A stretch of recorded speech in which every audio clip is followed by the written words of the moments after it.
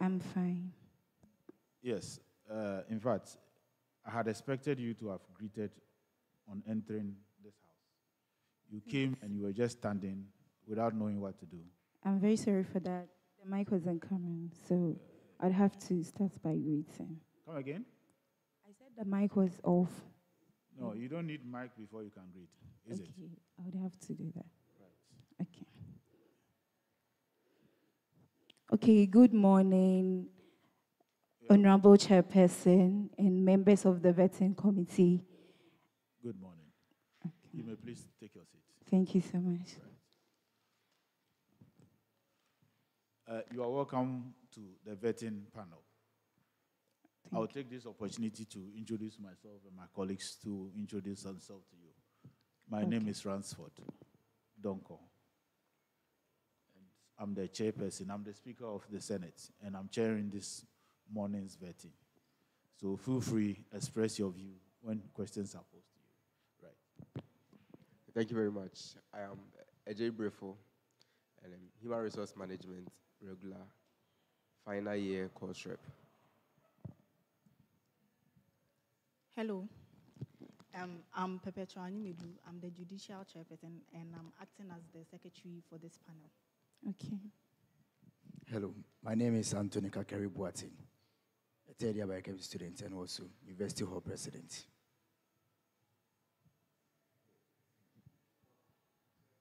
So we are going to start with you. Please, your full name, please. I am Entry Presca Brago, Which position are you vying for? Women's Commissioner. Women's Commissioner. Yes, please. Tell us about yourself. Pardon. See, tell us about yourself and why Okay. you think you can do the work you are looking for. Okay, thank you for that. I am Entry Presca Brago, a level 300 business administration student. I am here to, tell the vetting committee about my capabilities and why I want to aspire for the position of the Women's Commissioner. I am a strong leader, and then I have interpersonal skills which allows me to collaborate effectively with others. All right. You take a question from my extreme left. Okay.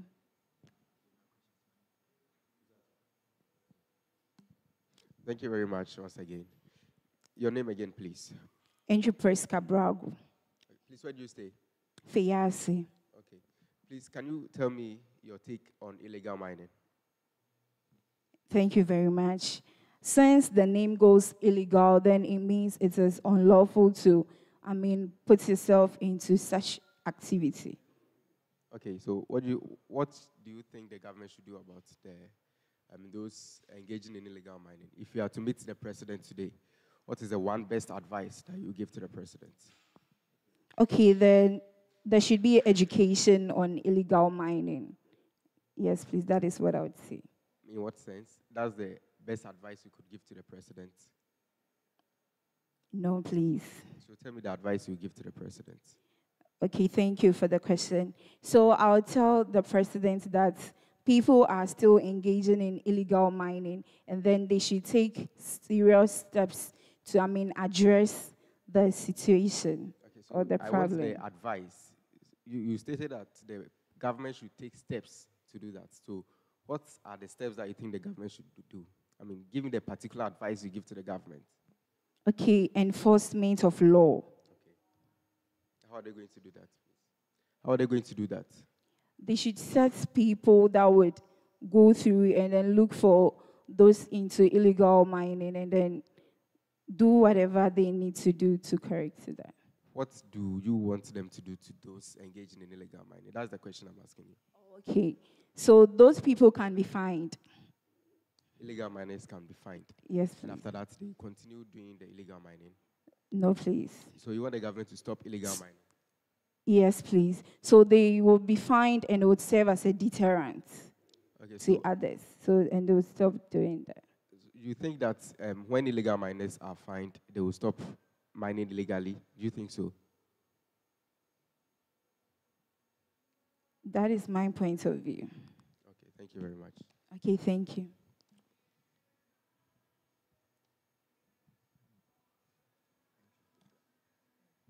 Miss Entry Priska, Hello. hope you are doing well. Yes, please. Okay, that's nice. I want to ask you one question. What is the vision of K University? Thank you so much. So the vision of KNUST is to build on leadership experience, their leadership experience to the vision of KNUST is to build on leadership experience, to be the first or the premier university in Ghana and to be among the top 10 universities in Africa. Miss Priska, Hello. please, what is the vision of K University? Thank you so much. So KNUST exists to advance in knowledge in science and technology through creating an environment for undertaking relevant research, quality teaching, entrepreneurship training, and then improved the quality of life of people. Okay. Miss Priska, I want to ask you, the SRC is composed of how many working bodies? 3 working bodies. I don't know. Sorry. Miss Priska, Hello. the SRC is composed of how many working bodies? 3 working bodies. Can you tell me the 3 of them? The executive body, the judicial. Please, I don't know. Miss Priska, Hello. do you know the difference between SRC, DELSA, and IDEAL? Yes, please. Tell me. Okay, SRC is the Student Representative Council, and then IDEAL is the Institute of Distance Learning, and DELSA is the DELSA is the Distance Learning Students Association. So how different are they from each other? How different is? I mean, what is IDEAL? What is DELSA? What is IDEAL? What is DELSA? And what is the SRC? Is it the same thing? Are they different bodies? What do they do? They are different bodies. So what do they do? Specifically, what do IDEAL do? What does DELSA stands for? What do they do? And what does SRC also do? Okay, so IDEAL is specifically for the working class. And then DELSA is the constitution that governs the Distance Learning Association students. And what about the SRC? The Student Representative Council. What are they? So I don't really get your answer. So which people comprise DELSA? Which people make up the SRC? Which people make up IDEAL? That is what I want to understand. Okay, the people that make up the DELSA is the president, the vice president, the financial committee, and then the women's commissioner. Okay, so why do you want to become the women's commissioner? Okay, thank you for the question. I want to support and empower women on campus so that we can promote gender equality. Are the women in KNUST being undermined or suppressed? Do you think the women in KNUST are being undermined or suppressed in any way? Yes, please. How? Okay, so the women, especially, I am from the IDEAL, so I would go by that. The IDEAL students, most of them, since we are the working class, most of them are also parents, and then they cannot balance that of their academics and work and their personal responsibility. So it is a problem for them, please. A follow-up question. Okay. You said women are marginalized. And she posed a question, how are women marginalized? That is what we expect from you. Can you tell us? Please rephrase that for me. From the question she asked you, how are women marginalized in KNUST? What is your answer? I said, could you please rephrase the question for me? That meaning that in KNUST, women are not treated fairly or equally. Okay. Per the question she posed to you and the answer you are giving. Okay, then. then. I'm not satisfied with that. Oh, sorry. So I want you to tell us how women are being sidelined or women are being pushed aside. Because even in KNUST, the chancellor is a woman. I didn't get the question. I didn't know that was what so she wanted. So you didn't understand the question? I thought she wanted some of the problems we face. Okay. Let me start with my question. That's all right. You want to become a woman commissioner, right? Yes, please. Who is a commissioner? Okay, a commissioner is somebody who is representing a body. A body? Which body? Anybody. So for the women's commissioner, she's representing the women and advocating for, their rights, women's rights. You are an ideal student, right? Yes, please. How will you advocate for women you cannot see? Okay, since we moved the digital way, or there is a digital way of doing things, I would want to leverage on KNUST's platforms to do that, please. KNUST's platforms? Yes, please. Which platforms are you making reference to? Okay, we have the education app and then feedback app. Education app and feedback app?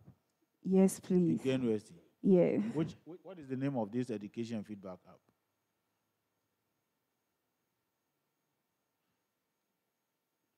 You see, don't say things you don't know. When you are saying things, you should be able to defend it. What is the name of this education feedback app you are making reference to? Okay, I researched on it and I had that we have the feedback app and then And what is the name of that feedback app that you researched? That was the name they gave me for that. Who gave you that? The research. Yeah. My lady, who gave you that?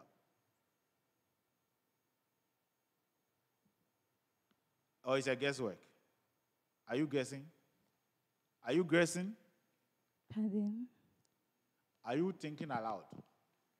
Yeah. Hello? Hi.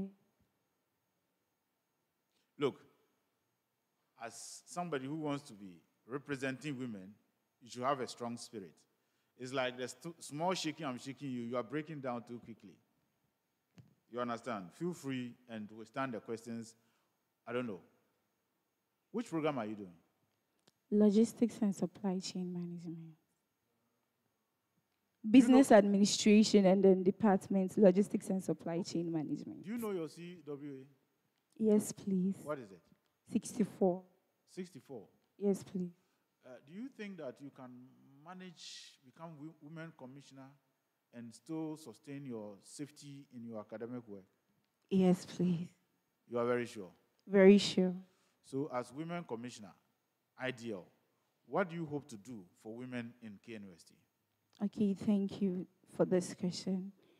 As I said initially,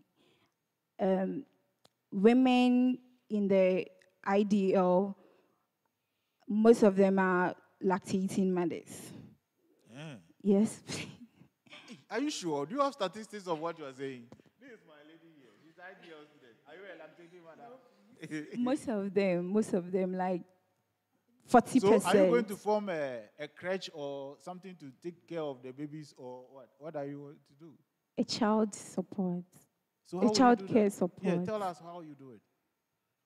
Okay, I have researched on that and I noticed that it's not enough. So I would want to discuss with authorities and see what they can do about it. It's not enough means something is there, right? Yes, please. What support is there for them now? I think now they have... Don't think. It's 2 child care supports they have now. 2 child care support. Yes, please. At where? Steps and then KSB. KSB. What happens there? So mostly they take their kids to the place so that they can concentrate in class. And then after class, they go there for their kids. So as women commissioner, will you be taking care of the kids there as they have their lecture, or what will you be doing? No, so when they come to school, they will take their kids to the child care. And then they can focus on whatever that is going on in the classroom. Okay, thank you. Let me take you to your CV. On your CV, you indicated the positions held. Tell us the positions you've held in your life. Okay, thank you. It was 1, and that is an organizer for Sons and Daughters Club. What do they do? So the Sons and Daughters Club is a club for pastors' sons and daughters in the school. So we pray, we do everything for spiritual growth. That is that, yes. So and that your was father the is a manager. pastor? Yes, please. Which church? Gospel Faith Prayer Ministry. Gospel? Faith Prayer Ministry. Okay. Your education, you indicated, okay, KNUST, so and so. Are you finished or you are still a student? I'm still a student.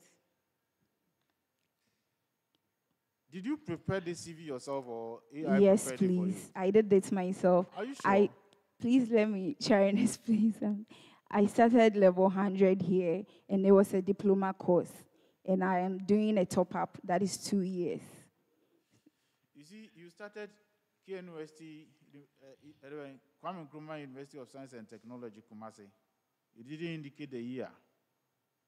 You understand? Maybe from so and so to so and so. You didn't indicate. So if you are to present this, it actually confuses whoever is reading as whether you are still a student or you've graduated. Because when you are writing a CV and you put it this way, it's assumed you have completed school.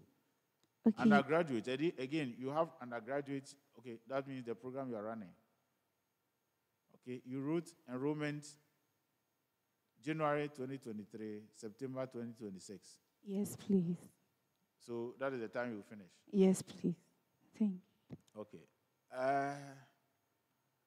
As women commissioner, you are supposed to work with other officers of IDL. Okay. Who are the officers you are supposed to work with? The welfare committee and the financial committee. Are you sure of what you are saying? Or you don't understand the question? I understand. Welfare committee and what? Financial committee. But you don't work with the SRC president. You will not work with him. You said 2 or? Yes. You will not work with SRC president. I'll work with them, the so executive I ask council. That, which other officers you are to work with? When we talk about officers, anybody who holds position within the RDL, SRC business, they are all partners, people you are supposed to work with. Fine. If the SRC, we hold meetings together, women commissioner will be seated, SRC president, organizer, all these are arms of, we all come together to work. So, madam, don't narrow your scope. If you become women commissioner, you are supposed to work with all other, SRC officers, right? Thank you. Any questions? So Miss Priska. Okay. So, please, what are you holding? The curriculum vitae. Can I have it, please?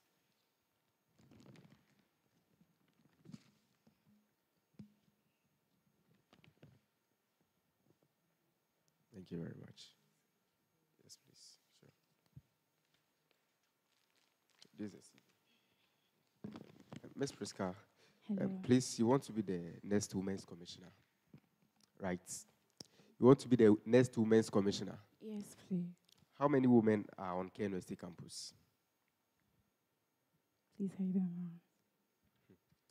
Okay, so for me, I think the women empowerment agenda. Do you support the women empowerment agenda? Yes, please. I think it has outlived its purpose. And for that matter, we shouldn't support that anymore. What's your take on that? Okay, thank you for the question.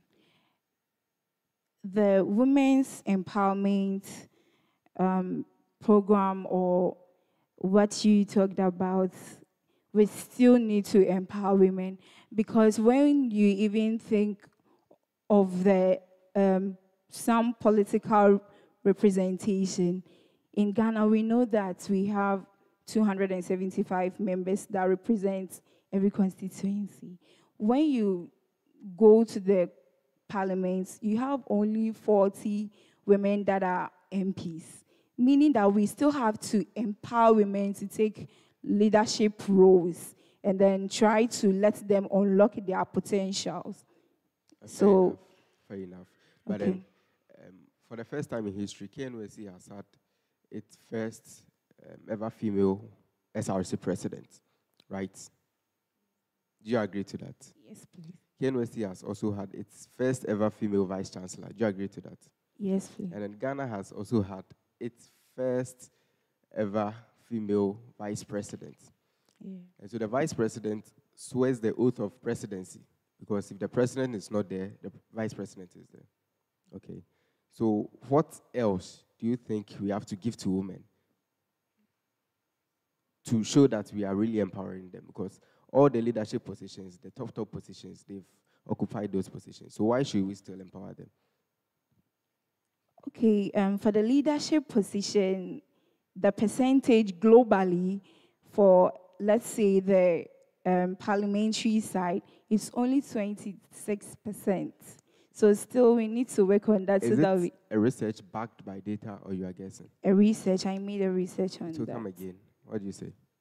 Okay, I said globally, the women in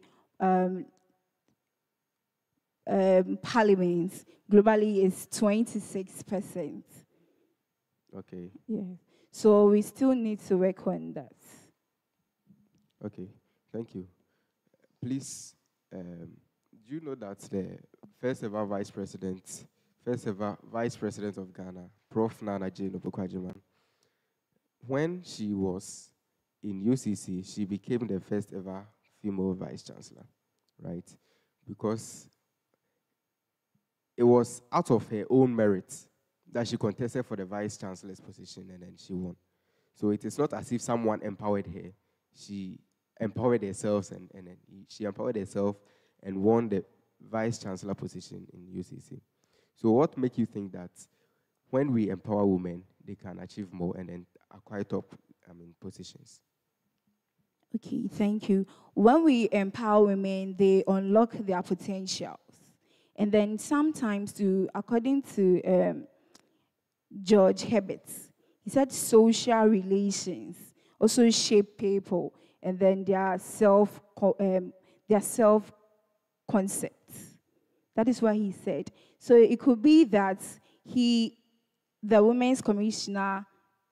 could be that the first ever vice president for Ghana was into some society that's whatever they were doing shaped her and then pushed her to that position that you are saying. So when we empower women, they can also take such positions. Do you know the number of women in the world? In the world? Yes, please. Don't please. Even in KNUST, you don't know. Thank you very much. Okay, thank you. So you've been making mention of empowerment. What is empowerment? Okay, thank you for the question. So empowerment basically means making, in my understanding, making someone know how they can do things and take decisions for themselves. Yes, please, that is what I can say about empowerment. If you say take decisions for themselves, they actually took a decision to be ideal, to come to school. So are you trying to say they are not able to take decisions now or before? You are the one going to tell them that they should do this or they should do that. Do you understand my question? Yes, please. So this one is a broad concept.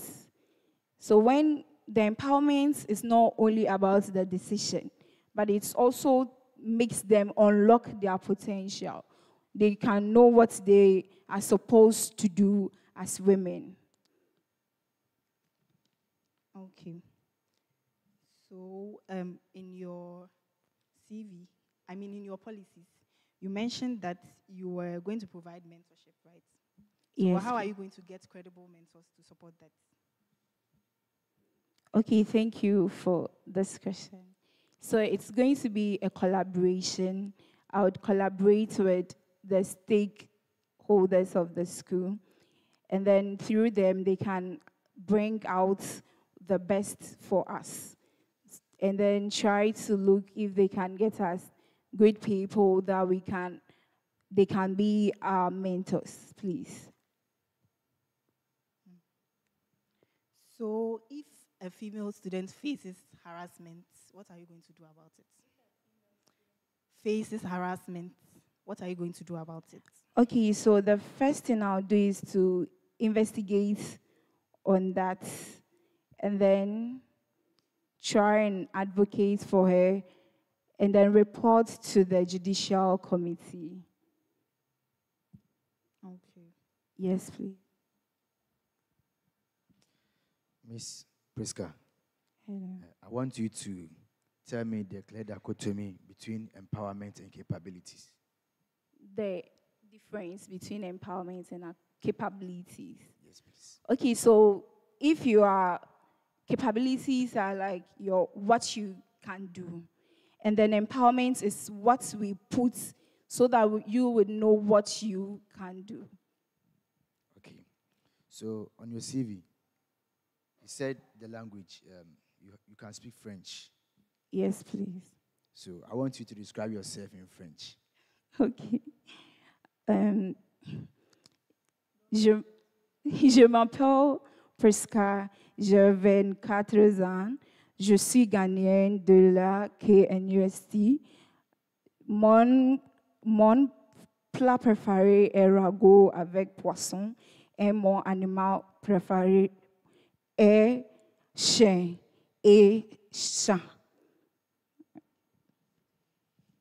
Okay. So you were freeze. Translate it. So basically, I said I am Priska, I'm 24 years. I am a student of KNUST, and my favorite food is rice and stew. And my favorite animal is cats, yeah. Okay. So what is the French name of water? What is the French name of water? Water, l'eau. You. Okay. So poisson. Poisson is fish, please. Okay. So you were freeze. It seems that you wrote their names, their kind of work, but there was no email address. Okay. I thought it was enough, so next time I'll check on that. Thank you. Okay. Okay, Madam Prisla. Hello. My last question to you, and you will be dismissed. Who is the Vice Chancellor of KNUST? Thank you so much. The Vice Chancellor for KNUST is Professor Rita Akusia Dixon. Is there anything about her that you like, that you want to copy if you become Women's Commissioner? How she has been able to get to the top. Her leadership. All right. Thank you for your responses and thank you for coming. You are dismissed. Okay, thank you so much. Wish you all the best. Thank you.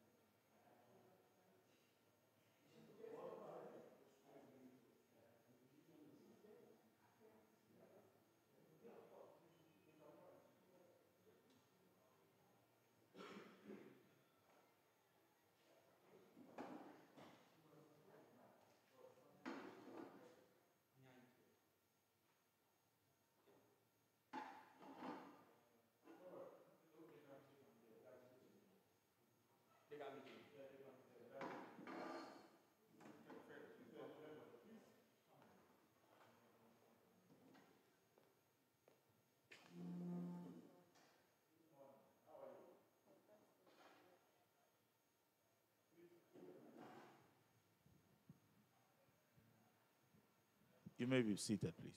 Okay. Thank you, please. My lady, why are you here? Okay. Or you are lost? No, please. Okay, tell us why you're here. Okay. I'm Abigail Chumwa Apia. I'm here to be vetted as the General Secretary for IDL KNUS Delsa. Thank you. Please check the microphone. It seems it's not coming. Hello? Yeah. Okay, hello. Can you speak? Let me see. Hello. Okay. It's coming, right? Yes, please. So tell us why you are here. Okay. I'm here to be vetted as the General Secretary for DLSA KNUS. Thank you. Okay. Tell us about yourself. Okay. Thank you. I'm Abigail Chumwa Apia, a third-year student pursuing logistics and supply chain management. I'm very hardworking and dedicated.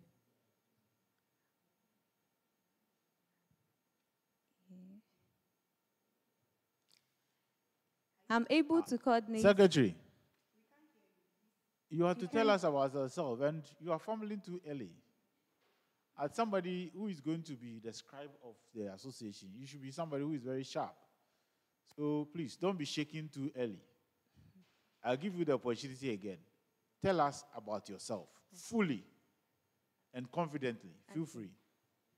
Thank you very much. I'm Abigail Chumwa Apia, a third-year student pursuing logistics and supply chain management. I'm very hardworking and dedicated. I'm able to coordinate activities, and then I'm able to work with people as well. Most of the time, I doubt seeking their approval from others, but I'm trying to work on that. Thank you. Thank you. So when you are introducing yourself to a panel, the first thing that you have to address is, why are we asking you this question? You are here for a position, right? Yes, so you have ma'am. to introduce yourself as to telling us why you are applying for the position. Okay. So you are selling yourself to us. Yeah. And I didn't hear that. So can you reintroduce yourself again? Okay. Thank you. I'm Abigail Chumwa Apia, a third-year student pursuing logistics and supply chain management. I'm very hardworking and dedicated. I'm able to coordinate roles and activities together. And then, Let me handle it. Yeah, Madam Chumwa, are you done with your introduction of yourself? yes, please. Okay. I want to take you straight to your CV. Okay. As somebody aspiring to become the secretary or the scribe of the association, you should be somebody who is apt when it comes to writing things, right? Yes, please. This CV, you are not the one who wrote it.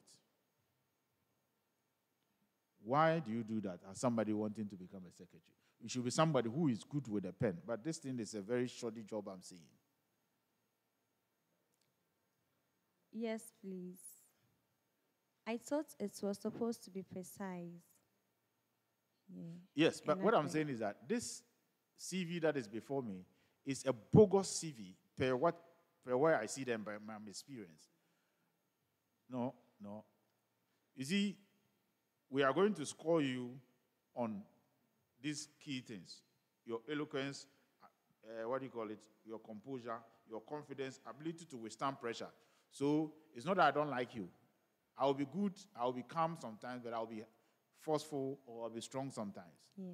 So I'm telling you that this is a bogus work. This is a shoddy job. You didn't do this. You just use AI to prepare something before us. Why do you do that? Please. Okay, thank you. I didn't use AI. I did it with the help of my friend. I didn't. There's use no AI. even spacing. Please, you come and have a look at what you have done. I want you to come and see it. Maybe you've not. What is your CV? Do you have a copy of your CV? No, please. All right, you come and see what you have here. Tell me, as secretary, do you think that this is a good work, where even there's no spacing and all that? There's no spacing between the letters. No, Okay, have you seen it? Please take your seat again.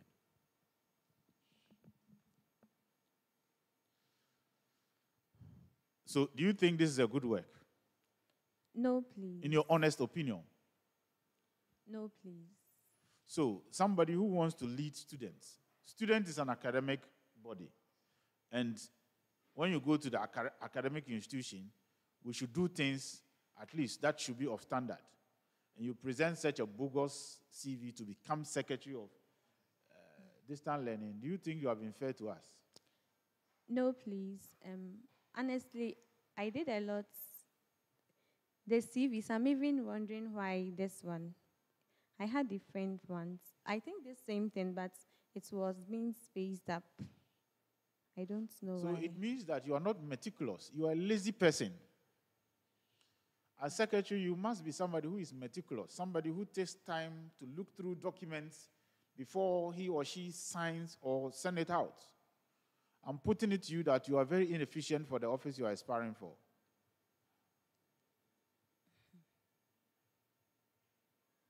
Do you accept that?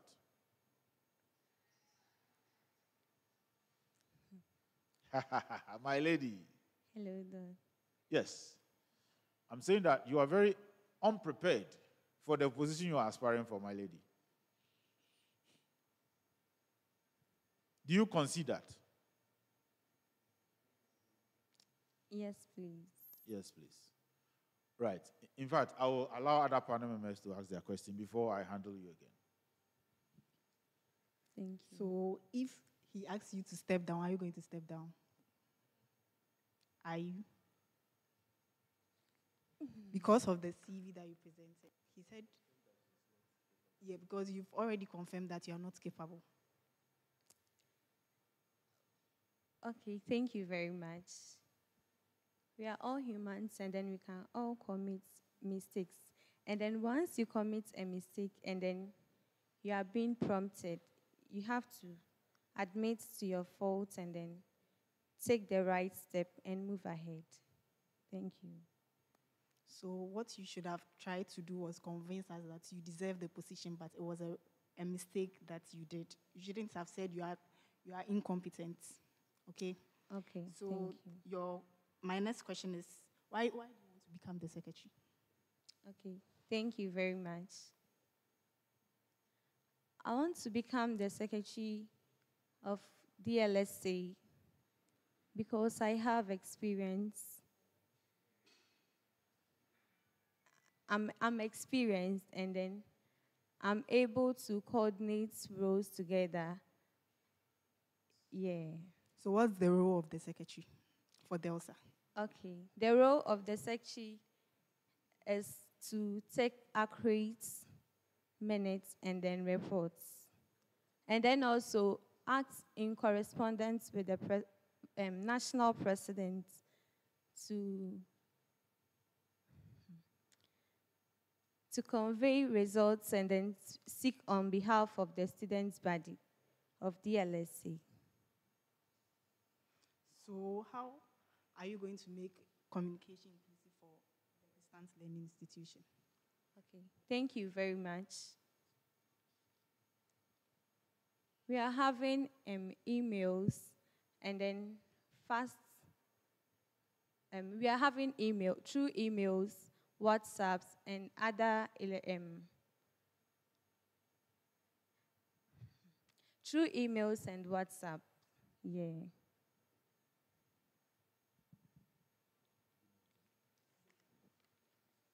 Miss Abigail, Yes, please. I want to ask you, are you going to be part of KNC Parliament when you win this election?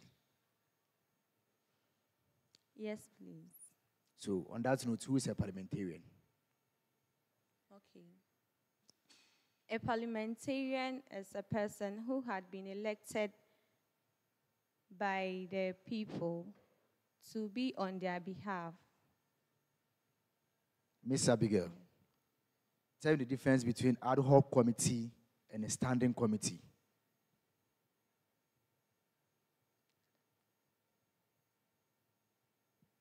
Okay, thank you. Please, I don't know. What is a bill? Okay. A bill is a proposed budget that had been assented. What is a bill?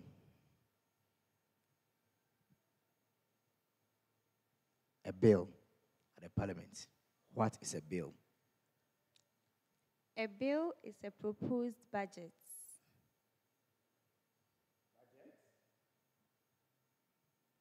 Budget.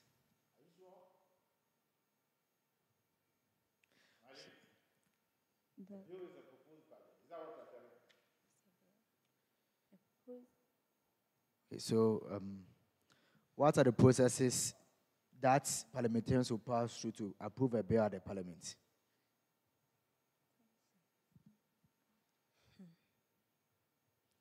Okay, so suppose you have been elected. Okay. Which caucus are you going to stay in at the parliament? I mean, KNUST parliament. Which caucus will you belong? The caucus.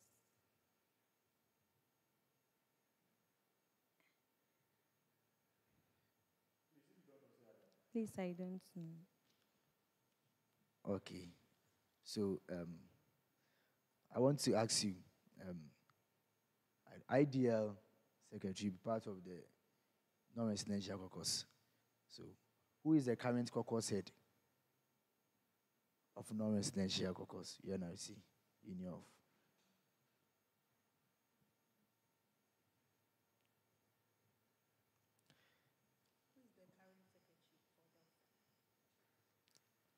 Honorable Teresa Atuli. Atuli, okay. So, in the standing orders, Order 56 explicates how we dress to the parliament. And I want you to explain to me, if we say someone is naked at the parliament, what is the meaning?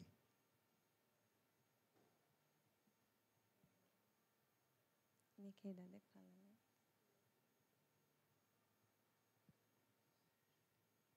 Please, I don't know. Okay. My lady, I could see you are very unprepared for the office. For us, we are leaving this office for some of you to come and wear our shoes. But I must say that you've not convinced us, the panel, of your competence to be a secretary. Granted, you have the opportunity. Would you wish somebody else should take over from you? No, please. Tell me why.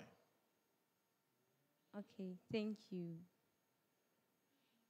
I'm having leadership experience and then also organizational ability. Leadership experience. Tell me what experience you have. Okay. I was the deputy speaker for KNUST DLSA. Yeah. Deputy Speaker. Yes. Since please. when? Deputy Speaker, you don't know 2020. anything about DELSA, I mean, Parliament, bill, We and you are saying never- what? We never had, yeah. Regardless. Look, No. I am the Speaker of the current Senate, right? Yes. And we've not been able to meet as expected. But that notwithstanding, look, any platform I am called upon to defend DELSA as the Speaker, I should be able to aggressively defend, because this is KNUST.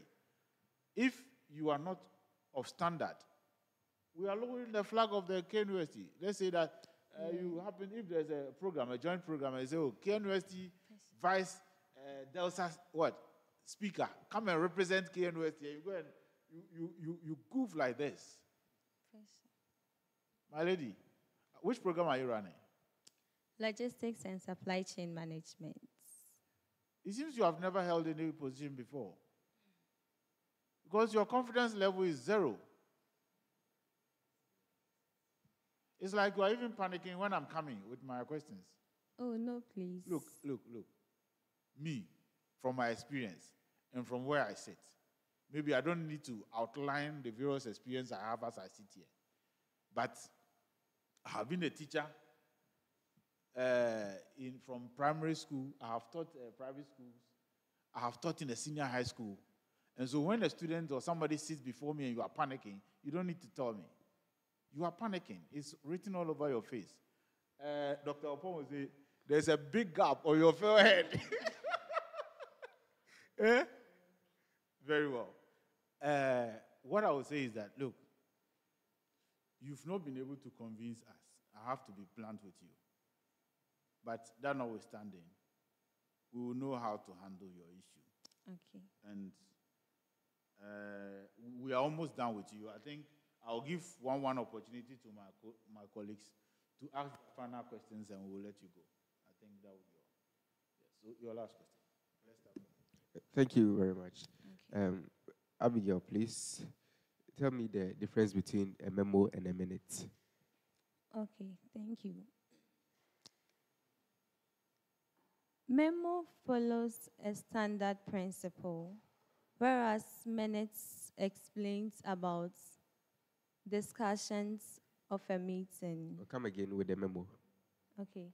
A memo follows a standard principle. What do we use memo within an organization? Okay. It follows a standard principle within an organization. Okay, so my very last question. Who do you want to be the Women's Commissioner for the DELSA? Pardon, please? Who do you want to be the Women's Commissioner for DELSA? The current Women's Commissioner. Who do you want to be the Women's Commissioner for DELSA in your elections? Priska. The chairman will intervene. This is not a fair question. It's not a fair question. You are putting her to the fire, and it can create some.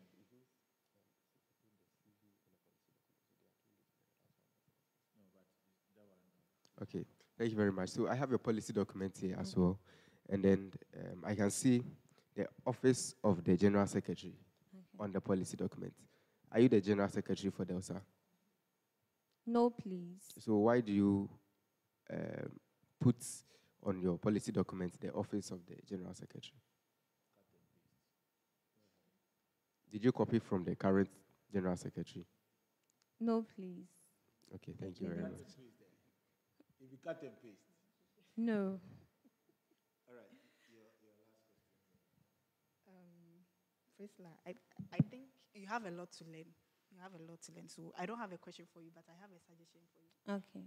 So as you leave this room, go back and then take up the DELSA Constitution, read about your roles, and then look up everything that you are supposed to know as a secretary.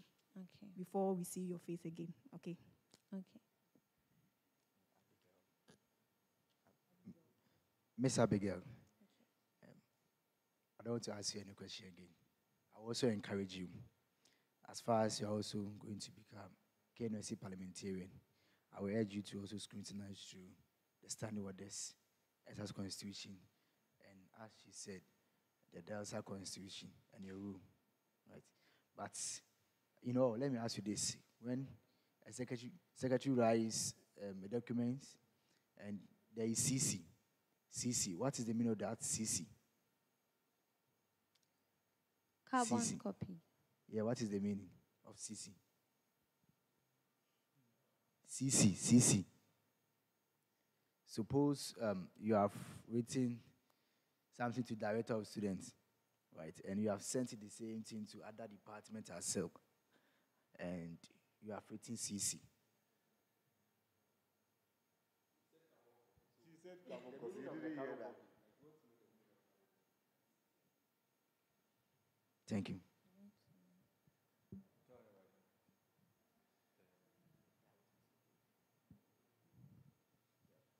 All right. So, Madam, thank you for your efforts to aspire to become the Secretary of DELSA. In fact, to become the DELSA Secretary, it is an office that demands a lot from you. Yeah. On this note, I want to ask you that your bogus, as I've described it earlier, CV, you have to go back, edit it, rewrite it, and submit it back to the my office for further consideration. Okay. But there's room for improvement. You have to learn. So go back. If you have to look for anybody to assist you, let somebody assist you, put it together, and do a better job and resubmit it. For record's sake, because if this thing is on your file, it doesn't speak well of you, even if you get a position. Thank you for coming. Thank you.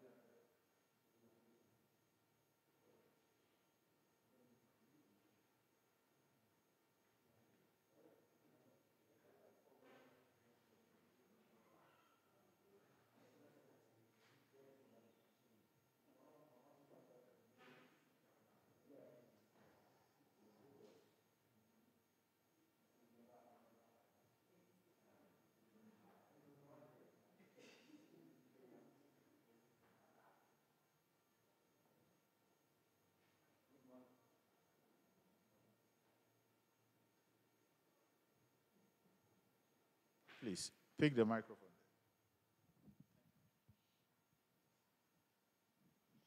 Good morning once again. Good morning. How are you? I'm fine, thank you. Please, and you? You may please be seated. Thank you. Gentlemen, tell us your name and why you're here. My name is Mohammed Rashid. Please speak out as a man. We are not hearing you. My name is Mohammed Rashid. I'm aspiring for the position of the Financial Secretary, DLSA National. Yeah. Very well. Tell us or paint a full picture of who you are to us. Okay, thank you very much for the opportunity.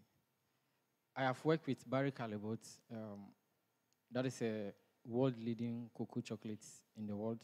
They produce about 60% of world chocolate. And it mothers. Tell us about yourself. I'm not asking of your experience. Tell us about yourself. Okay. So I'm telling you about myself, and that involves my role as a technical officer with Barry Callebaut. And then please. I believe that you've been through primary school up to now. Yes, sure, sir. So when you say tell us about yourself, you are supposed to tell us from point to point. You have to gravitate from A to B. Okay. You don't just start by telling us your work experience. Okay. Tell us about yourself again. Okay, thank you, sir. My name is Mohammed Rashid. I'm a third-year student of Kwame Nkrumah University of Science and Technology, General Management, BBA. I acquired HND in accountancy with WA Polytechnic. Thank you, sir. Your experience you didn't add. The one that you were saying, cocoa marketing. Yes, apparently I wanted to start with the experience, but when... No, you are free to add it now. You understand? Okay, sure, Look, sir. My brother, this interview you are attending is also a training program you are going through it. Sure. Because tomorrow you could be attending a job interview, and how you are going to, when you go and you meet somebody like me, and I say, tell me about yourself, and you start by doing this, maybe we may not comment, but you are dismissed. Sure. You are the answer. Sure. You understand? Sure. So I'm only trying to tell you how you must attend to questions like, tell us about yourself as somebody looking for a position. Okay. You understand? Okay. So you have to tell us about yourself from where you are, from where you have started, from where you came from, okay, where you are, and why you are even looking for the position. Sure, sir. Okay, that permits me to start all over again. Very well. My name is Mohammed Rashid. I am a third-year student of KNUST, General Management, BBA. I acquired HND in accountancy with WA Polytechnic. I'm aspiring for the position of Financial Secretary, DLSA, National. And I work with Barry Calibut / Nyonkopa Cocoa Buying Company Limited. And I'm stationed at Asamankesi. My achievements as a technical officer with Barry Calibut is I have achieved 100% digital premium payment, which is money being paid to farmers. Hello, please, Yes. please stop. So when you are introducing yourself, you told us your name, where you school, Okay. and all that. So the last thing that you have to talk about is what you are aspiring for and why you think you deserve that position. Sure. So I think you put that in the middle and you didn't tell us why you are aspiring for the position, and you just went straight to your experience and you are telling us all the long story. We don't want to hear all that. Okay. The most important thing is who you are, your education, what you do, a brief summary of your experience, Okay. and then the position you are vying for and why you think you're a good fit for the position. Okay. Okay, that is well noted. Thank you.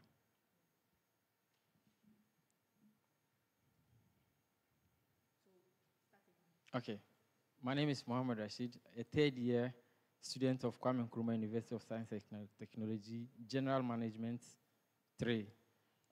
I acquired HND in accountancy with WA Polytechnic. I work with Barry Calibut / Nyonkopa Cocoa Buying Company Limited.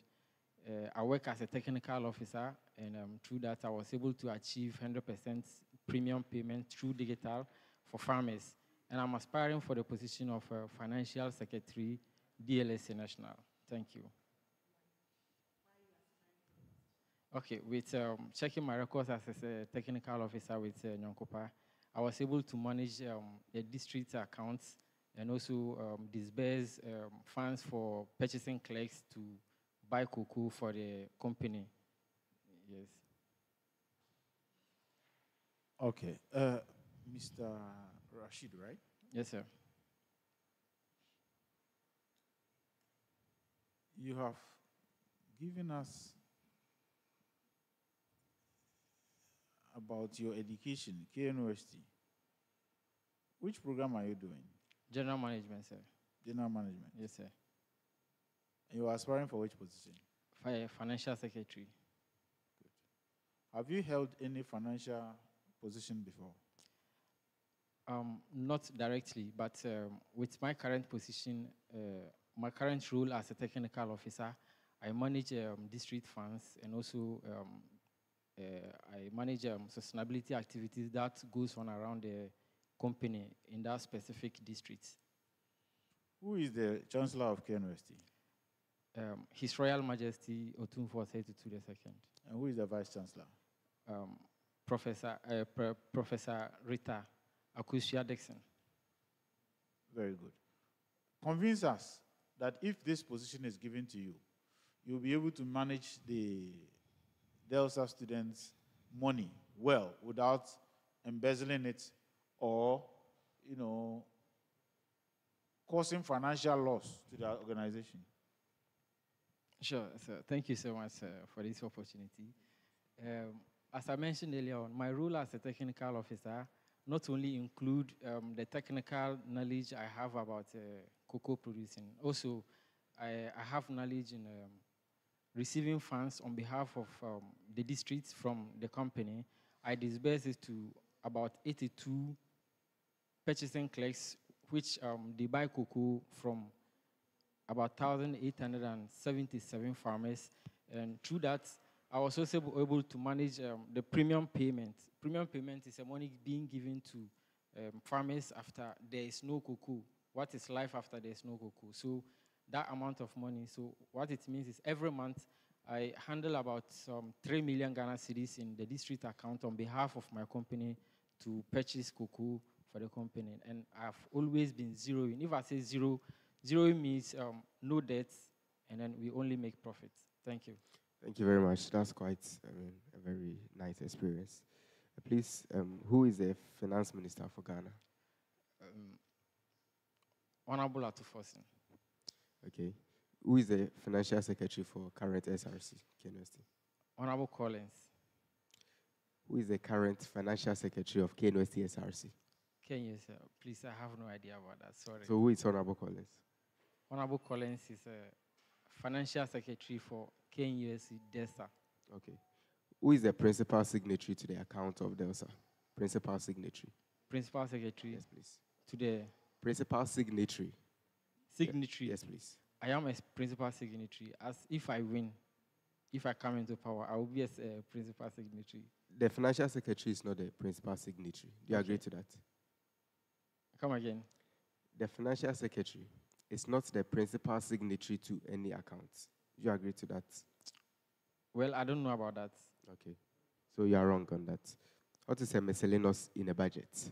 Miscellaneous funds that are allocated separately from the budget. So in case of anything happen, like. Do you believe in accountability? Yes, I believe in accountability so much. So the former finance minister of Ghana, Honorable Kenneth Ofori-Atta, had been placed on Interpol red notice on allegations with regards to misappropriation of funds. Yeah. What's your take on that? I'm always an advocate for accountability, and so I'll be glad if they hold him responsible, because it's a national fund that is being misplaced, and then wherever this matter have to take it to, they should take it.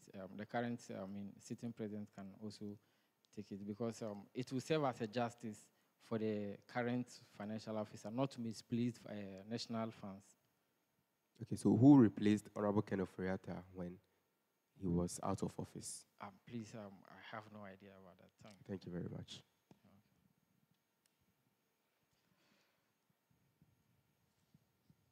Mr. Mohammed. Yes, sir. How are you doing? I'm fine, thank you. Also fine. So, I want you to explain to me financial literacy. When we say financial literacy, financial literacy is knowing much about your cash books, your budget, and then that is to my knowledge, I have to know if I have a cash book. It's for recording of daily transactions. I have to have a full idea of the finances, what comes in and what goes out. So financial literacy literally means that I have to know what comes in and what goes out and what is remaining in the account. Thank you. Mr. Mohammed. Yes, sir. I want you to give me the dichotomy between asset and liability. Assets. Let me put it in a way. Assets are how to explain the assets is also a little confusing, but assets are something that belongs to an organization, and then liabilities are debts that's a company or organization incur. Come again. Assets. Yes, assets are it can be physical objects or not physical that belongs to an organization, be it a car, a building. Those are all assets for an organization. But liability are debts. That's an let me see, a company incur. So basically, liability is a debt. Mr. Mohammed. Yes, sir. The former government used our resource to build National Cathedral. What is your suggestion on that as a resource of the country? Okay. I've mentioned earlier on that I'm always an advocate for accountability, and then the national, our nation, Ghana, needs more improvements, especially in the rural areas. I've worked in the rural areas, and then we need a lot of hospitals and then schools, a lot of students. Me, myself, I have financed for children to school, and they have completed GHS, which those funds that were used to build the National Cathedral could at least improve the life of these people. So I want you to come again. So are you trying to tell us that it's a misplaced resource? Yes. Why? Yes, because we have a lot of churches around. Any community you go, there is church. There is a place to, especially the Muslims. We can even pray. So.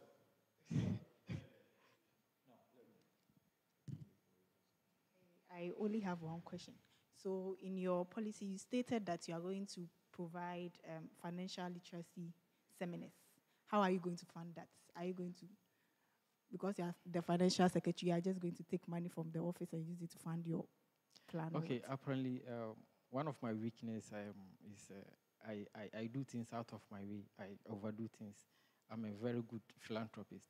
I don't mind even taking my own budget from my own pocket to fund for that, for the benefits of the students. Personally, I have paid about 4 students' school fees in the Midland and in the Sounding sector. Yes, sir. It's a nice gesture, but do you think it's the right approach to do if you are going to implement something for DELSA? Do you think you are supposed to take money out of your pocket? Because well, if you can actually request. Yes, if I'm going to do something for DELSA, there is a funds allocated for, there is a budget, and so we go into the budget and follow the right appropriation and then get it signed. And then so that was the answer that I was expecting. Sure, thank you. All right. Mr. Rashid. Yes, sir. I think this is going to be my last drill, and we'll end this. You indicated in your summary of skills that you have in-depth understanding and appreciation of accounting principles. Yeah. Tell me the accounting principles that you know. Okay.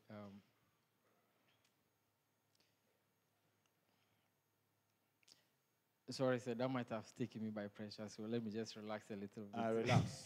Because something you are putting there as your skill, yeah, it should be something that should be on your fingertips, but you are wobbling. Okay. And I know they already that die. David, apparently, it just kept me by pressure. So if you can go to the next question, I'm sorry about that. Okay. Then let me tell you some of the accounting principles. We have something known as the accrual principle. You know that principle? Yes, accrual principle. What does it state, and how will you explain that? Okay, with the accrual principles, like I mentioned earlier on, if you are recording a daily transactions, you keep adding to get your summary. Charlie, I'm not hearing you. Okay, sorry. Oh boy, you have to speak out. We are not hearing you. Okay, what I meant was with the accrual principle, you have to be adding the transactions, the amount of money you record. You have to be adding them to get your final amount you want to get. That is where you have to accrue the amount. If you are recording a daily transactions, you have to be adding the transactions, what goes in, what comes out. You have to be adding them to get a total. So those what do you call it? Things. That's your payables. You will not record it then. I will record it.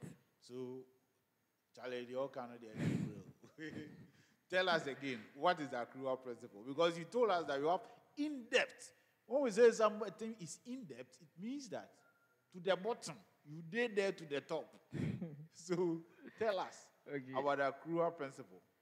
Sorry about that. It's been a long time I learned accounting. Okay, it's a long time. Okay, let me give you another one. Because you told us you have in-depth. Somebody who is going to handle our money, and he's telling us he has a lot of skills, in-depth understanding of accounting principles. Tell us one you couldn't. All right, so give us, explain the consistency principle. Okay, I'm not answering this question, but I want to make a little comment about, as I mentioned earlier on, with what I do at my workplace, the practical is totally different from the theory. And so that is what I base on to also write on my CV that I have, because our recordings, we have our stock control book and then the cash books and what have you. And so we do those recording, and I'm very conversant with those transactions, how to do those entries. That's what pushed me to. You see, hold it there. Yes. You see, when you are presenting a CV, anything you put on the CV, you should be able to defend it. Sure. I'm reading this thing from your CV. So from what you have put it here, it means you are a dishonest person, per what you are telling me right now. Do you accept that? Because when you put something on paper, you should be able to defend it. If you are honest, because if you don't know something, you don't put it that you have in-depth understanding of something. Okay. And so if I'm to recruit you on honesty level, you are a dishonest person. Okay, I will accept that from your point of view because I made mention that I use my experience, the knowledge I've acquired from the field to also draft my CV. So that is not in depth. When we say in depth, how do you understand it? In depth, to know something deep, very deep inside it. Very deep. Yes.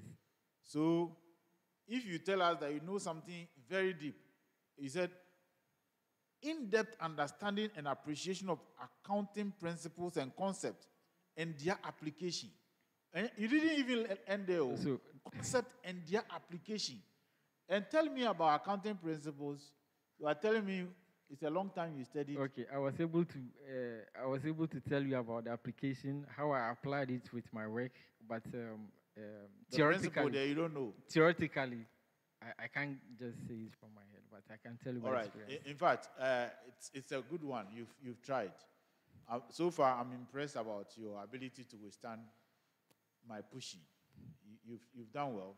Thank you. And I want to commend you. If you happen to get a chance, learn to be honest. Anything you put on your CV, let it be the real facts and not a concocted facts. Thank you you understand? So thank you. What I'm seeing is a concocted truth. Thank you. That will be all for now. Thank you so you much. Have another question? Mr. Mohammed. Yes, sir. I want to ask you, who is the chairperson of the Finance Committee of SRC? The chairperson of the Finance Committee of the SRC. SRC. Sorry, I don't know that question. Okay, so... Well, please, can you tell me? I will still learn from you. The chairperson of the Finance Committee of SRC Yeah. is the Financial Secretary of SRC. Okay. Okay, so they form a Finance Committee. So that Finance Committee that he will form, is it an ad hoc committee or a standing committee? Okay. By your definition, can I get the definition of ad hoc? Okay, so the Finance Committee, how many members?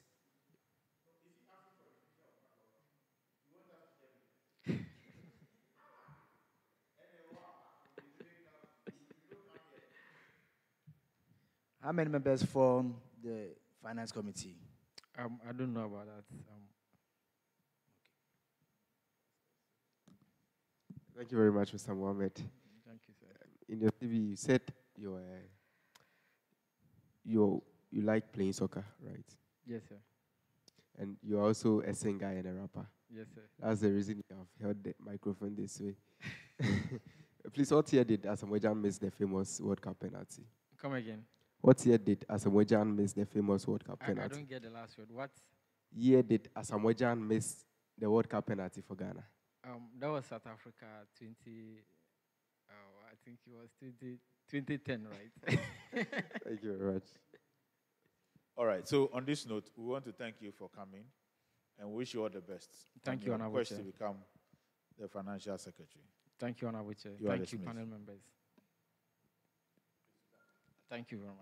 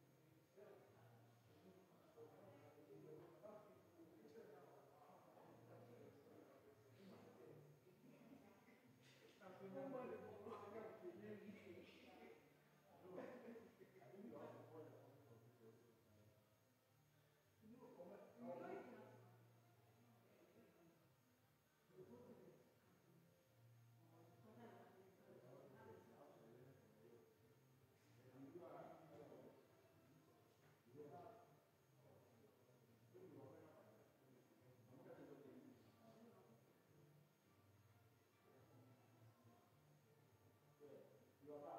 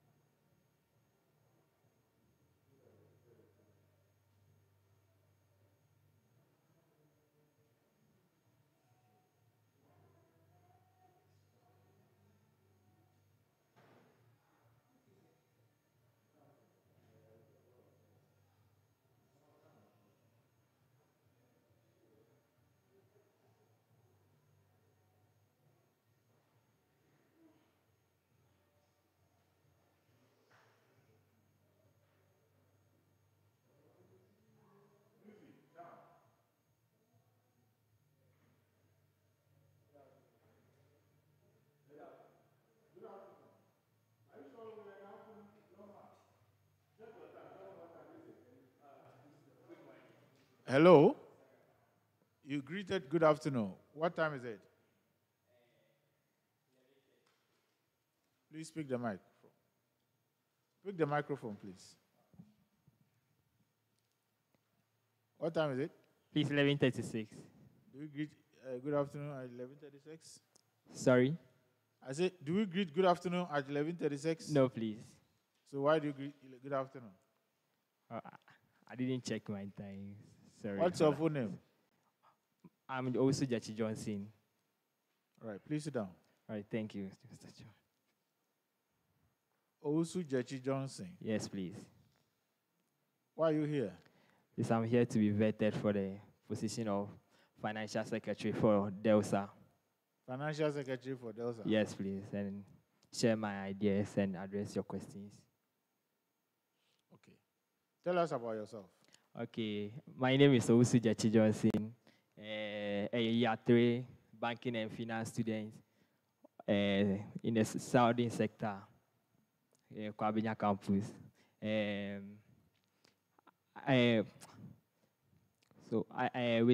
have a background in finance and what is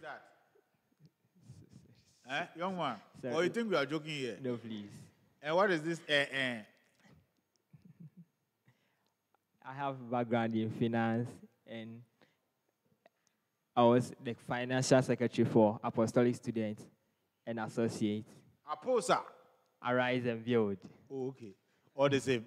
Let me tell you, my name is Ransford. I also attended Osei Senior High School. I was the 2001 assistant school prefect, so it's good I found my old boy here. But that notwithstanding, we are going to go through the process or the procedure square and clear. Is that okay? Yes, sir. Very good. Thank you, sir. I've asked you to tell us why you are here and why you think you should be considered for the position you are aspiring for. Okay, so with my background in finance and my experience in finance, I am very confident in my experience to manage the affairs of DELSA. What experience are we talking about here that you are confident about? So managing the finance of APOSA, I'm confident that I can manage the finance of DELSA. Easy. Right. The way you are, why? What is happening? Is anybody chasing you? No, please. You found your colleague, old boy here. So what's up? You are shaking too much. Sorry. Okay. Why is it that your trousers is that short? Like it's like the material is not enough. Somebody coming for such a position. No, please. It's So not why that is it that short? It's because I've tied it here. Oh boy, me when I look at mine, or should I come and sit for you to see? No, please. When I sit, it doesn't become like yours. With this person, if you come and see our money, you go use it buy new trousers. No, please. I won't do that, sir. Are you sure? Yes, please. Why is your hair that bushy? Is it that the blades are finished? No, please. Or you want to be a Rasta man? Oh, no, please. Ja Rastafari. Selassie. No, I don't want to be a Rasta. Yes, please. You know chant patois? No, please. Okay. So, very soon, I'll give chance to my colleagues to ask you questions. But as I said, my name is Ransford. I'm the Speaker of DELSA Senate. And I'm the chairman of the vetting committee today. I'm an old boy of Osei Senior High School. Okay, thank you. Therefore, we expect you to justify yourself. All right, sir. Thank you. On the lighter note, as I've asked earlier, tell us why your hair is bushy. Oh, okay. This is how I prefer my hair. This is how you prefer? Yes, please. But I will try and shave it. So, take it that you are going to marry at your wedding day. or you are going to see the president, would you have gone to see the president with this bushy hair, or you think you would have, come on, take a nice shave before you go?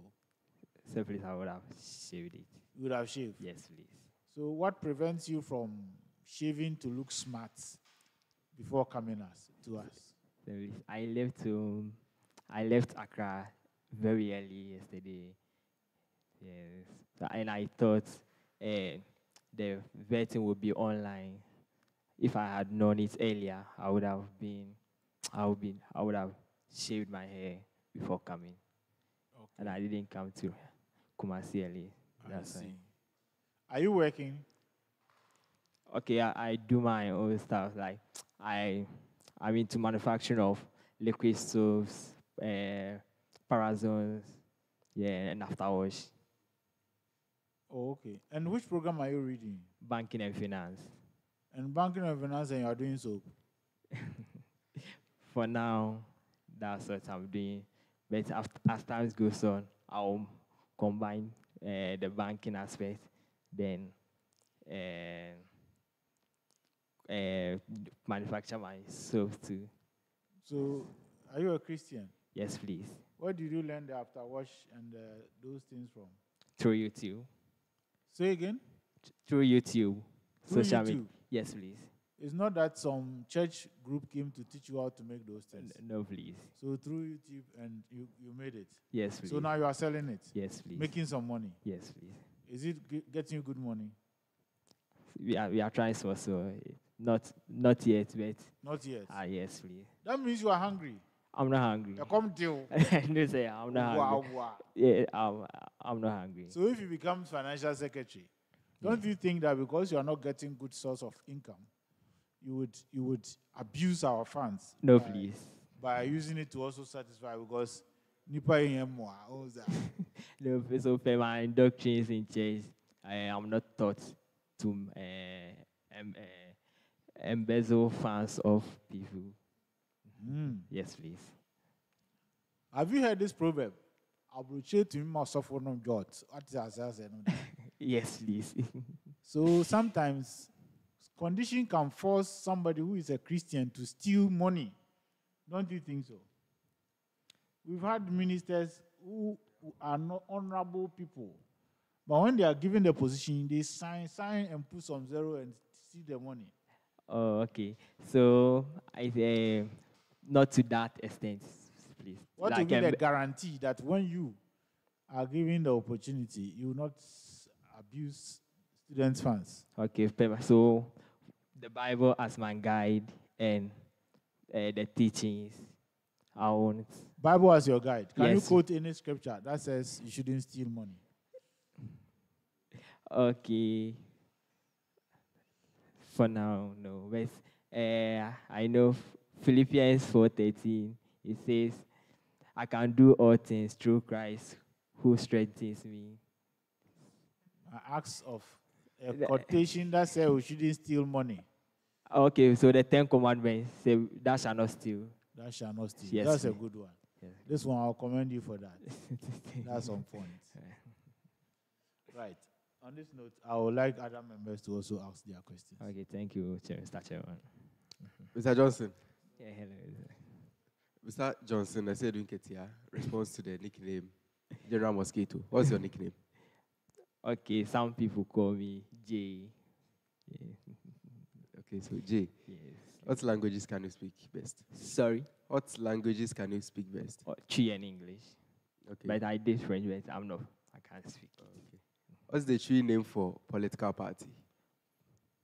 True name for political party. Chi name for political party. No.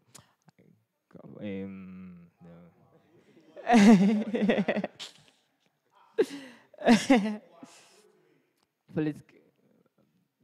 No. No, please. Yes. 2021. Okay.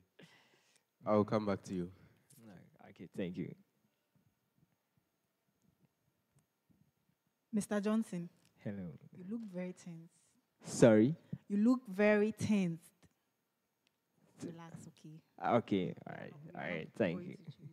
So what's the difference between savings and investment?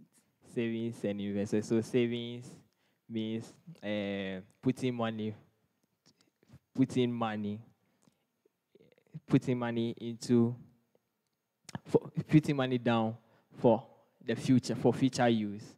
Whilst investment is, investment means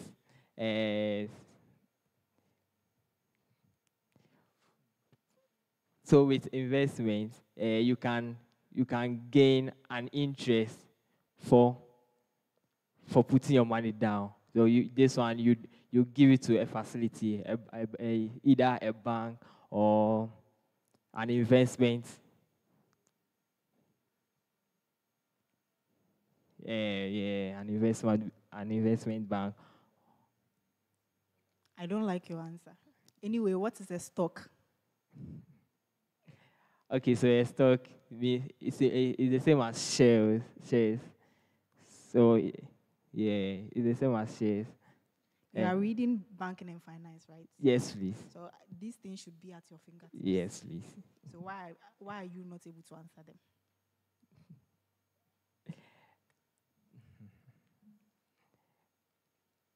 Anyway, how are you? I'm good. Are you sure? Yes, please. Very sure. Yes, sir. Okay.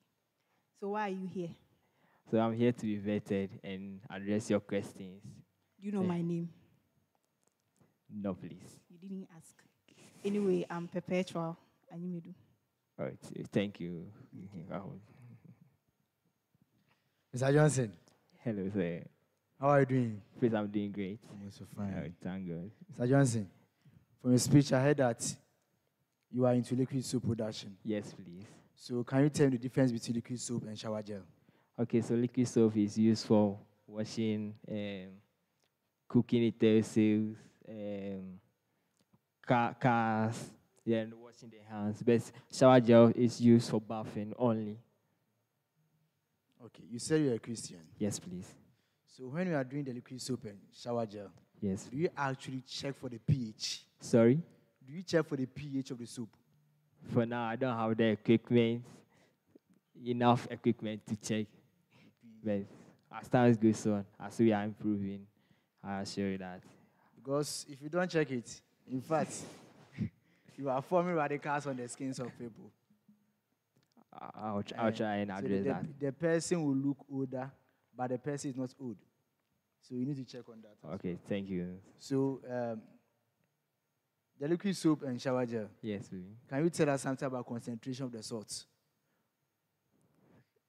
Okay, I've not started shower gel. Shower right? gel. Yeah, okay, so please, I'm uncertain about that. Mr. Johnson. Yes, but when I buy, they measure it for me. Those I buy from them, they measure it for me before I use it. Do you ask them if they measure it for you? They have the quantity there, so when you buy, maybe you take 150 to them, they give you the materials. So if they give it to you, then it means you know it. You Sorry? said they will measure it for you, right? Like they have it in stock. So when you go and buy it, they just give it to you. So you yourself, you don't produce it? I produce. Like they have the ingredients there, but for you have to mix it, yeah, then fill it into the bottles. Yes, please.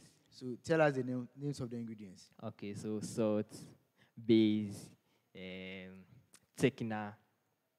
And what again? It's not really thickener and thickener. Then the ladder, the one that the foam. Foam. No, we have the compound forming the foam. That brings about the foaming.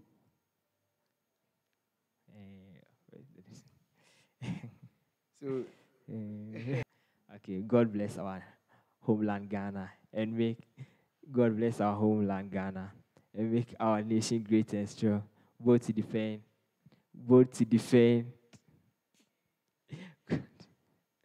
vote to defend. It will be difficult. Sing. Okay, okay. God bless our homeland, Ghana. Is that a and pusher? Okay. Sorry.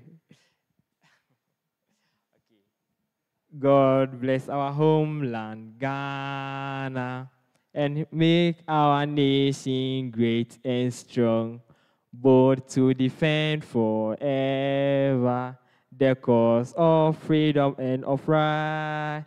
Fill our hearts with true humility, make us fearless honesty, and help us to resist oppressors' rule with all our might forevermore. And help us to resist oppressors' rule with all our might forevermore. Thank you. Please have your seat. Hey, thank you. Both to defend forever. Both. You are producing liquid soap. You don't check the pH. You do it yourself. So are you defending the country? Okay, so thank you, Mr. Chairman. So I'll take note of that, since we are here to learn. Okay. So from your speech, you said that you were once working for Apposa. Yes, I was a financial secretary. I was appointed as a financial. What was the annual budget of Apposa? Annual budget of Apposa.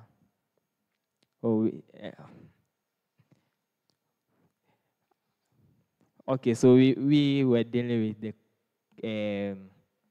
with the offertories. We were dealing with the offertories and some donations. So we didn't have like much money. Yeah. So we don't prepare budgets. Yeah. Firstly.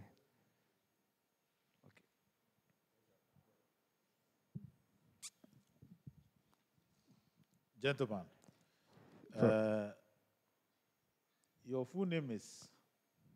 Owusu Jachi Johnson. Owusu Jachi Johnson. Yes, please. The CV that you prepared, who prepared it? So please, I prepared it with the help of AI. AI. Yes, I prepared some. Well, in fact, it's good you have admitted you use AI. But this is a very scanty CV that you have before us. It's like it doesn't have any relevant information. Which AI tool did you use? Copilot AI. Come again? Copilot AI. What instruction did you give it? Oh, I was okay. So I started and I asked the format, and inputted some in and some too. It's helped me. Charlie, you look very lazy when it comes to your presentation. Why do you have to rely on AI without, at least after AI has given you something, you could have added more to make it more rich? Why do you do that? Okay, so since it was my learning process, so I didn't rely on it only, but I inputted. You want to show us you have watch, eh? No. Everything you speak, you use your hand. I mean, this is your watch. Why? You want to tell us that you came with this?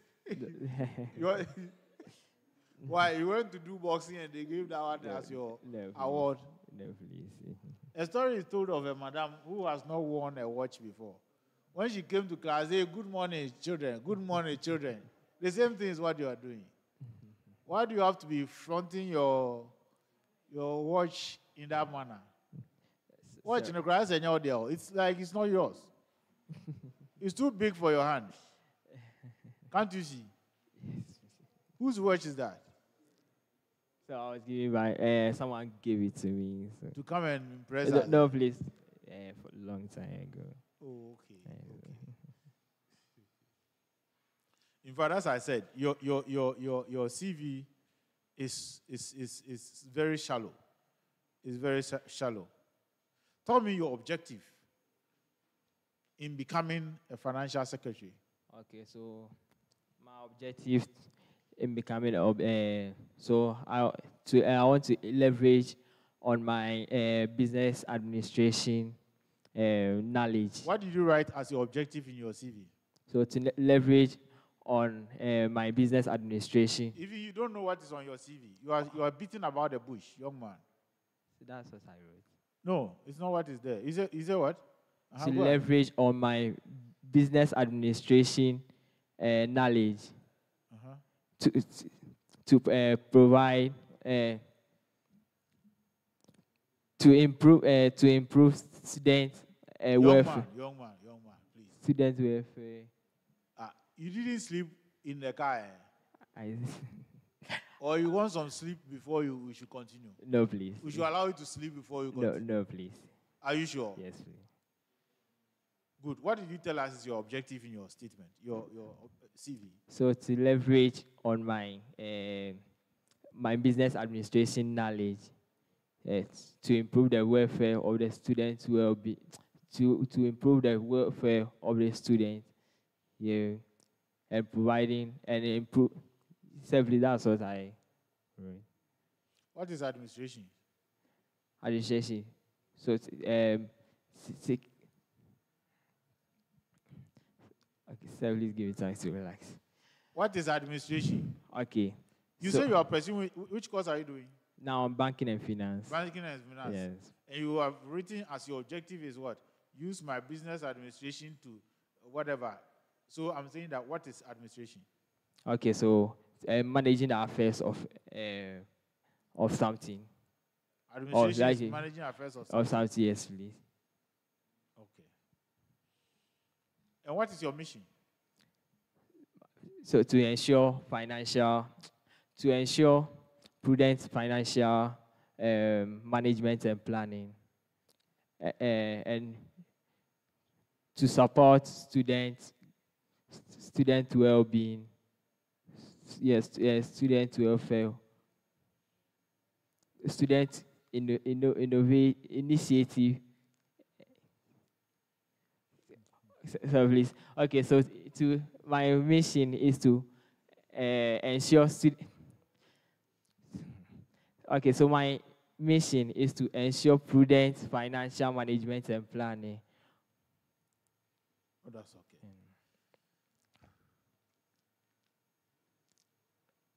Where do you want to take KNUST? The position you are occupying is what? Financial Secretary? Yes, please. Where do you want to take KNUST Delta Finance when you become the secretary? Okay, so to satisfy the whole student body. How will you satisfy that? So that's why my policies come in, providing, establishing the Delta Hostel Fund, and strengthening the financial aid my past executive introduced. Yes, please.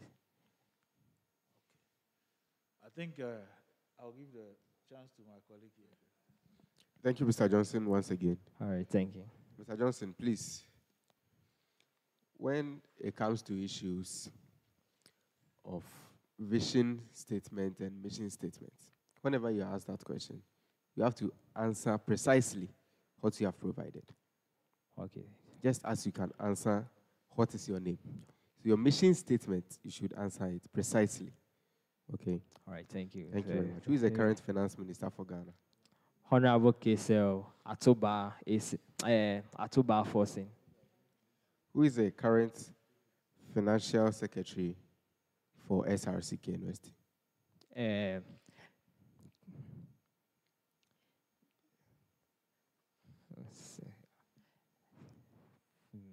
You should know. Please. No, I don't know. KNUST SRC Financial Secretary. I'm forgetting his name. Tell us how you are funding your campaign. Sorry? How are you funding your campaign?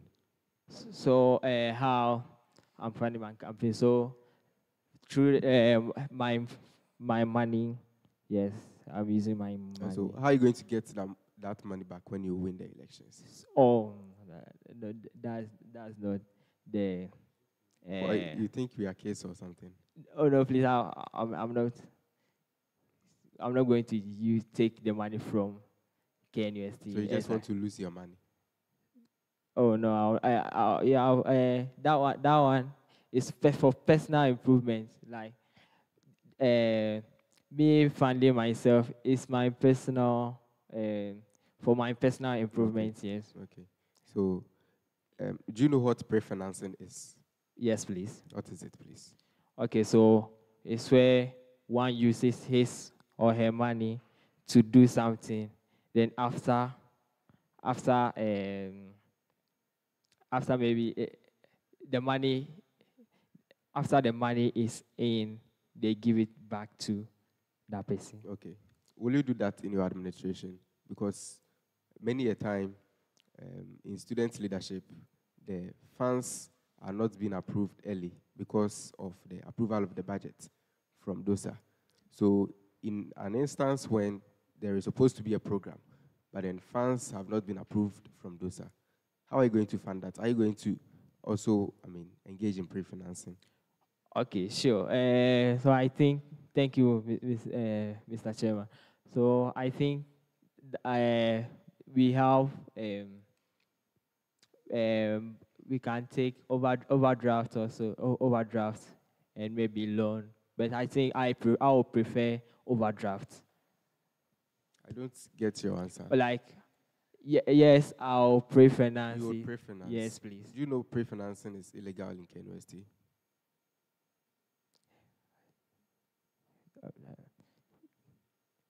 You don't know? You don't know? No, please. Tell me what a miscellaneous in a budget means. Miscellaneous. Okay. I have no idea. Oh, you have to answer the question before we move on. Okay, so it means items, yeah, like rentals, yeah, meetings. Accounting and banking finance. You don't know what a miscellaneous is.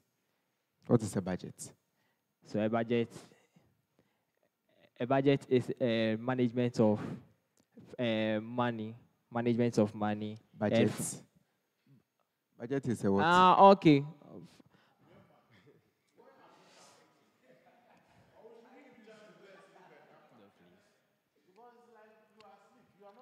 Okay. So what question were you answering? I thought maybe You thought what? What is management of money? Like what question were you answering? Finance. Okay, so what is a budget? Okay, so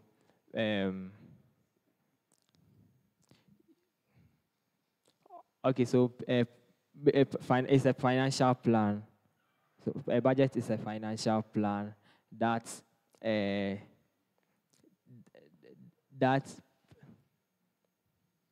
takes into consideration Okay. So let me ask you this last question before I pass the microphone. Okay, so it's a financial plan that is being done to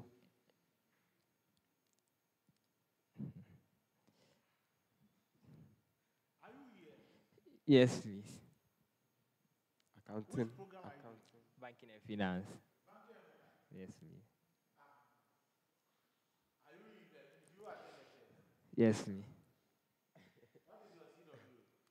67.83.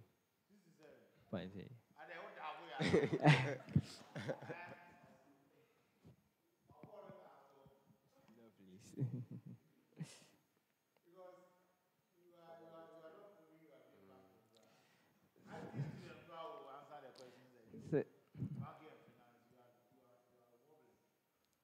So it's a financial plan that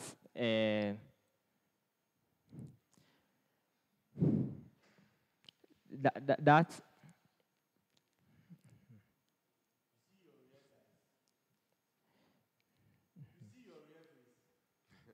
Sorry. Yes, I. Okay, Mr. Johnson, please tell me the difference between a financial secretary and then a treasurer.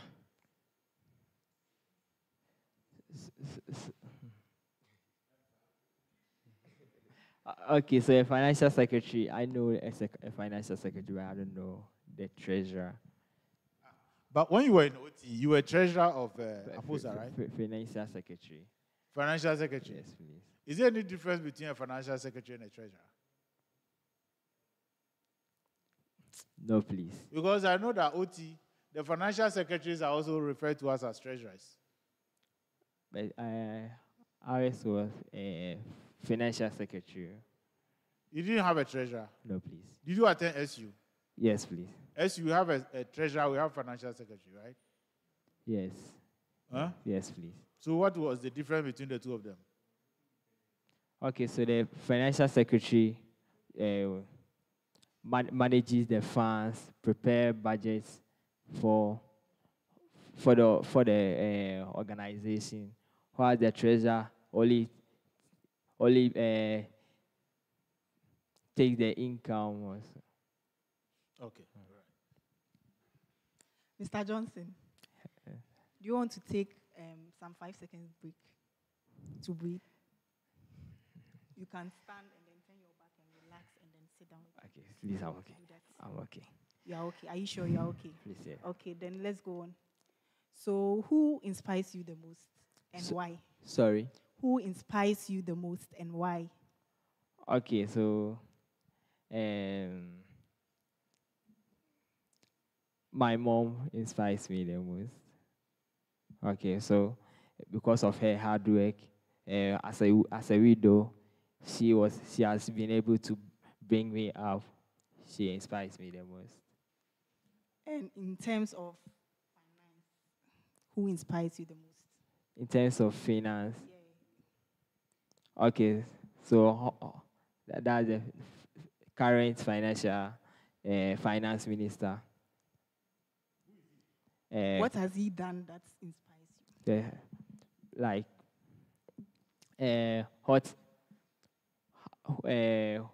Since taking over the administration, taking the mandate, he has been able to put things in place, and there's been a stable economy.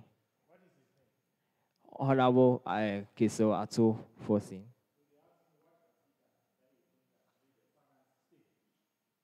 Okay, so introduction of the gold board. Yes.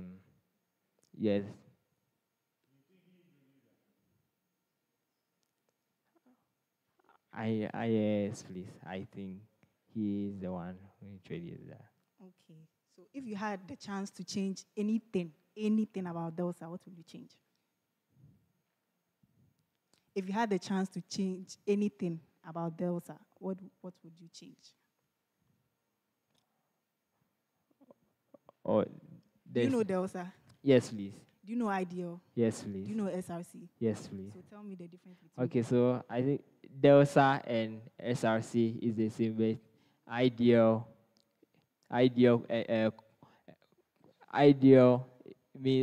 stands for the Institute of Distance Learning, but the Delsa represent all the associations. I don't understand your answer. So which people make up those? The executives makes Delsa, SRC, IDEO. Which executives? The Student Representative Council makes the Delsa, IDEO, SRC. You are not impressing me, bro. My old boy, and you are messing up like. So what are IDEO? Institute of Distance Learning. Distance Learning Students Association. So, distance learning, DLSA is an association, but Institute of Distance is like a department. Yes. like we have College of Human Sciences. I think that's all. I think. Okay. So I want you to come for this pen and try and convince me to make a budget for why we need this pen. The student says they need a pen, and then you are trying to make a budget for it. So tell us why we should budget for this pen.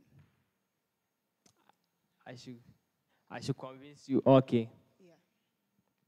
So come for the pen. Eh. This is something that is a proposal. You are come to give us a proposal for us to make purchase for this pen. Can you give us a role play on how you are going to convince us to buy this pen for the school? So please, for the student, For the are we students. buying it for the students? So the student says they need a pen. Student says they need a pen. All You right. are the financial secretary. You are supposed to convince the board that the student says they need a pen and it is worth it. So the board should give you some funds for the student to buy the pen. So convince us on that. Okay. Okay, so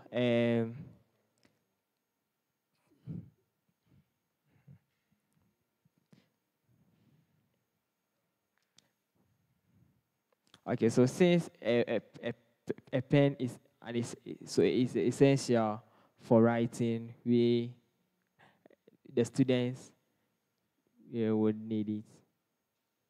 My brother, you see, as financial secretary, you must know your work. Yes, please. You can't begin to assume somebody's work. If we are going to buy a pen as you have said, is it your work? No, please. So, Why can't you be straightforward to tell us? It means you don't know your work. please, I know my way. Then why do you have to be sitting down and be dancing around the subject? Okay. So what is the work of the Delta Financial Secretary? So he prepares budgets for the SSN according to the constitution. He takes charge of all. He takes custody of the ideal SRC cash books and cash books and checks. So how will you prepare budget for Delta? Okay, so in collaboration with my team members, the finance committee, I think we can make a budget. Who are the finance committee? So it's a committee that is set up by the constitution of IDR SRC. Can you quote from the constitution where this thing is there? Because what you are telling me is strange.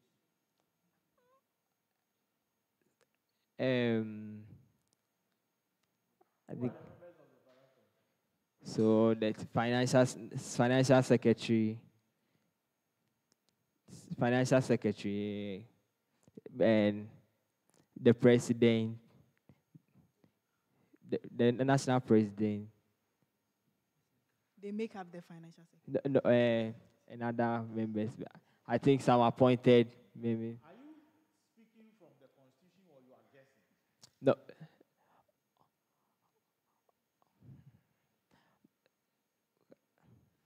Let me ask you my final question.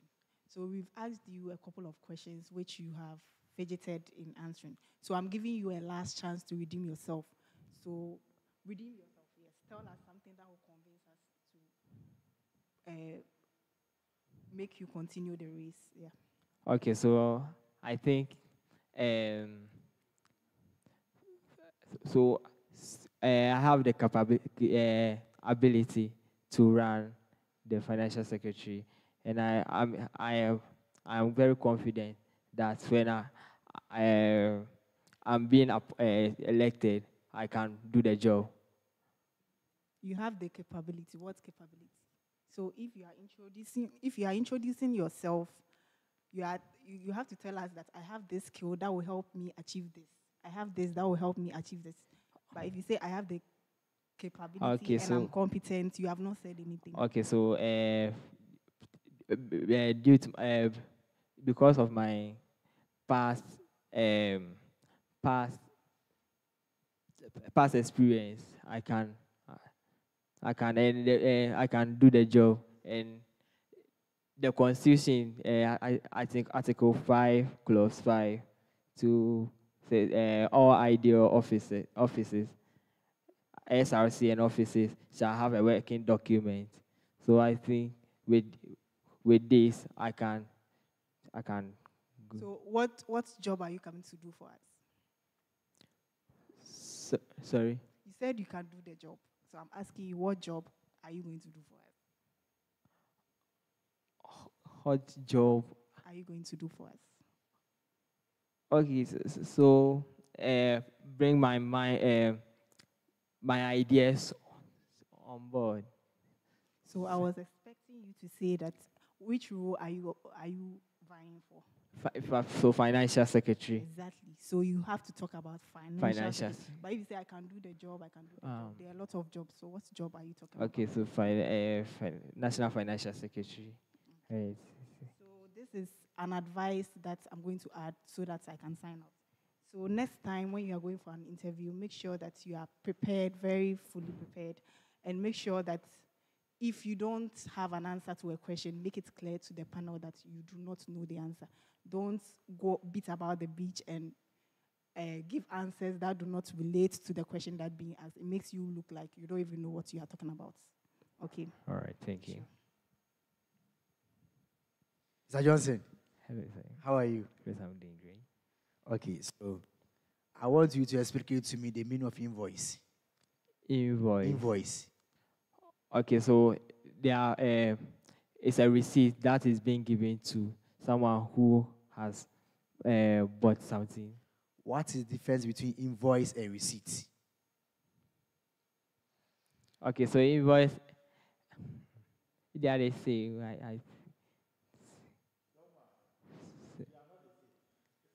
Then so please, I have.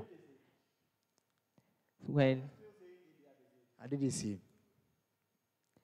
no, no, please, no, please. So tell us the right thing. If they are not the same, tell us the right thing. So please, I'm uncertain about it, but I think invoice is a receipt when that is being offered to someone after buying something. Yes, please.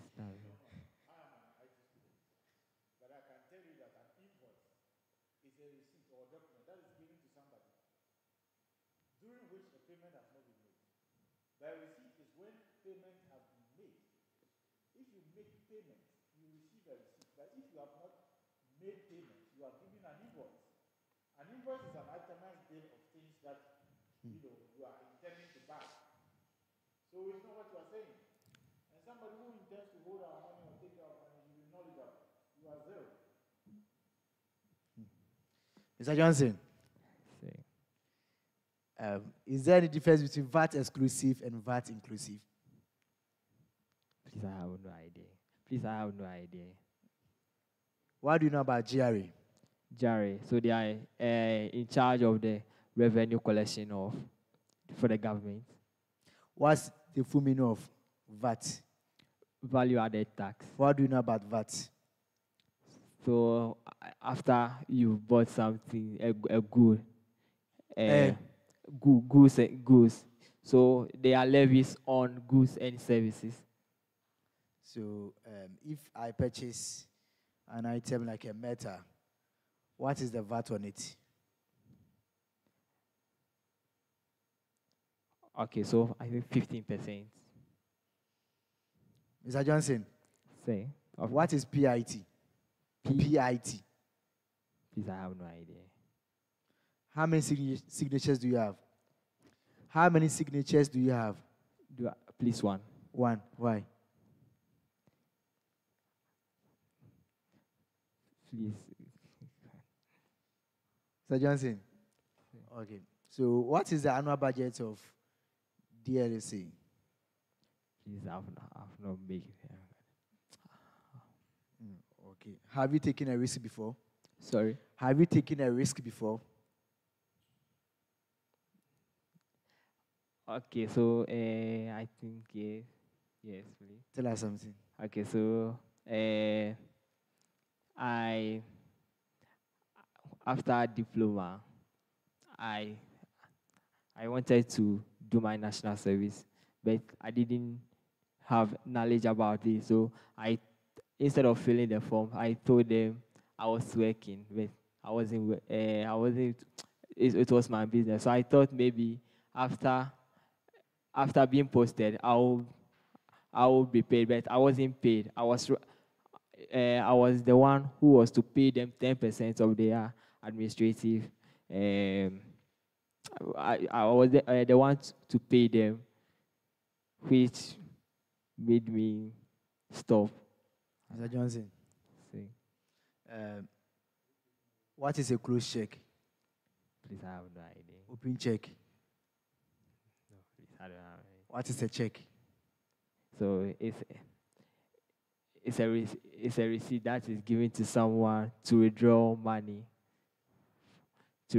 from a bank. Check is a receipt.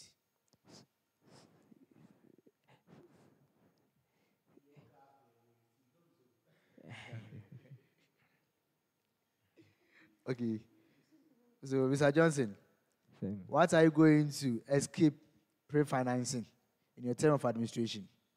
Sorry, please, can you What frame? are you going to do to escape pre-financing in your term of administration? What am I going to do to escape Pre-financing. pre-financing? So I think I can take a loan after the budget is being approved. Come again. Like I can take a loan, maybe use my money to finance it. So after the budget is budgeted, then Please listen to the question again. okay. What are you going to do to escape pre-financing? So okay, get the see DOSA to collaborate with DOSA so that the budgets can be approved on time. Okay. Follow. Yes, please. We're going to the next line with you. Your CV. Again, we are going back to your CV.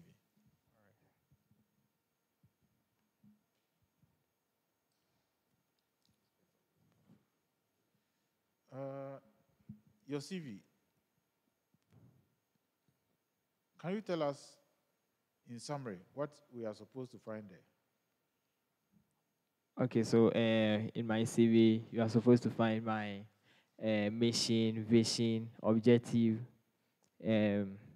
my education, experience, and achievements. So, what is your achievement? So, I successfully managed the financial records and financial records of Apostolic Students Association. And that is all. And I was Students' money, that OT boys' money, be small coins. yeah, But when you come to Delta, it's a big organization.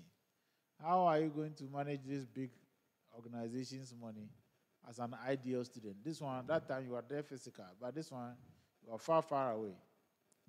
How will you manage the money? okay. So I'll be able to manage it. So with How will you manage it? The how? okay. So I'll collaborate with leaders and stakeholders to follow up. To follow up what? Follow up on our budget to be approved on time. To be approved on time. Yes, please. That's fine. On this note, we'll go to your knowledge in the constitution of the school. Knowledge about, okay, your office. Knowledge about the office you are looking for. Okay, so What is the office you are looking for? financial secretary. What is the role of a financial secretary? So of theirs are according to the constitution, the financial secretary shall have custody to the ideal SRC checkbooks and cash books, and the financial secretary shall publish the budget at the beginning of every academic year. Okay. What And, again? and the financial secretary shall be a signatory to the budget and bank accounts, ideal SRC bank accounts and budget.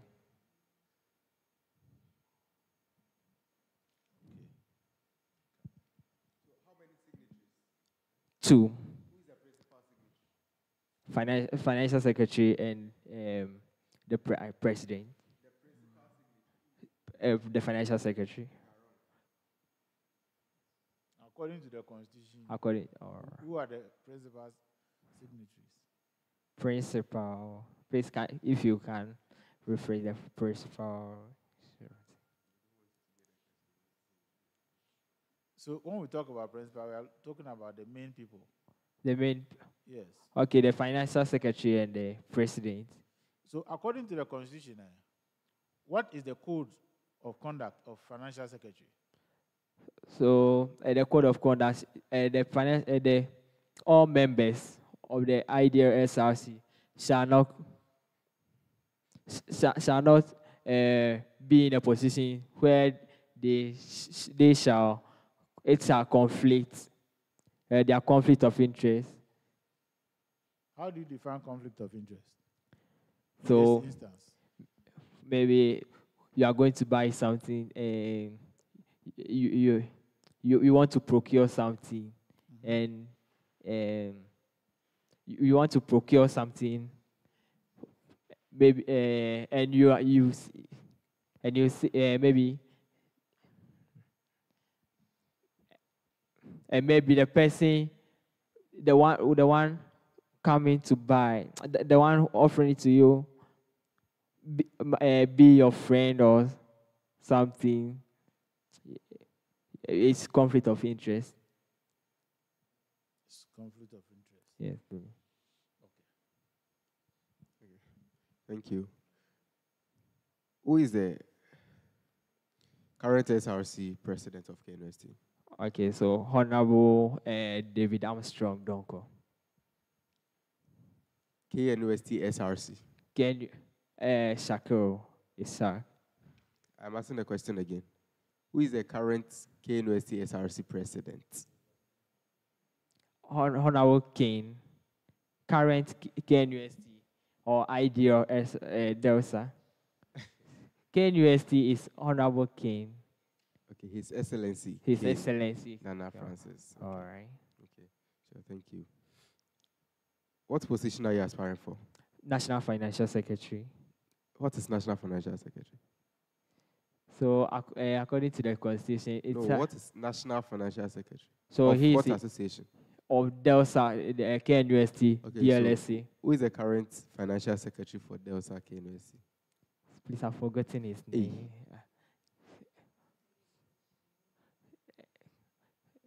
Some Collins also. I've forgotten his name. You do what? I've forgotten his name. Do you believe in accountability? Yes, please. Okay. So do you know who Honorable Kenneth Friata is? Yes, please. He has been placed on Interpol Red Notice. Yes, please. For allegations of misappropriation of funds and all that. Yes. What's your take on that?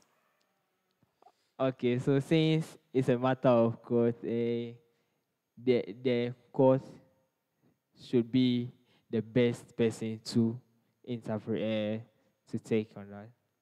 Okay. So, do you know that sometimes when inflation rates go down, the prices of goods and services are still at where they were? Yes, please. Or sometimes it even increases. Okay. Yeah. Do you know what inflation is? Yes, please. Okay. What is inflation?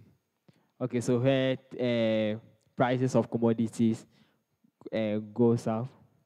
Come again.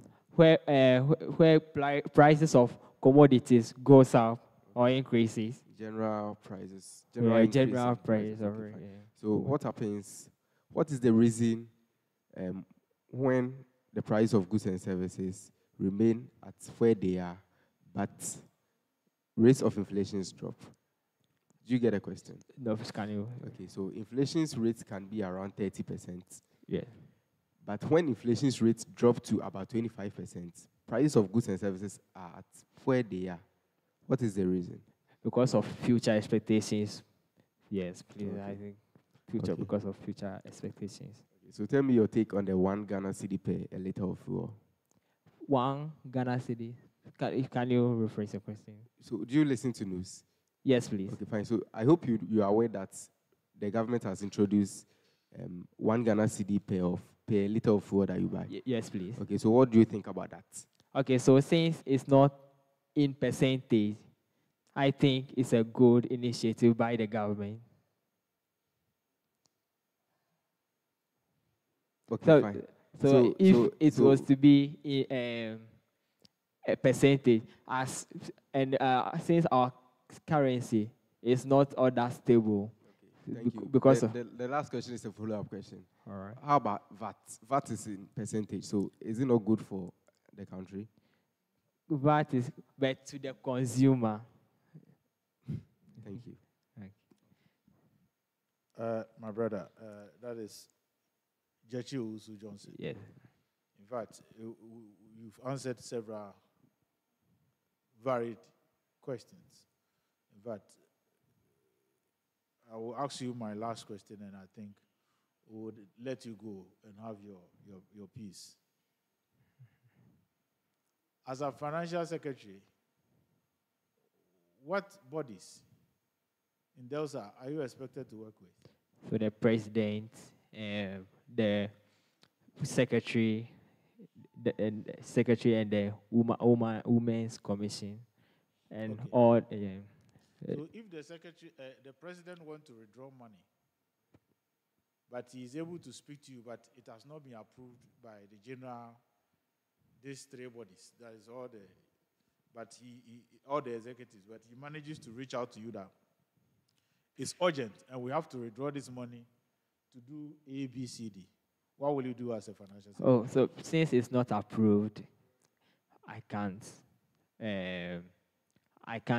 I'm not. It's the constitution mandates the budget to be approved. So I can't use something that I can't give out something that has not been approved. Okay. On this note, I want to thank you, but a word of advice for you. Whenever you are attending an interview of whatever sorts, be guided by your body language and how you present yourself.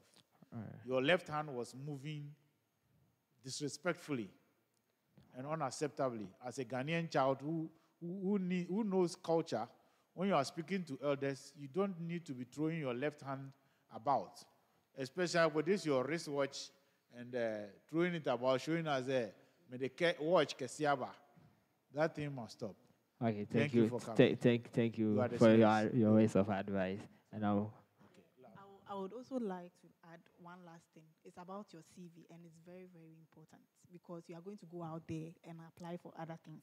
So when you are preparing your CV, make sure that you are explaining the things that you are stating. So it looks like you just stated the things that you did, no explanation or whatsoever, and there's no references.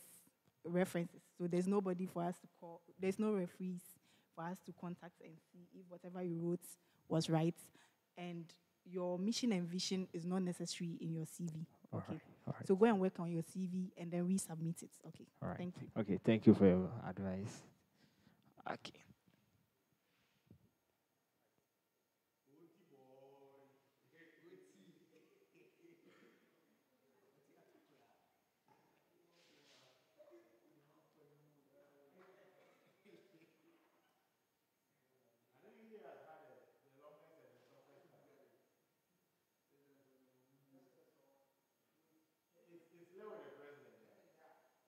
For them, talk to him if he's interested, because we want to see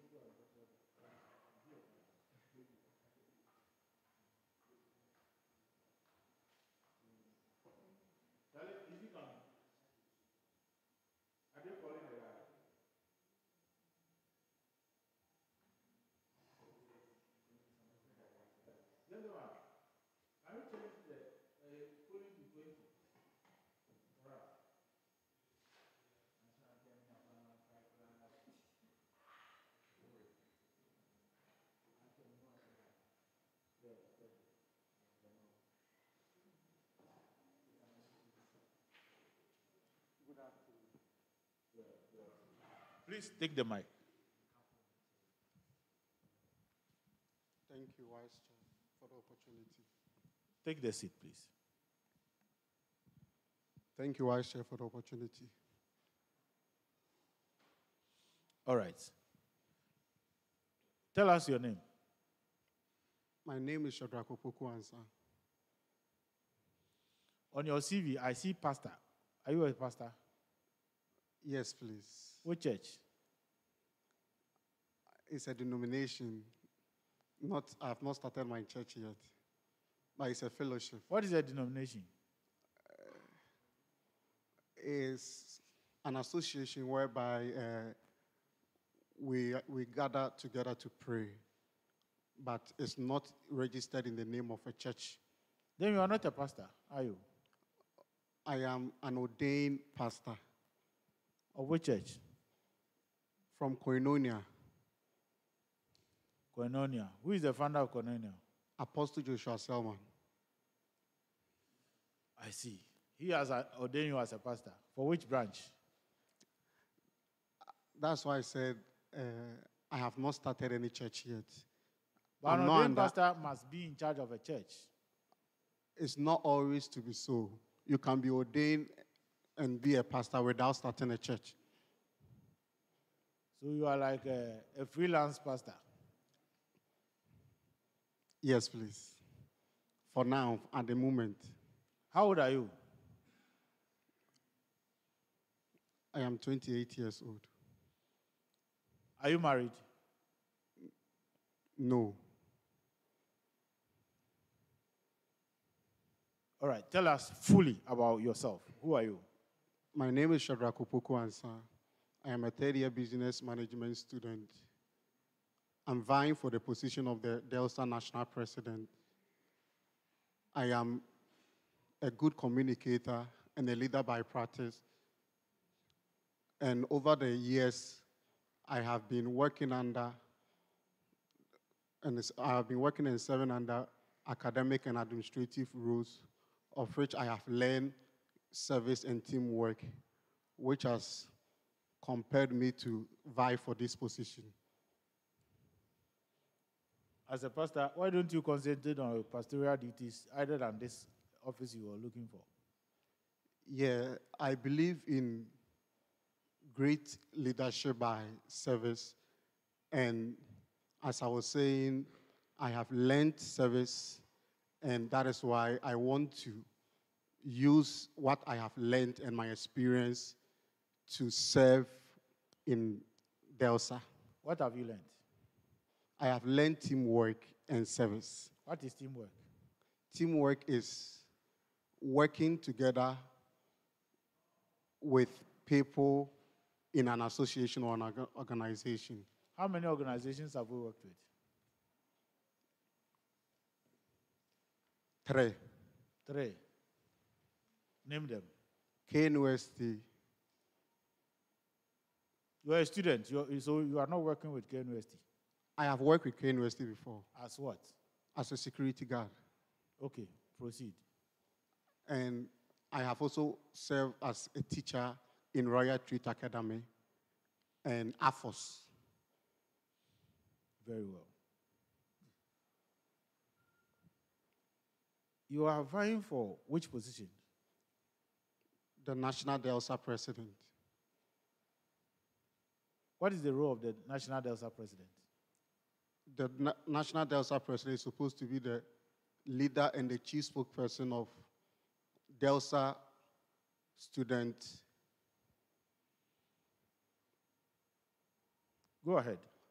The DELSA National President is supposed to be the leader and the chief spokesperson of DELSA students in all matters under his jurisdiction. Why are you not married? Please, can you come again? Why are you not married? Why am I not married? Yes.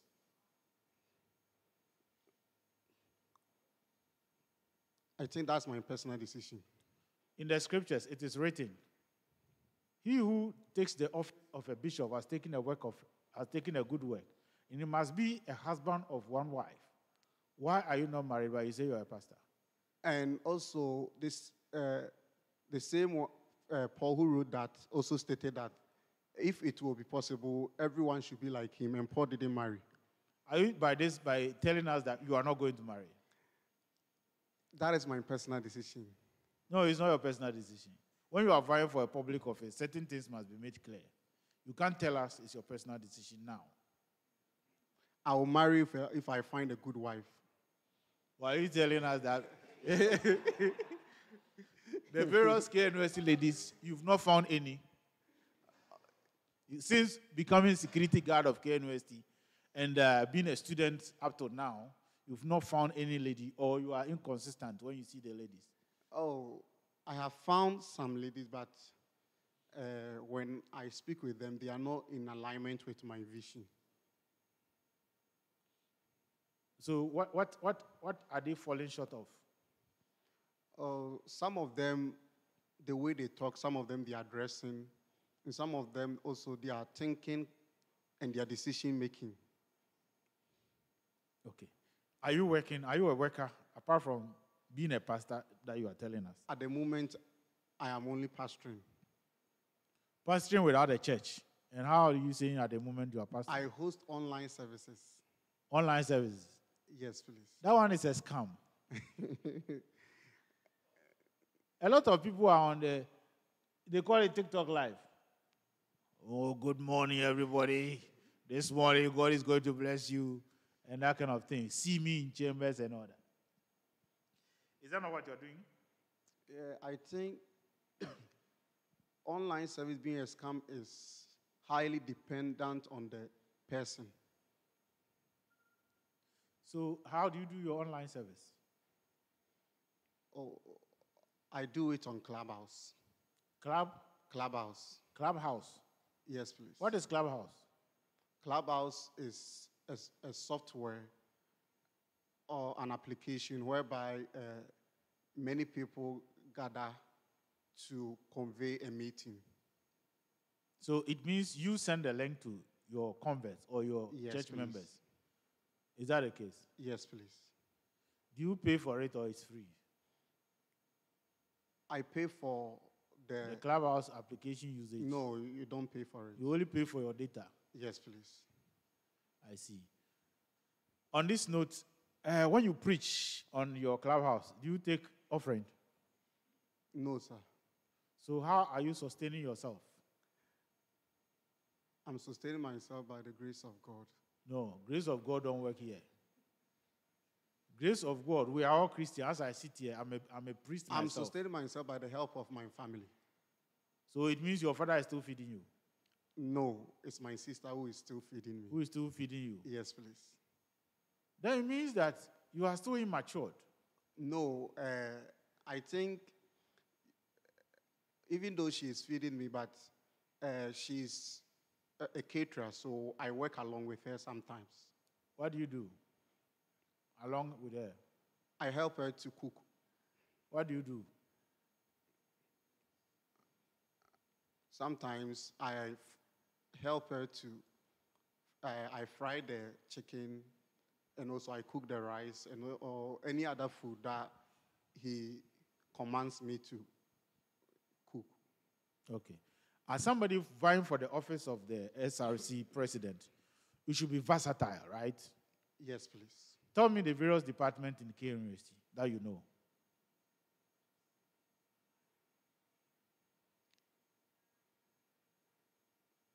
I know of the department of...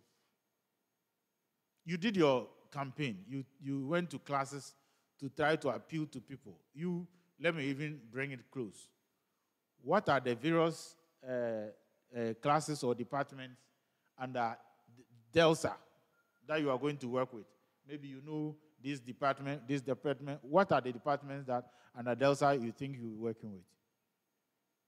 Department of Social Science. That's where you are coming from. You are from social science? Yes. Please. Very good. So that one is first. You can remember that. Is that the case? Yes, please. Okay. That is a faculty? Yeah. Okay. Uh-huh.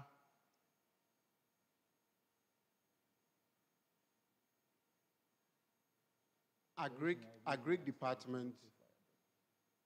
Agric department. business department.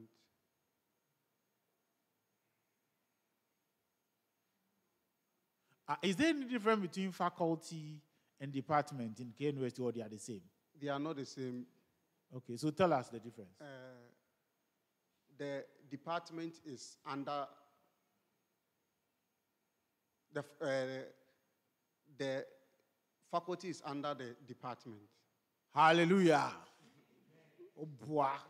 Oh boy. Sure. President, somebody wanting to be a president, please do your research well and get your facts right. This one, would your womb. Is that the case? What are the key skills that you can bring on board? Like as somebody vying to be SRC president, when given the chance, what vision do you have?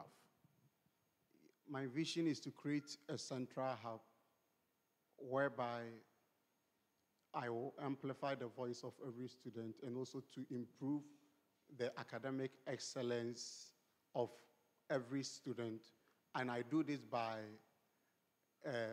my policies that I have written. So how, we say central hub, where is the hub? By creating or organizing an open forum whereby students can write their deep concerns. I'll put it to you that this is building castles in the air. It's bogus vision, because this is DELSA, distant learning, isn't it? Yes, please. So how will you build your central hub? Yeah. By organizing meeting. Yes, how? And also by building a central... or by using your pastoral platform. What is it? What do you call it? The clubhouse. So you organize clubhouse meeting for DELSA students, or? No. The central hub will be built through an open... I will organize an open forum whereby the deep concerns of every student will be shared there. Then it will be taken by the executives. Do you understand the diction you use? Hub. Do you understand what it is? When we say hub, what is it? It's an organized, to me, it's an organized place. Organized place. My brother, you don't understand what hub is. Or we should tell you what it is. I'm open to learn. You see, off head, a hub is a point of connection. You understand? It's a hub is a point of connection where people can tap into something. And that is a hub. So if you are saying you are going to build a hub, you should tell us how you're going to do it with DELSA.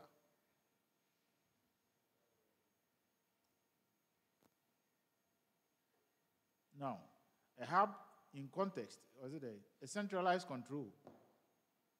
All interaction between systems pass through a hub. So, as I say, it's a point of connection where people tap into for something.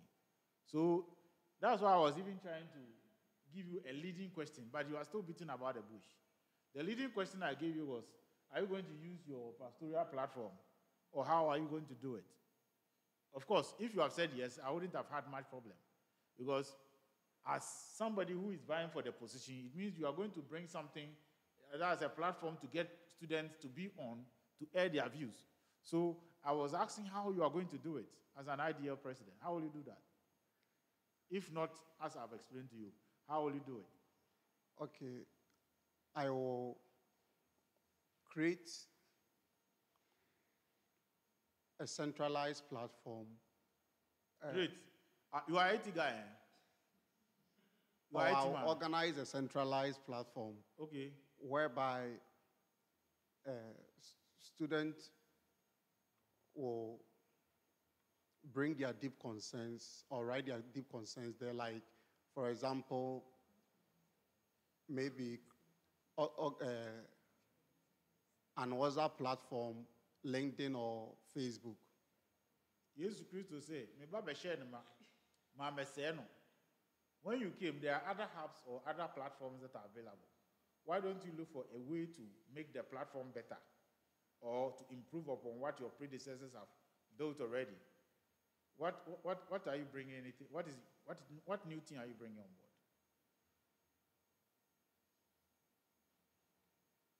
The new thing I'm bringing on board is for people to be aware of. My brother, you look like a tabula rasa. Do you know who a tabula rasa is? For people to be aware of. I say you look like a tabula rasa as far as this subject is concerned.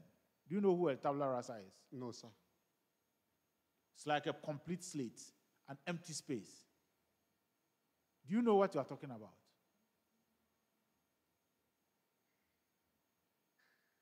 Hello? Are you here? Yes, please. Then follow me. What new thing are you bringing on board? To create an awareness on things like advocating for flexible payment of fees. Do you understand the how? Do you understand the how? Do you have hearing problem? No, sir. Or I'm not loud enough? So tell me, what new thing are you bringing on board? And I said some of the new things I'm bringing on board is in my policy. And one of the things is to advocate for flexible payment of fees. That's what you are bringing. And also create. That's what you are bringing. Advocate for flexible payment of fees. Is that the case? And also educate. No, itemize your vision or what you want to do. 1, 2, 3. What are you intend to do? 1, to create an awareness on things like. On awareness. To create awareness on things like daycare centers and counseling centers, whereby most DELSA students don't know about. But counseling centers are already available in K University. There are platforms available for you to seek counseling, if necessary. So what are you saying you are coming to do? You have no vision. I have vision. So what is your vision? 1, 2, 3. Tell us. My vision is to advocate for flexible payment of fees. This one be vision. As a president, tell us your vision. You see, if you want to occupy an office, tell us that like we are also citizens of the DELSA community. That if I become DELSA president or the national president, this is what I'm going to do. And you are telling us about what? Advocate for flexible fee payment. I now get to build an inclusive environment whereby the voice of every student is heard, and also to improve academic excellence of every student of DELSA. How will you build it? So that's vision number 1. How will you build it? Yeah, I seek to connect new students to experienced students, whereby they will lead them and also guide them in academics to achieve academic excellence. Which year are you? Year 3. Year 3. How many 4-year students are you in touch with as far as your course is concerned? 2. You are a class rep? Yes, please. Have you been able to link your 3rd year to the 4th year for them to offer the assistance you are proposing you want to do? Yes, please. How have you done it? Sometimes when they give us assignments and we don't understand, we reach out to them since they have been there before for them to give us and explain for us to get a clear understanding. Did you use a platform? Yes. How did you do it? Sometimes we use Zoom. So with your vision that you say you are coming on board when you get a chance, even with that your class, small one, you've not been able to do much. You are using Zoom. So when you become the national president, tell us which platform you are going to use and how you are going to make it sure that the number of DELSA students, that the distance learners across the country, let's say various sector. We have the southern sector, we have the northern sector, and we have the what? We have the what? Western sector. Western sector. I thought you don't even know the sectors. So we have the western sector. How will you link all these sectors? By making sure that you link them to their 4 years. How will you do that? Yeah, the DELSA body has various sectors, as you were saying, and reps.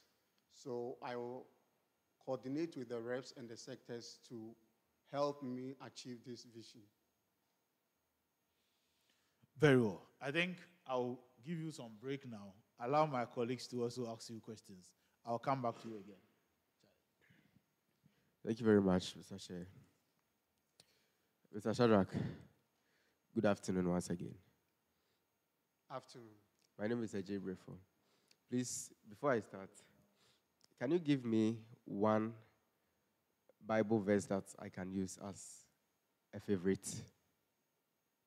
For God so loved, John 3:16, for God so loved the world that he gave his only begotten Son, that whoever believes in him will not perish but have an everlasting life.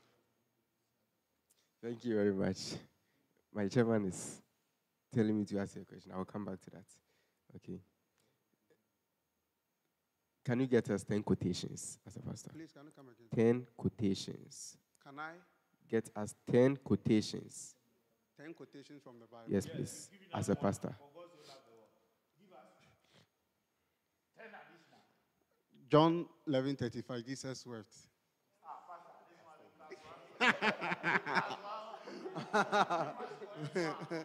Jesus wept. But you said quotation. You didn't say hard ones.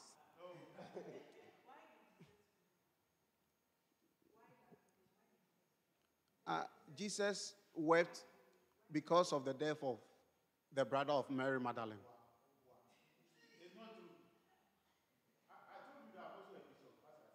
Yes. As for me, I'm not in charge of the church. Now, Jesus wept because of unbelief, not necessarily because the guy was there. He wept because of unbelief. Because the woman told her that if you had been here, my brother would not have died. So it is because of the unbelief. Before he was going to, he said, have I not told you that if you believe in me, even on the last day you rise again? So he wept because of the unbelief, not because of the fact that his friend does what he does. Honorable Chair, it's still in connection with what I said. Because when We get you. Genesis 1 verse 1, in the beginning was the Word, and the Word was with God, and the Word was God.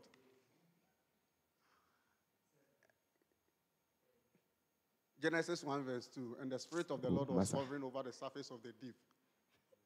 Oh, you want me to go? Okay. Exodus 14:14. Hold your peace and I'll fight for you. John 1:1. Oh, I said Genesis 1:1. Okay, let me give you a different one. This is Sunday school petition. And this one is for our kids in the class 1 and class 2. You see, I don't know, if you go to even secondary school, we have something called Bible boxing. Have you done that before? I have seen some before, but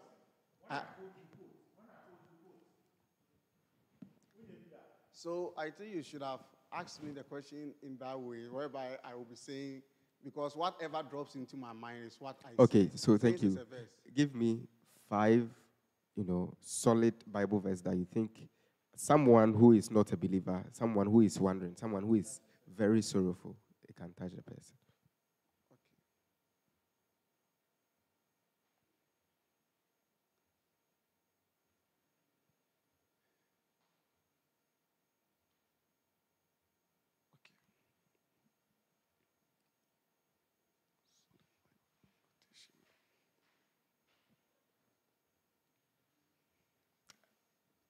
Acts 2:12, or Joel 2, which is also in Joel 2:28. In the last days, I will pour out my spirit upon all flesh. Your sons and daughters will prophesy. Your young men will see.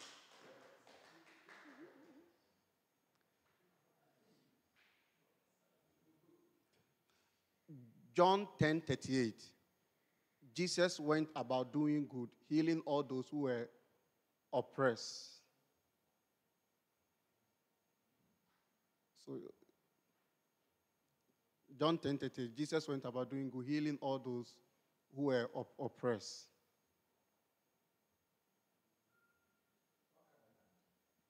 No, please. I have John 10:38. Sorry, Acts 10:38. Acts 10:38. Jesus went about doing good, healing all those who were oppressed. Okay. Move on, please. Move on.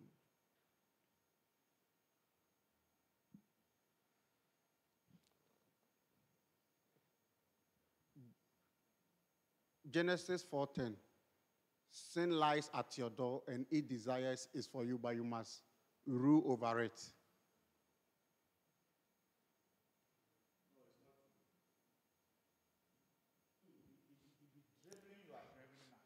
It's not true.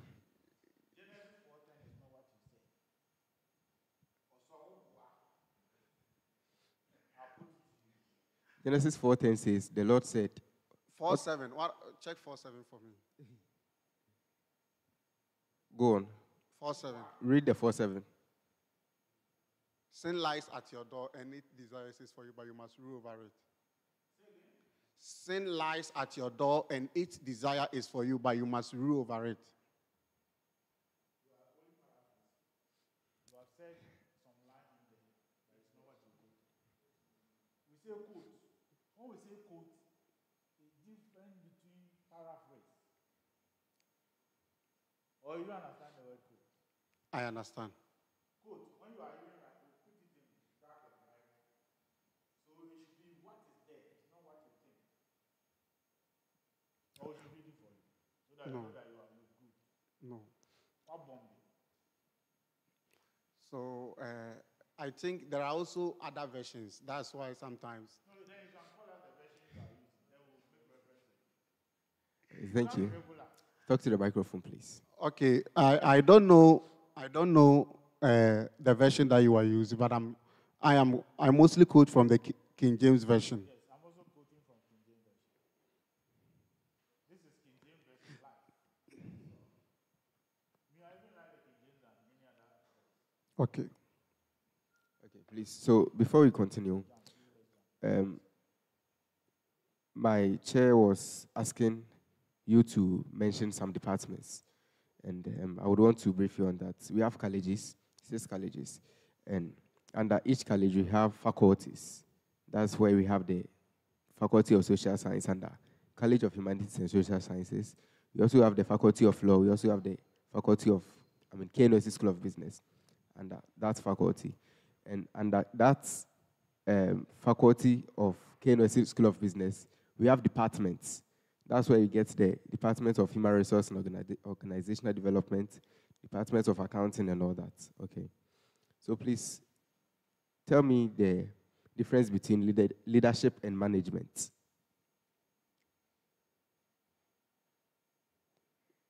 Leadership is the art of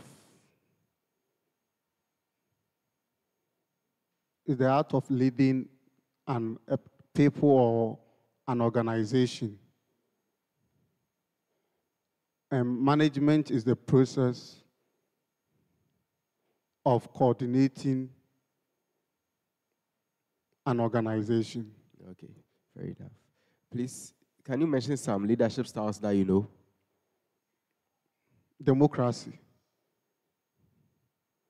autocracy. This is not leadership styles. What you are mentioning is a concept. Okay, so first one is democratic leadership style. Go on. Democratic leadership style autocratic leadership style. And what else?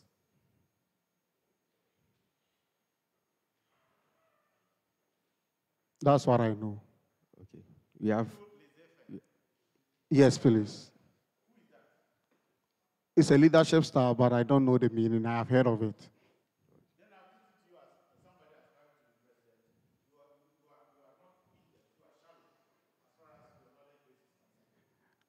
Oh. Since I only know it as a leadership style and I've heard of it, but I don't know the in-depth. Democracy. But then, do you think democratic leadership style is the best? Yes, please. Okay. So imagine you as a soldier man who is leading a battlefield, and then your enemy starts shooting at you. Are you going to turn back to seek for the opinions of your subordinate before you take a decision to shoot back, or you are going to command them to shoot back? I'm going to command them to shoot back. That is not democratic leadership style. Even though I believe in democracy, but I think this is your life at risk, and you must defend yourself and your life at all costs. And so the reason Mr. Chair was saying, he was suggesting that you know almost all the leadership styles is that there is no one best leadership style. The best leadership style is dependent on the situation at hand. Okay. Thank you. You're welcome. Please, are leaders born or they are made?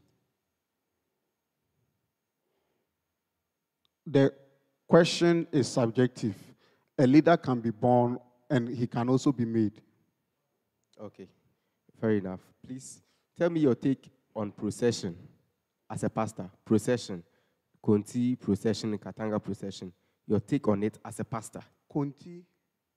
The Jama and the procession and all that, their traditions and their cultures that they do. Please, can you come again with a question? Do you know process? Process. Okay. Yeah, I know. Is it the same as Jama? Yes, but then with the procession, they add some rituals and all that. They have their tradition that they add to it. Okay. Okay. So what is your take on that as a pastor? Yeah, as a pastor, I solidly believe in belief and faith. And I think even though me personally, for instance, my faith or my belief is not in that, but I think that is some of the students believe. And that is what they also do to reach out to their God. As someone who is about to lead those students engaging in procession, are you going to join their procession? I'm not going to join their procession because of my belief and faith. So what makes you a leader? Are you going to campaign against that? I'm not going to campaign against that. Are you in support of procession? No. Personally, I am not in support of procession. Your office, will your office support procession? Yes, because my leadership seek the interest of people, not my interest. And yes, that is what he explained it in a way whereby I said I don't understand. He explained it to me. I personally don't understand. Okay, so what did I say? What was my explanation to procession? So it's a way of them enchanting. Per what I have seen them doing it since I've been working on campus. They make some enchantment, per what I know. That's exactly what I'm saying. They sing hymns and psalms and make some enchantment. So if your office is not going to support these people, personally, you said personally, you are not going to support them. How do you campaign to them to vote for you? That is why I said my leadership seek the interest of the people, not my personal interest. There are things I may not like, but since as a leader, you seek the interest of your people, not your personal interest. Those are your interests, but then you will not join, right? Please, can you come again? Okay. You said you would introduce a flexible payment policy of fees. You indicated that when students are making procession, you will not take part. Can you tell us your view on procession by students? Are you against it or you are for it? Personally, you. I am against it. You are against it. Why are you against it? It's inconsistent with my belief. Then I'm telling you that you are intolerant. You are not fit for the position you are vying for. As somebody vying for the students' leadership, to be the leader of student body, you should be accommodating enough. In the scriptures, even Apostle Paul, when he went to a place and people were worshiping idols, he danced and sang and drummed with them. Yet it did not change who he is. And you are telling us because of your faith, those who are going student procession, you are against it. So it means that those of us who are students, if you have the power, you will clip our wings, right? That is why I said I seek not my personal interest in office, but I seek the interest of the student. And also, with every decision, there are subordinates or a team. So we will discuss it, and I think we will discuss it to the best interest of the student. An SRC president should be somebody who is tolerant. You are intolerant, my brother. But do you know that in 2017, Kevin Sarr, who was the SRC president, led the procession? Yes, please. And so why are you not leading? If you are fighting for their interest, personally, you are not leading, but then your office is in support of their interest. How is that possible? Yeah, Kelvin Sarr led it, and I was on campus. I was a worker on campus, and he named it a peaceful demonstration. So, no, hold on. You see, you have to understand, procession, student procession is not demonstration. You are missing, I don't know whether, you see, as I told you, somebody who wants to become SRC president should be knowledgeable. You are too myopic. You should be knowledgeable to the extent that you should have good appreciation of issues. When we are talking about student procession, how do you understand it? He was talking about what Kevin Sarr led, and I think I said, I didn't say it's demonstration, I said Kevin Sarr named it a peaceful demonstration. So if you say something peaceful demonstration, you have said it's a demonstration. Yes. But it's a peaceful one. Yes, that was what he decided to do. That's just nomenclature. But as student body, they knew it as procession. They didn't know it as demonstration, is it? Yes. So I ask you a question again. Are you for student procession or you are against it? I am for it. So if I understand, you've now fine-tuned your mind to make room for student procession. Is that the case? Per my understanding now. You've changed your mind now? I have understood it better now. You've changed your mind now? Yes, please. Good. Take it that the procession, as SRC president, we are chanting, pornographic songs. I don't know how to call it, but profane songs. And it's normal. When you go to the military or you go to any security service, you can be a software of the military service. We all sing nonsense songs, which you call it the profane song. Is that the case? Yes. Will you sing as SRC president or you not sing song?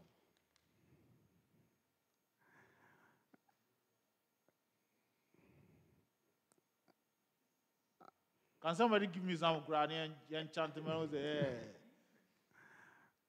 Will you sing or you not sing? Since I'm part of the association, I will sing. You will sing? Yes. Right. It's good that it is written that be ye transformed by the renewing of your mind. I think Osofo has been transformed today. He has renewed his mind today. Sometimes, as a student leader, when even students are singing profane songs, You can be the most decent gentleman, but sometimes you have to be like them in order to get them to be part of you. So don't let your religious belief system cloud your mind as a leader. Otherwise, you can't lead the people. I hope you've understood me. Yes, please. And you are with me. I am with you now. It's not because of marks that you want, but it's something, if you get a chance, you do. I will do. Very well, very well. Okay. Okay, so my 2 questions before I leave you. You were talking about flexible payment of fees. I see that in your policy. Yes, please. How are you going to achieve that? I made it 50-50%, or already is 70-30. 70%, 30, of which the initial payment has to be 70%, and the additional payment will be 30%. But most students find it difficult to gather together that percentage. So I think that 50% will reduce the initial payment, of which many students will be able to pay that initial payment. So how are you going to achieve that? I am going to coordinate with the directorate or the dean of students. Directorate of Student Affairs. Directorate of Student Affairs. Directorate of Student Affairs. I'm going to coordinate with directorate. There is an office under Directorate of Student Affairs, which is the finance office. I will be able to coordinate with them, of which I will enlighten, or even if I'm supposed to even give them data concerning students that find it difficult to pay the 70. Sorry. They have the data already. They have the data already. And then do you know that this is not the first time someone is advocating for this, policy? Yes, please. Okay. So what happened that the previous advocates did not achieve the policy? What do you think? I think, in my opinion, personally, I didn't know how they tried to achieve it, but I will try to back it with data from students and present it to the finance office for them to know that a lot of students are not able to pay the initial payment. Okay. What is one best policy that will benefit any other student apart from being a DALSA student? One policy that will benefit me as a regular student. Educate students on student supporting funds. That's in your policy document? Yes, please. Tell me about it. For example, the GET Fund, the Idea Support Fund, and the KBN. You would educate students on that? Yes, please. You think, there is less education on that, and so you will do that? Yes, please. So we should vote for you to come and educate students on that?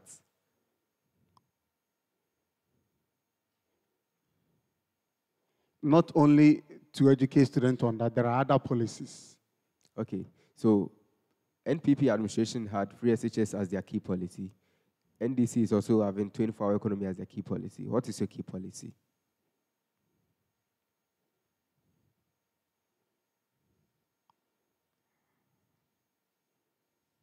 Masa. My key policy, I have one.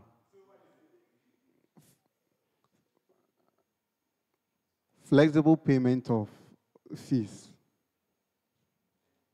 But if this is your policy, you know, come here. Mr. Shadrach, how are you? I'm doing well. Are you sure? Yes, please. Are you very sure? Yes, please. So who is the current DELSA president? His Excellency David Armstrong. Do you know him? Do you know him personally, or have you seen him before? I've seen him before. Do you know his policies?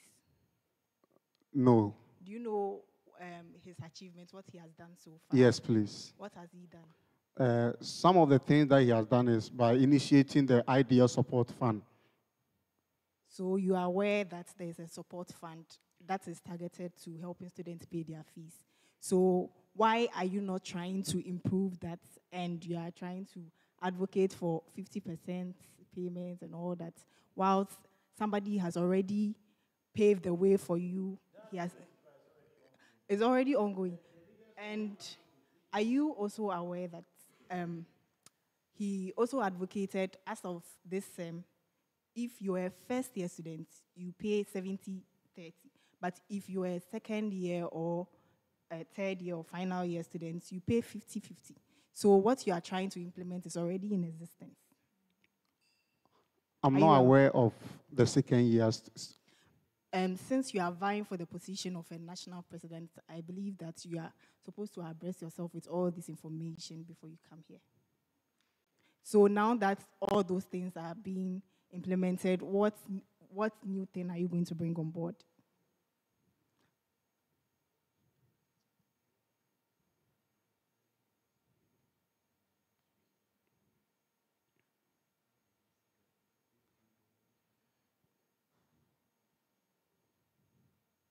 Hello. Are you going to do, since they've already done what you are saying that you want to do? To create, I personally believe that Ideal is isolated. There are most of the things that Ideal, in Knust, Ideal is not included. So I will try to create inclusive environment whereby every Ideal student will be part of most of the Knust activities. Do you know the difference between Ideal, DELSA, and then the SRC? Yes, please. Please tell me. The SRC is the Student Representative Council, which seeks the interest of the student. The DELSA is the Distance Learners Student Association. And that Ideal, and the Ideal is the Institute of Distance Learning. So which people make up those bodies? Please, can you come again? Which people make up those bodies? Which people make up the SRC? Which people make up DELSA? Which people make up Ideal? The student body. Which student body? Because we have the DELSA student body. The DELSA student, who are the DELSA student body? All students under Ideal. All students under Ideal are not DELSA students. Sorry, all students under DELSA make up the DELSA student body. And who are the students under DELSA? That is what I want to understand.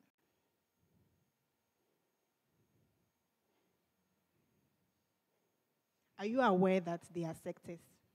Yes, please. So why are there sectors? Please, can you come again? Why are there sectors? And those sectors, which division do they fall under? Do they fall under Ideal, or do they fall under DELSA, or do they fall under SRC? They fall under DELSA. They fall under DELSA, exactly. So what I want you to understand is that the sectors, when you talk about Ideal, you are talking about the whole Ideal institution. We have those who are doing masters and all that, and then the undergraduates. And DELSA is only a section of the Ideal that constitutes the undergraduates. That's why we have sectors for the undergraduates. Okay? Okay. And then the SRC is the main body. That includes the regular, the masters, everybody falls under the SRC. So you have to understand all these before you become the president, because you will be representing DELSA in the SRC, in the Parliament House, right? And I also have another question. So most of the things that you've said I've not really stumbled upon a policy that stands out to me, because it looks like everything that you said is more like we will try to, we will try to, we will try to. But if you are coming into a position, you are not telling us that you will try to, you are telling us that you can do something. That is why we should give you that position.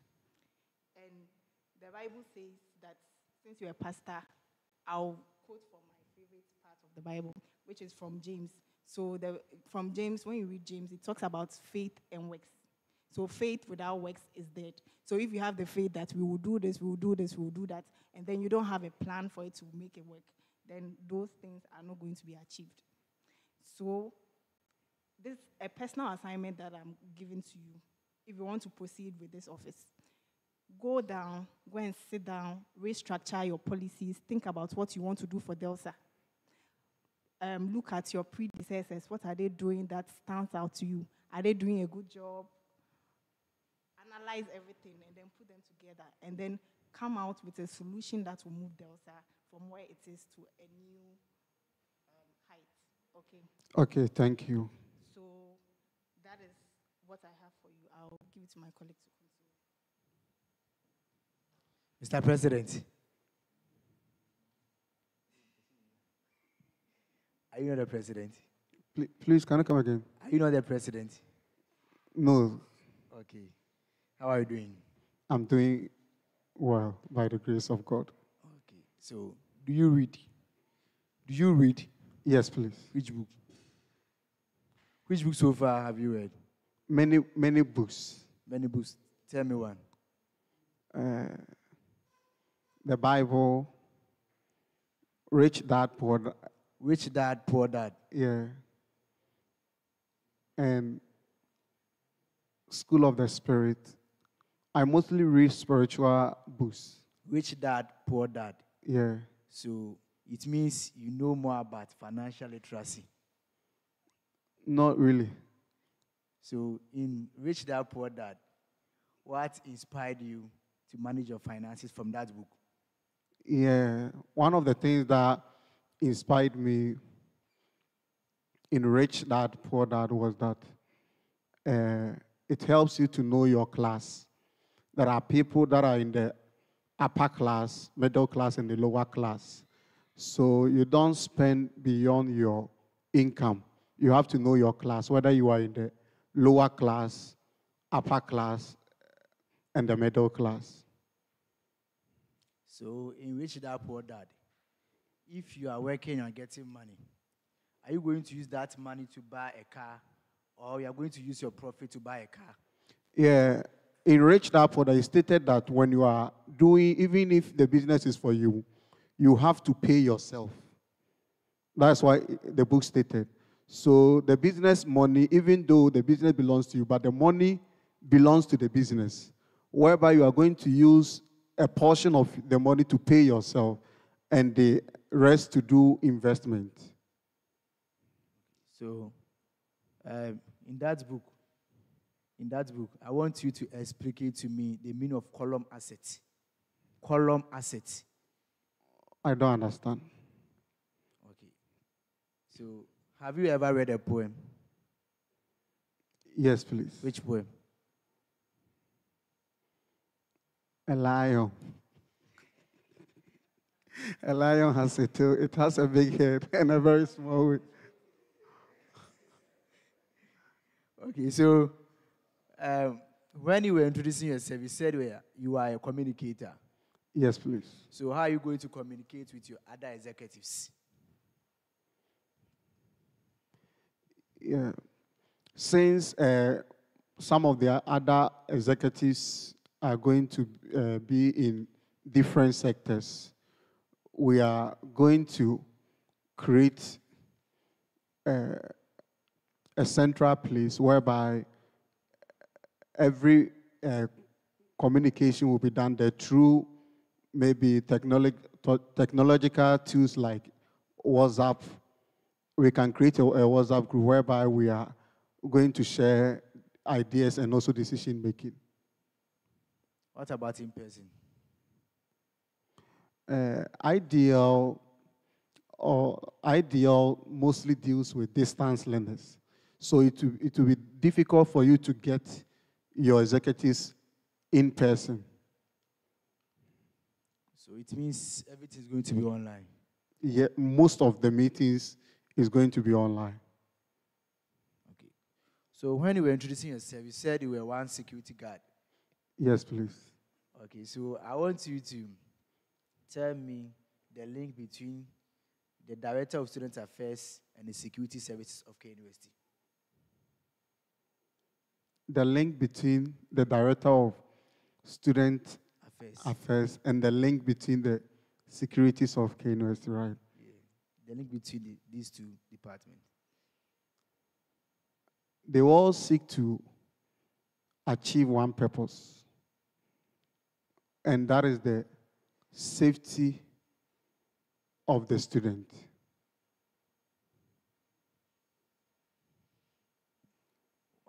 Do you know something about intelligence office? Yeah, I know something little. Tell us. Intelligence officer or the intelligence office are people when something happens, in my opinion, when something happens instantly, they will come to see how those things happen and they are going to use their intelligence to analyze it. So, from what we are saying, it means if something happens, they will just come. But there must be a report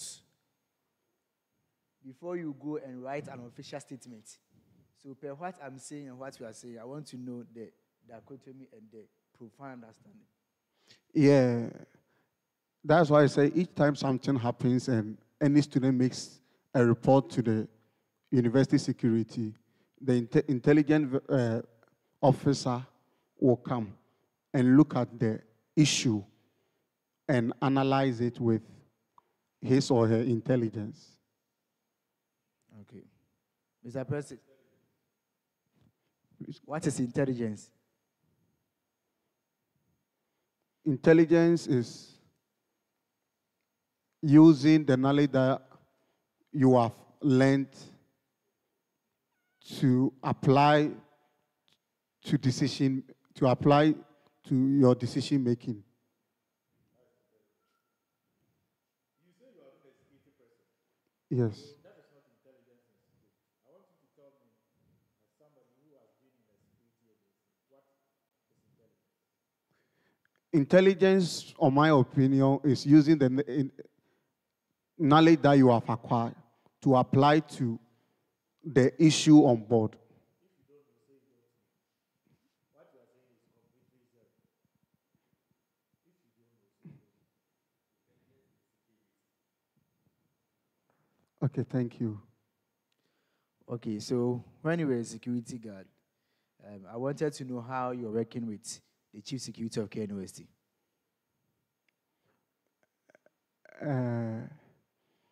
We have, I don't report to the chief security of K University directly, Okay. but I report to my commander. Okay.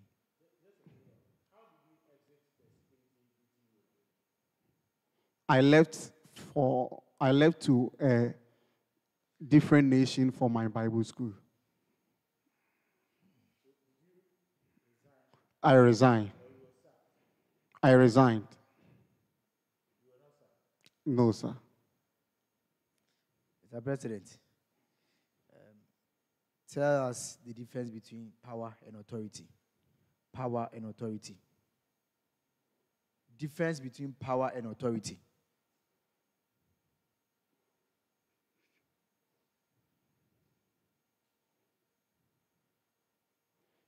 Power is what people has conferred in you. And authority is the power you exercise over people. Mr. President, come again.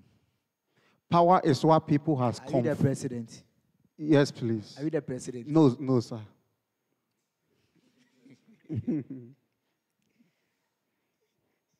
Please come again. Power is what people has conferred. Power is what people has given to you or conferred in you. And authority is the power you exercise over people or an organization. Mr. Shadrach, please, is that true?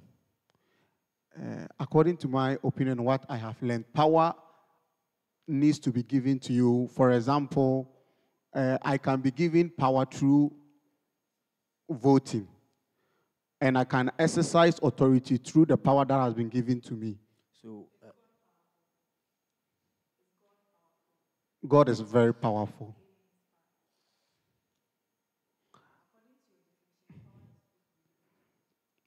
But as for God, he's different. Oh.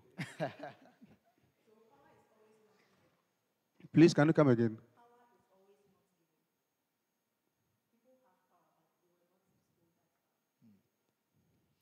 so what is a legitimate power? It's the power that people has. It's the power that you have. So, for introduction, you were saying that you were a pastor, right? Yes, please. Okay. I want you to tell us the difference between bishop and a pastor. Is there a difference between bishop and a pastor? In the Bible, pastor is under the fivefold ministry. But the only time I saw a bishop was when Paul was addressing Timothy concerning a bishop. So to me, a pastor is under the fivefold ministry, which Paul himself talked about. And a bishop, as for bishop, I don't know the function.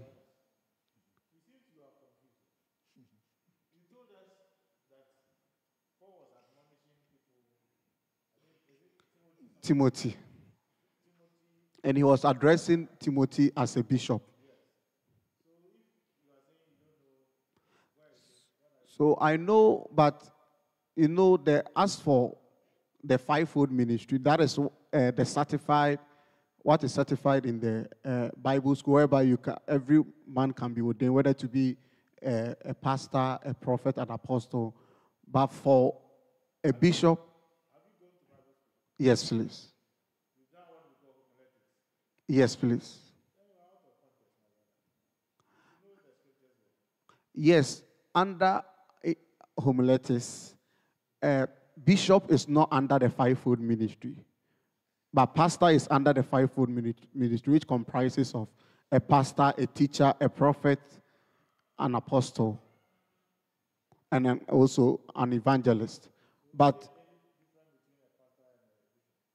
I see no difference, to my opinion, because even though it was not addressed under the fivefold ministry, but I see no difference, and I have not also made research concerning bishop.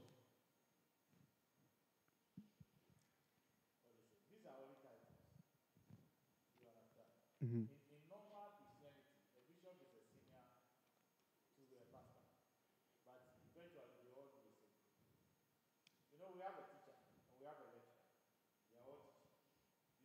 Yes. Okay. So, my brother, we are almost getting done with you, but I am coming. The CV that you prepared was not done by you. Why? It was done by me. This is an AI-generated CV that you have. It was not AI generated. What was it? It was done by me with the help of a colleague. We never we never even learned anything from online. It was done totally by us. It was done totally by you.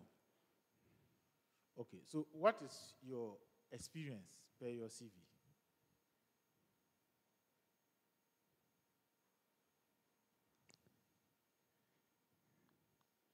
You see, you have found one thing.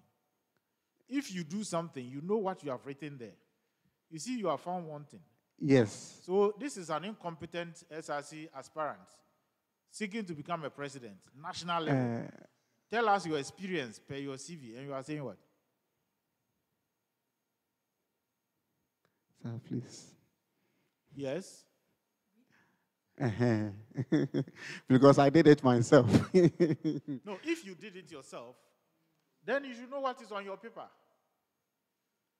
You can't be guessing. This one is like you are thinking, trying to remember. Tell us what you put there.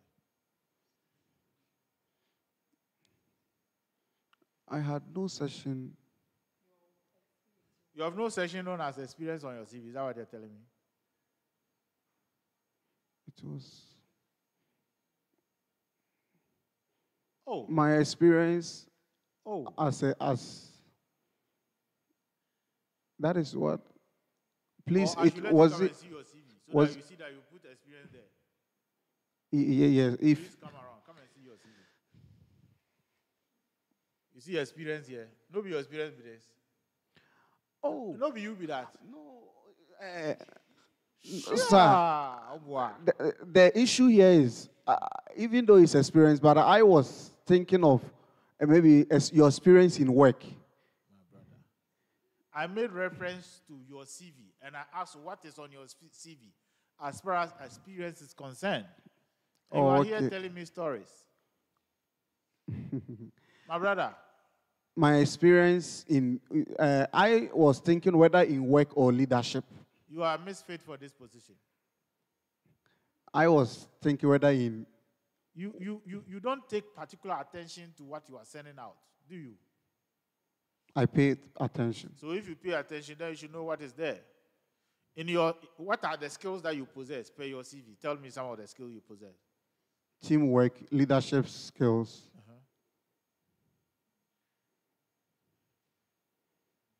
Good coordinator. Even per what you have put here, good coordinator is not there. Now, let me tell you the things you put here. Excellent communication skills. Meticulous attention to details. What is meticulous? Deep. Huh? Like feather. So, I don't know the word to use for you. It's like you are using words you don't understand. What is meticulous? When we say somebody is meticulous, what does that mean? I don't understand. You don't understand? Then please, next time, don't use verbose. This is what we call verbosity. Using big words you don't understand. Use words you can defend, you can understand, and you can stand by. Now, you are written meticulous attention to detail. It's bogus. It's tautology. You just write meticulous. So the meaning of meticulous is somebody who pays attention to detail, but you don't write meticulous attention to detail. It be bogus English. And somebody seeking to be SRC president, you should be somebody who is up to the task, very knowledgeable, and knows what he's about. Now, tell me your experience again. Yeah. My experience in work, I was a teacher in Royal Treat Academy from the year 2021 to 2023, and I was a security guard in KNUST from the year 2017 to 2023. So tell me, with this scanty experience, Royal Academy, I think you were a people teacher. Which class were you teaching? JHS. JHS, which subject? Maths and English. Maths and English. Like, and you are using bogus English, meticulous, and you don't even understand. English teacher. Sir, I first said deep. But that's not the meaning of meticulous. Meticulous is not deep. Or I give you dictionary meaning of meticulous. That's okay. Me, as I sit here, when it comes to English, I'm not boasting, but I understand the language. So you don't tell me meticulous attention to detail. You are repeating yourself. So I'm saying that with your teacher, you say you were teaching English. You are teaching English. In private school, you can teach any subject. Okay, let me ask you a simple question. What is Concord? In Agreement. English? Huh? Agreement. You said nothing. What is Concord? Concord means to agree. No. Concur is what you are telling me. Concur means to agree. But Concord is not to agree. In my opinion, that is what I know. Well, Concord is subject-verb agreement. It's not, but all the same. It means, teacher, no, watch the people. I have taught well. Yes, please. Yeah, it's because of the time frame. I taught at AFOS for about 3 months, for only a term. That is why I didn't put it there.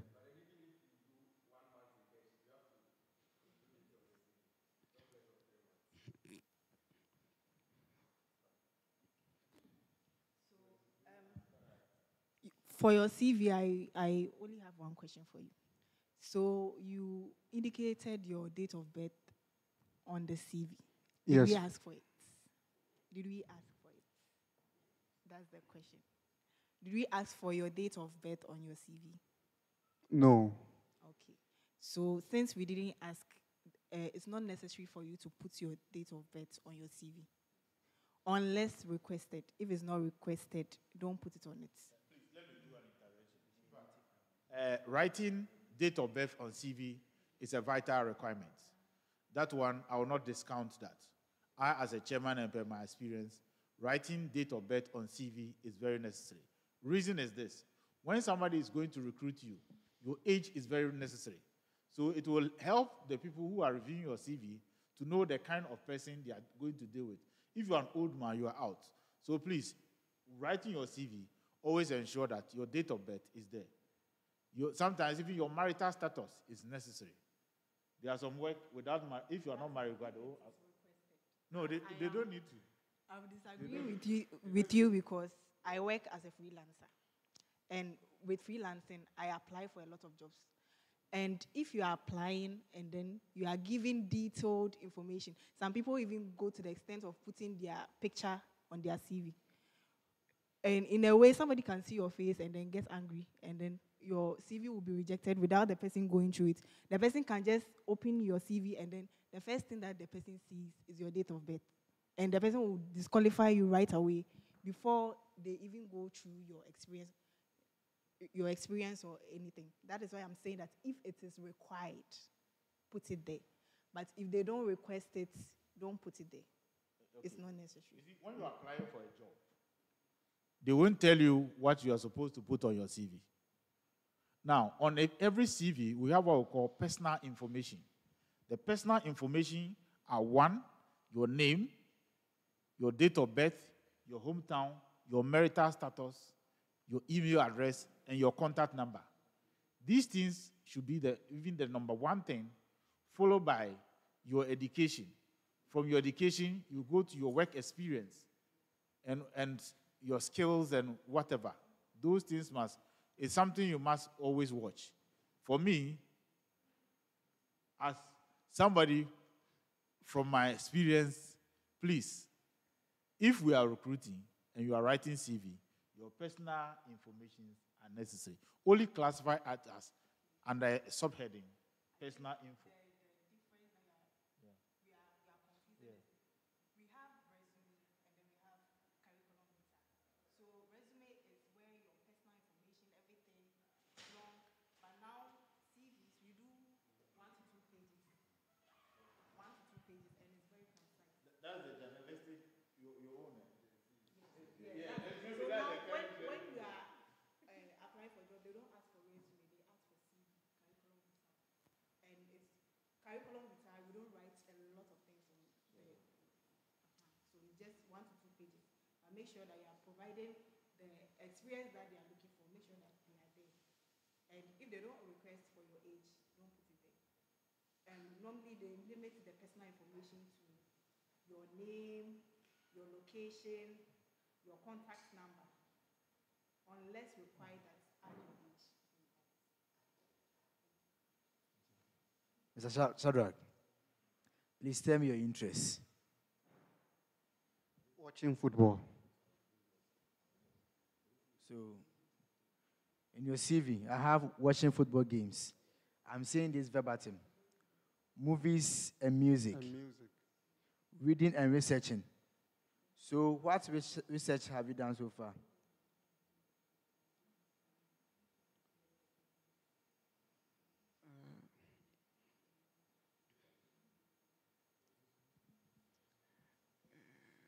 I make a lot of research depending on the issue on board. So I have done research on Christianity. I have done research on. So if you may be specific, or if should I tell you one? This.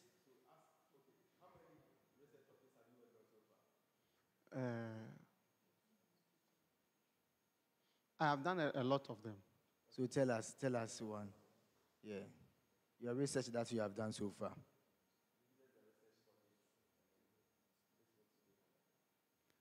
Yeah.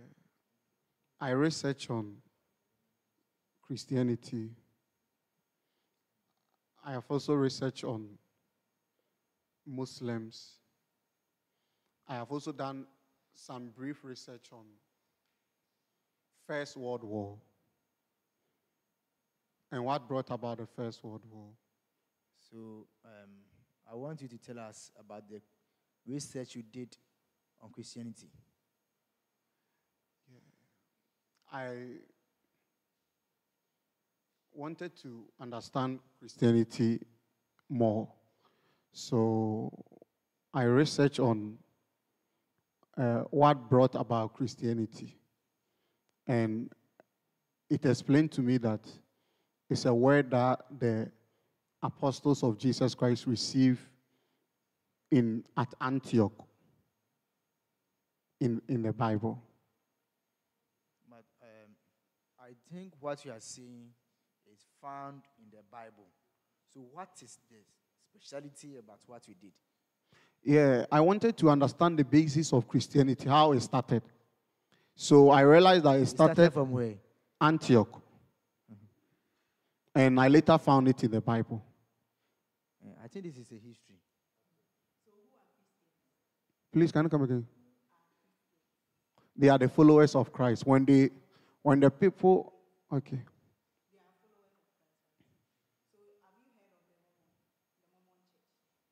I've not researched on that.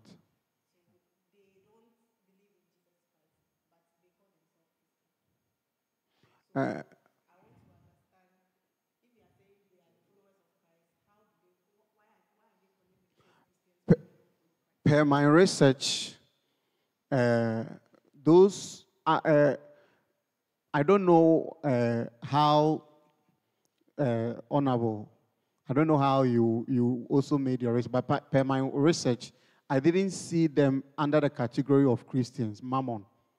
But I realized that my research was based on the initiation of Christianity. And I realized that it started at Antioch. And there were people that saw.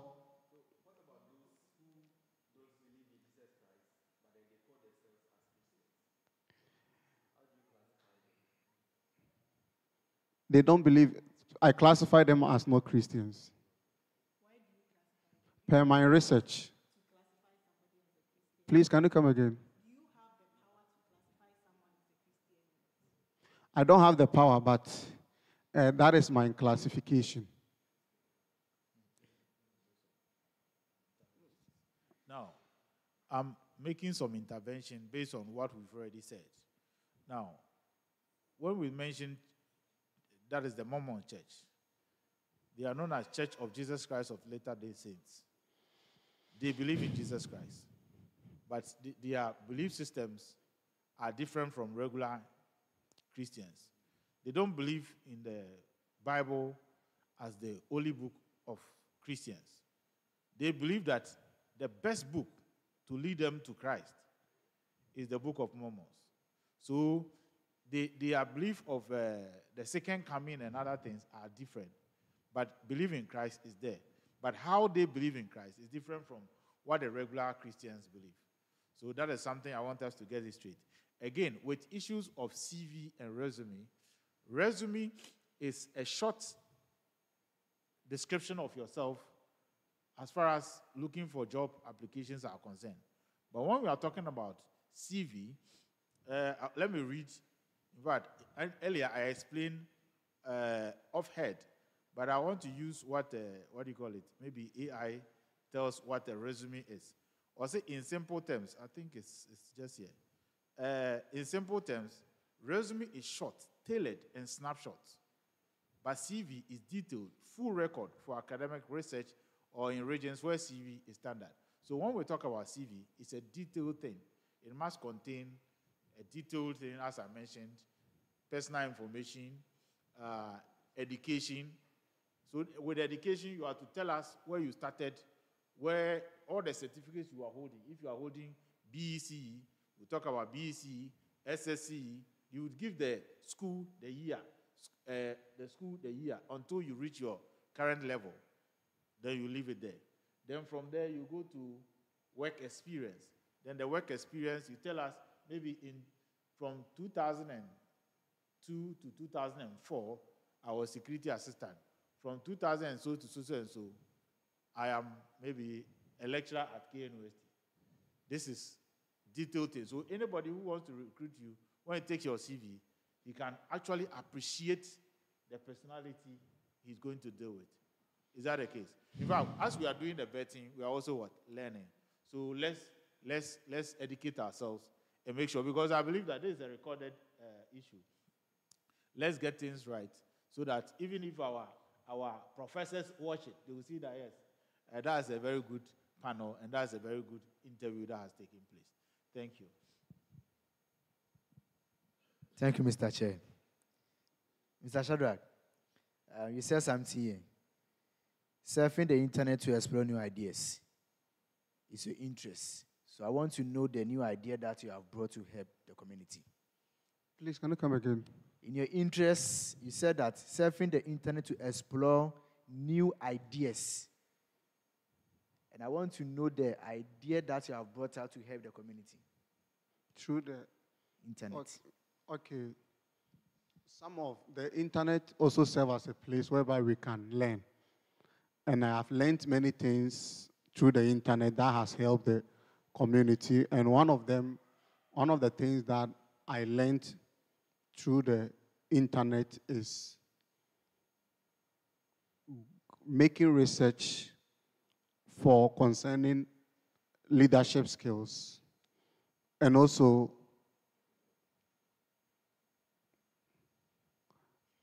making research concerning when I was a teacher, I made research on the internet concerning some of the topics I do not understand. And through the internet, tell us one topic that you couldn't understand as a teacher. Board mass. I forgot about it, but I made research on the internet and I remembered it, and I was able to use it to help the community. So now do we understand board mass? Please, can you come again? As it stands now, you understand board mass. I have stopped teaching for a very long time.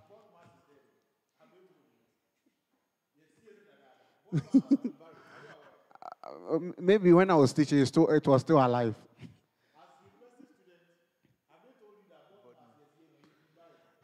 No, I have not heard of that. Okay, so dealing with expression with multiple arithmetic operation. Please, can you come again? Dealing with expression with multiple arithmetic operation.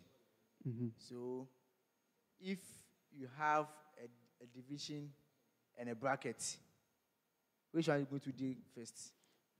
Bracket. Bracket. Yes, please. Okay. You said that one of your interests is movies and music. I want to know your best artist. My best artist is Nathaniel Bassey. Nathaniel Bassey. Can you give us one music from him? Please, can you come again? Give us one music from Nathaniel Bassey.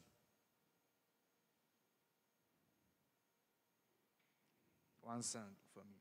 Yahweh Sabaoth, Yahweh Sabaoth, Yahweh Sabaoth, Yahweh Sabaoth. So, Mr. Shadrach, Yes, please. Sabah, what's the meaning of that? It means the Lord of hosts. Lord of hosts. Yes, please.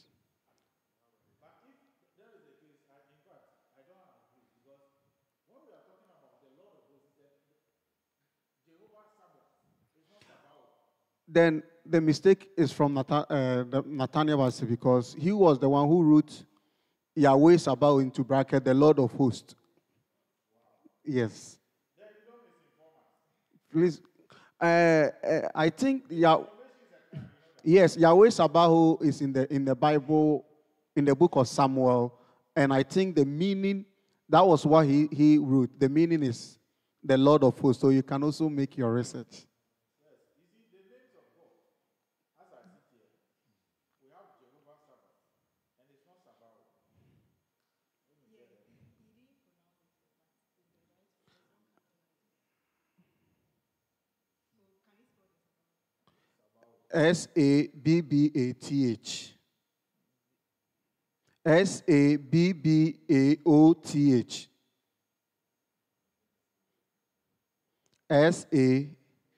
Sabbaoth. Sabbaoth. I said S-A.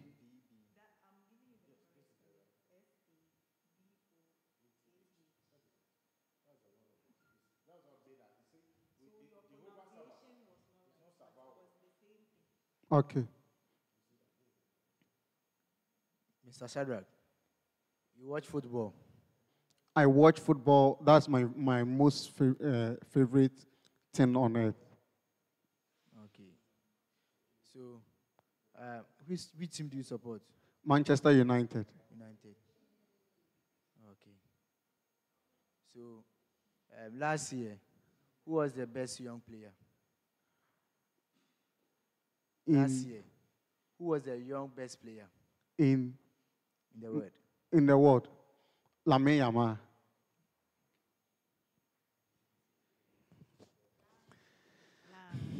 Okay.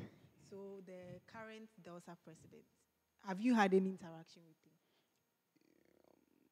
Yes, please. What did you talk about? What did you talk about?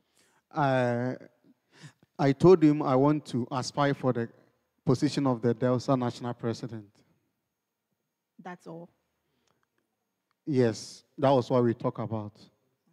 You didn't ask him about his policies, anything? No, I didn't ask him of his policies. Okay. So I've given you an assignment, so please, do you remember? Yes. What did I say? I should reframe some. I should. Please, if you may kindly come again with the assignment. So I told you to, the policy that you wrote, I told you that it's already being implemented. So go and look at what the current president is doing, and then build on it, and then rewrite your policy, and then resend it. That's what I told you to do. Mr. Shadrach, please, what is your weakness? Saying no. Come again? Saying no.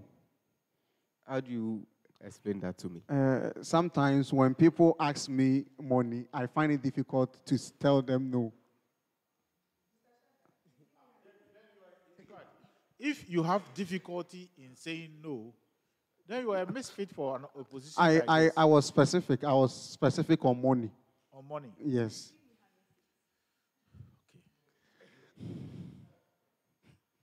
Okay. So it means you have plenty of money in your pocket. No, it's not up to 100 cities, so I can't give you. But you say you can't say no. So what are you talking about? All right. Tell us about the Delta Constitution. What do you know about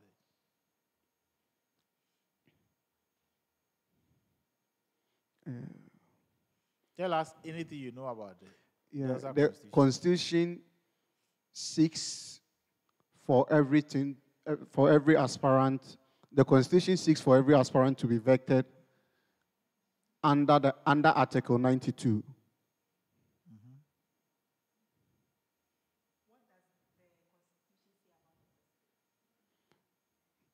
he is the leader and the chief spokesperson of the entire student body under his jurisdiction.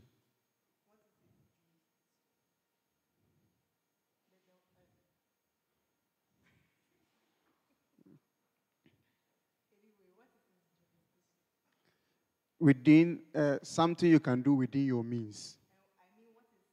Hey, jurisdiction means something you can do within your means. My brother, somebody looking for national president. Under his power. Charlie. Please, can you come again? Can you give her the microphone? We are saying that. Tell us from what you are saying. In fact, the question that she posed was that, what is the jurisdiction of the national president? To be the student, the DELSA student body. So when we say jurisdiction, how do you understand? I understand it. In my opinion, it means something you can do within your means. So I put it to you that you are far from right. When we say jurisdiction, in business we call it is it the line of scope, or like the distance where your power can reach? That's your jurisdiction. Or the scope of your authority, that's your jurisdiction. Or the area where you enforce your power or your authority, that is your jurisdiction. Or the scope or the box within which you are working, or your territory. So when we say jurisdiction, it's a place where your power can extend to. So the president of Ghana, his jurisdiction is the boundaries of Ghana. It can extend to Togo. Understood? Yes, please. Good. So that is that. Now, as somebody aspiring to become the national president, tell me the composition of the National Executive Committee. The National Executive Committee comprises with the national president, the secretary, and the financial secretary. What are their functions? The function of the national president is to be the leader and the chief spokesperson of the entire student body. My brother, I'm not saying president. We have taken you to the executive committee.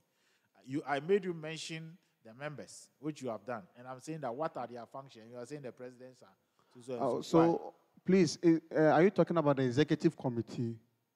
What was the question I asked you? What is the composition of the executive committee? The executive committee. No, please. After you, what was the question I followed up? Please, can you kindly come again? You are absent-minded. You said what was their what is? No. No. What is their function? Yes. So it means the secretary or the executive committee, right? He didn't ask the function of each of the members of the committee. The function of the committee. Yes. And that was why I asked, is it the committee? So you are here to ask that question too. Hey, this guy. So they seek the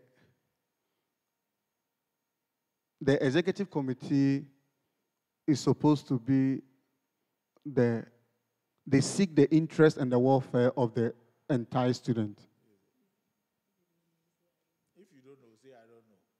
But don't give us gibberish. You understand that? Yes. You say you are English teacher. I say don't give us gibberish. You understand? Okay? Don't give us junk, right? If you don't know, say I don't know. Do I make myself clear? Yes. But don't forget, you say for money, you will say give it to us. You give it to us. Don't be so. You can't say no. A woman has asked you, so if a woman asks you that, my brother, give me the SRC money, you go and bring it, isn't it? That's why I was saying my money. Hey, you didn't say my money. Oh. You didn't put the clause. Okay, now I'm putting it there, my money. My money, eh? Okay. I see. Code of conduct. What is the code of conduct of the president? What should be your code? As national president, what is your code of conduct? What are we expected from you as?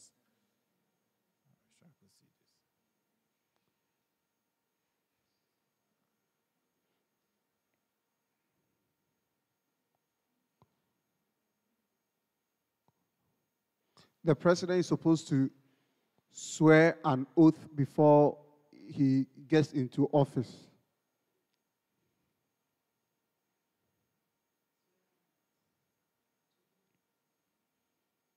To the entire student body. The president has to seek the interest of the student body. Let me tell you the code of conduct. If you don't know, say you don't know, but don't try to beat us with junk answers. Now, the code of conduct for SRC officers, of which the president is among, is 1. The officer shall not put himself in a position where his or her personal interests conflict or is likely to conflict with the performance or the functions of his office. 2, the officer shall not, at all times, in the best interest of DELSA community, the exercise of power by DELSA officers shall not be arbitrary, capricious, or based on whether by resentment, prejudice, or personal dislike, and shall be in accordance with due process of law. So it means that if you are a DELSA president or national president, you don't like somebody at middle sector, you don't say because I don't like middle sector people, nothing good will go there. You don't put your personal interest in the matter. Once it's a national matter, you address the issues dispassionately without personal feelings. Do you understand? Yes, please. So if you get a chance, will you discharge your duties dispassionately? Can you come again? Please, can you come again with the question? I say, if you get a chance to become SRC national president, will you discharge your duties dispassionately? No. No. Yes, Charlie. The national president won't see the word dispassionate as it.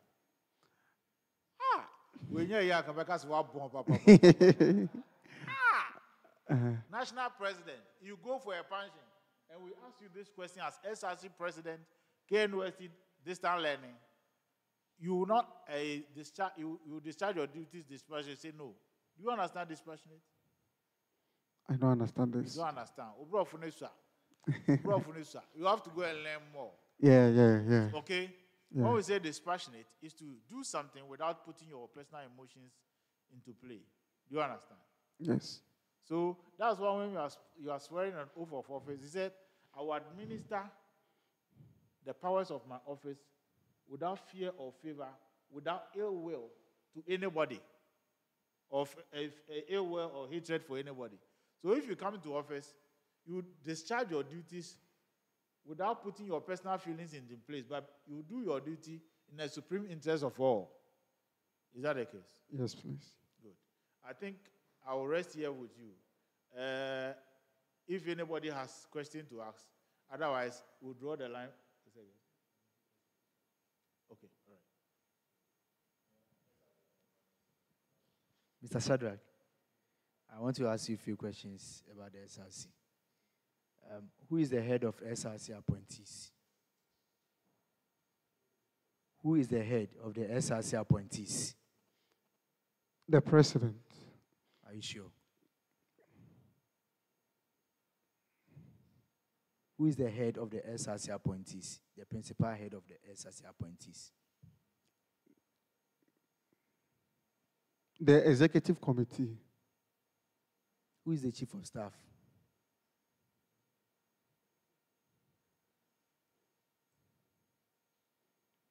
Okay. Who appoints the Speaker of Parliament? The president in consultation with the executive committee. Are you sure? Yes, that was what was stated in the constitution. So it means there is no simple majority by the parliamentarians. By what you are saying.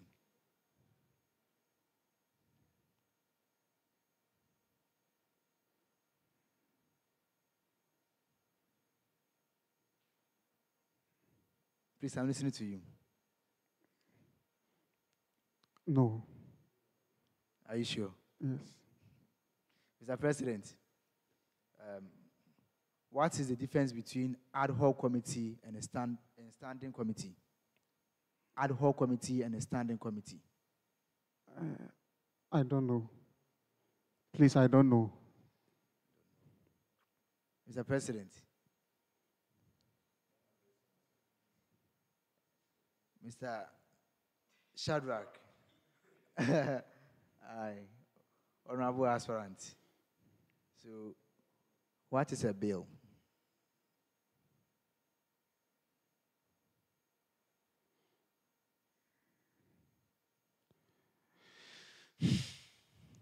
A bill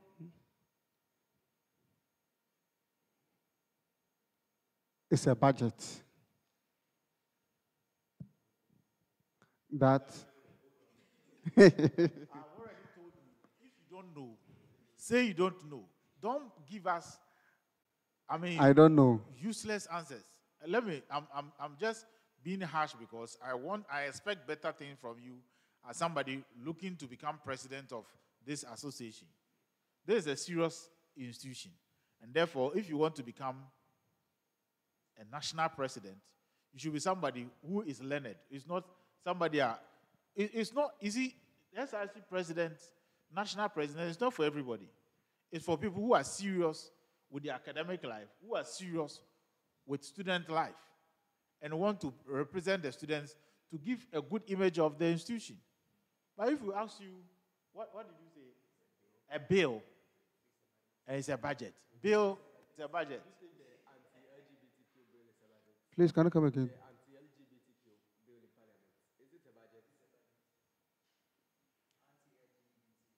No. So if you don't know, say you don't know. It's better than to say nonsense. If you don't know, obi a osimi nim no ne ho nya he say unim so osimi nim. Why? Okay. So please, if you don't know, tell us you don't know. For example, if I don't know, I don't know. In fact, I will not give this the answer to what a bill is, because probably your opponents could also be hearing and they will come with full force that they are going to tell us what a bill is. If you don't know, say you don't know. The other people may come and they also try their luck if that question comes their way. On this note, I think we'll draw the curtain for you and we wish you the best of luck. But if you want to become SRC Delta National President, please read more, research more, and make sure that if you succeed, you are representing a whole lot of students. And therefore, if you go to any platform and you are not on point, you bring disgrace to all of us. You lower the flag of KNUST.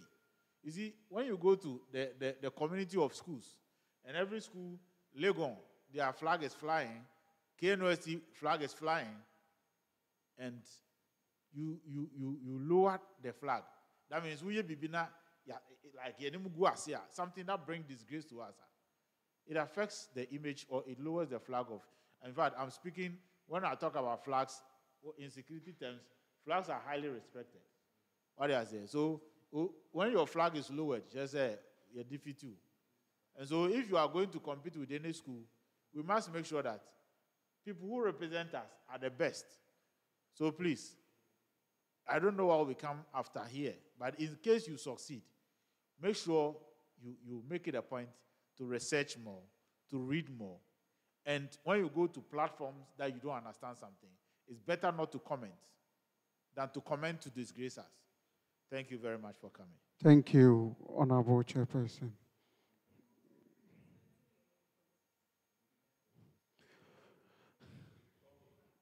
Do you have anything to tell us? How we put you through?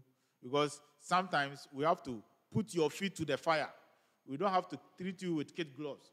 Sometimes we have to pour hot water on you to see what will come out of you. Yeah, what I would want to tell you is that even good, before it shines, it is refined. Yes. So I have been refined, and I'm coming out with, as our honorable, I don't know her name, but as she said, I'm coming out with an updated policy.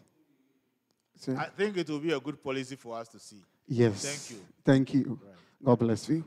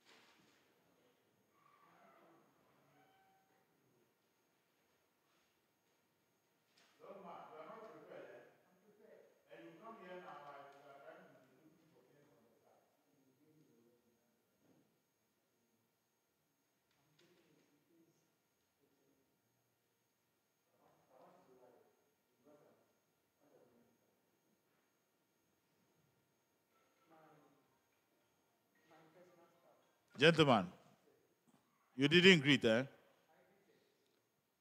How did you greet? Without saying good afternoon. Without saying good afternoon, right? I didn't hear. Did you hear that? I only saw this. I didn't see good afternoon here from him. All the same, please take a seat.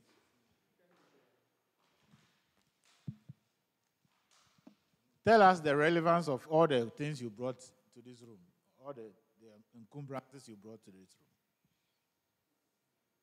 Okay, so good afternoon once again. Honorable Chair, please, they are my personal belongings, and I don't think I would have to bring them forward here with me. You could have been in your bag without necessarily being removed with plenty of things. The way you came to your the room, it's like as if you are going to, I don't know, you were too crowded. You could have come in a simple manner. You come, even if you have your bag, you drop it at the place, and you just walk here. But you came and like you are searching things left, right, center. Are you prepared? Yes, please. What's your name? My name is Frank Dugra Macedon. Why are you here?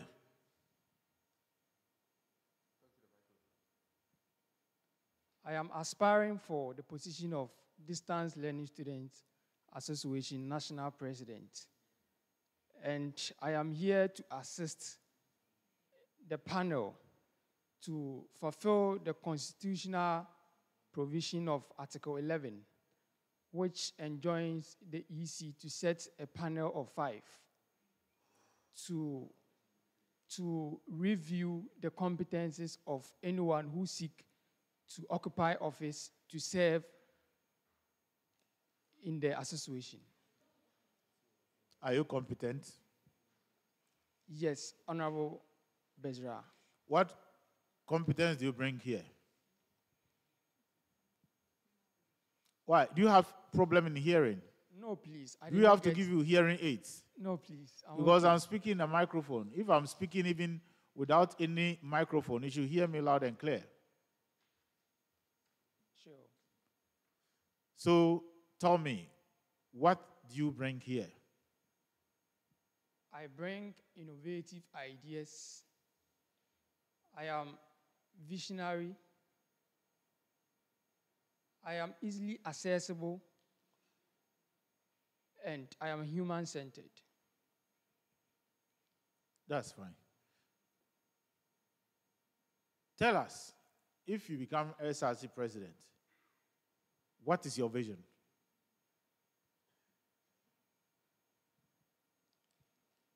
My vision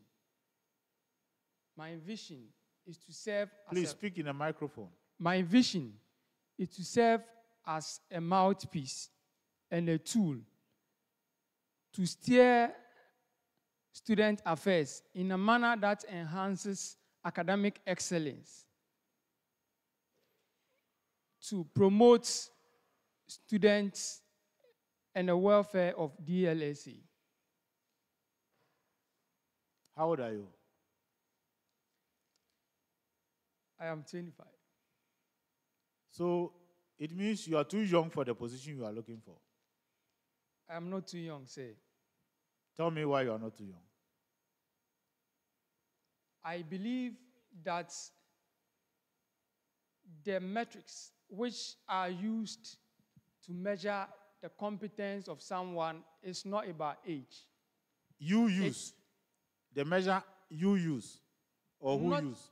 Generally, it is not about age. It's about how prepared someone is to serve anyone or an association. So it's about my core values and not necessarily my age. What is core value? Core values are my principles. You said nothing. If you say core values are your principles, everybody has principles. Okay? So what are your core values? Honorable Chair, when I say core values, I mean I am visionary. I believe in using present solutions to solve both future and present problems. I am easily accessible. I am open to everyone. Anyone can reach out to me via online, in person, or anywhere. So these are my core values.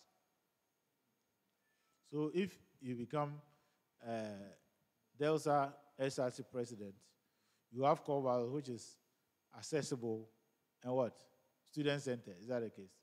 And visionary. And visionary. What is your vision? Result-oriented. Ask of your vision. Tell us, when you get a position, what you want to do for the students. Okay. So I have plethora of things I would wish to do to serve the association. And one is that I have realized that the virtual classroom, which we used to do assignments, submit assignments where we received other relevant academic information, sometimes lacks the feature of notification. Sometimes an information would be posted on the virtual classroom, but students might not be prompted to go and check. So I am looking forward to build a feature where anytime that an information is being dropped, there is going to be a notification so that there wouldn't be any delay in students visiting the app to respond to academic responsibilities. Yes. So if I understand, your vision is to retune or fine-tune our visual class app. Is that the case? As part of my vision, yes. My brother, don't tell me as part of your vision. We ask you what is your vision. When you get the opportunity to become SRC president, what are you bringing on board, or what do you intend to do for the students? And you are telling me that you are going to update our app to give notification. That is your vision. Number one priority is to fine-tune or update our app. No, is that what you want to do? No, Honorable Chair, please, if that is what you meant, then I think I didn't get you clearly. If it's about vision, then my vision... What is vision? So it means that all this while, you are hallucinating. You are daydreaming. All the questions I'm asking you, they are loud and clear, and they are in English. So I'm wondering how I've been asking you questions about vision and all that, and up to now you are not telling me if I'm now talking about vision.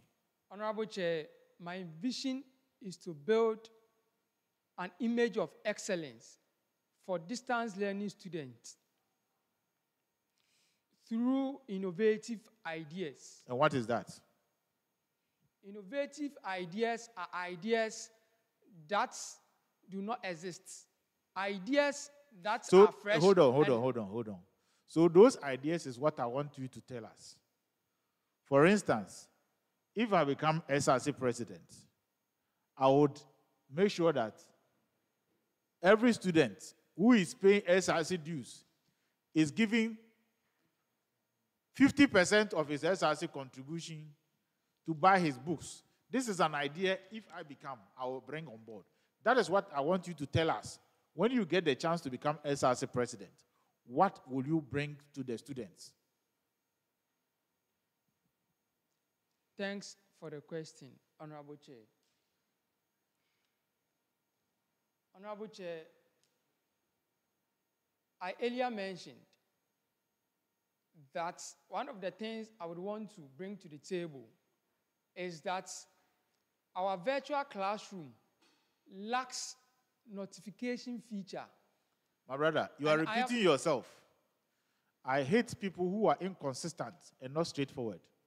In fact, I hate people who are inconsistent and does not stay by what they stand for.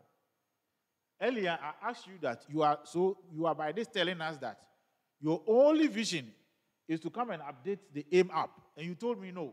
Is that not it? So why are you going back or taking us back? Or you think we don't have anything doing? Honorable Chair, yes, I have a lot of visions. I mean policies. One also is that No, don't tell me I one seek- also is that. Tell me one, this, I two, s- this, three, this. I seek to champion more enhanced and structured academic platform Oh boy. whereby There's always students- structured platform already. We have structured platform. We have the AIM app. We have the V class. It's a structured platform. The lecturers have their everything there. We students who have our everything there. What are you bringing on board? What new thing? Or you have nothing? Tell us you have nothing. Thank you, Honorable Chair. Those platforms that exist, Your people is disturbing you. it's not You see, you disturbing- shouldn't have brought it. That's what, Honorable Chair, though I'm here to be vetted, I'm here to be learned as well. So I have a sheet with me in case any new ideas or anything. That is a drops. good point. It's commendable. Yes, Please yes. continue. Thank you. So, Honorable Chair,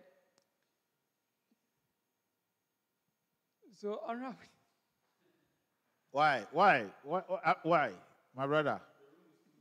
Is it too hot? No. We should increase the cooling. I'm okay. All right. So the app I am talking about, or the platform I am talking about, is solely going to be for SRC. And that app is where we are going to share SRC information. The AIM app you mentioned is a great idea, which is helping the students. But lecturers have access to AIM app. AIM app contains a lot of academic info. But SRC app, or this feature I'm talking about, is going to only provide students with SRC-related events and activities. Hold on. So My brother, that hold on. Did you make research before coming here? Yes, please. Okay. When you are setting targets or goals, it has to be smart. Do you know that? Thank you, sir. What does it stand for? Smart. In goal setting, what does it mean? Smart, Honorable Chair, as in? As in goal setting. Goal setting. Thank you. Smart in goal setting, in my understanding, is to set a goal that fits the situation at hand.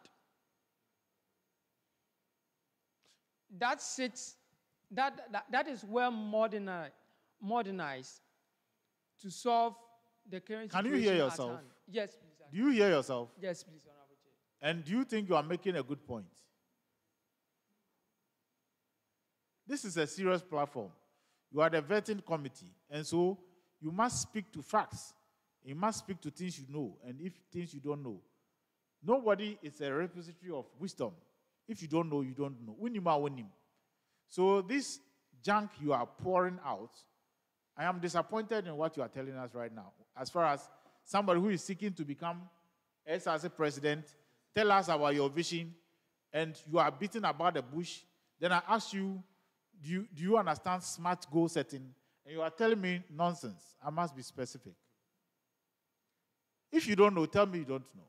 Then maybe I will educate you. Honorable Chair, I will need your education on that. Good. Thank you. So when you are setting goals and you are to use that smart goal setting, smart means you must be specific. Okay? And M will stand for measurable. A is attainable. R is realistic. And T is time bound. The T is what? Time bound. Now, I'm taking you back to the goals that you say you are going to create SRC platform. That platform, have you created it already? No, please, Honorable Chair. So, when are you going to get approval for it, and when are you going to roll it out? Honorable Chair, this app I am talking about is an app that I would wish is being implemented now. But as it stands now, I am not in a capacity. Do you know what goes into development of an app? Honorable Chair, is an app that I am not going to set up myself. there are expertise that we can source. Is it free or is going to be pay up? We should pay before it's developed for us. Is it going to be free? Honorable Chair, I believe that by God's grace, IDL has students who are experts in IT field. You are guessing.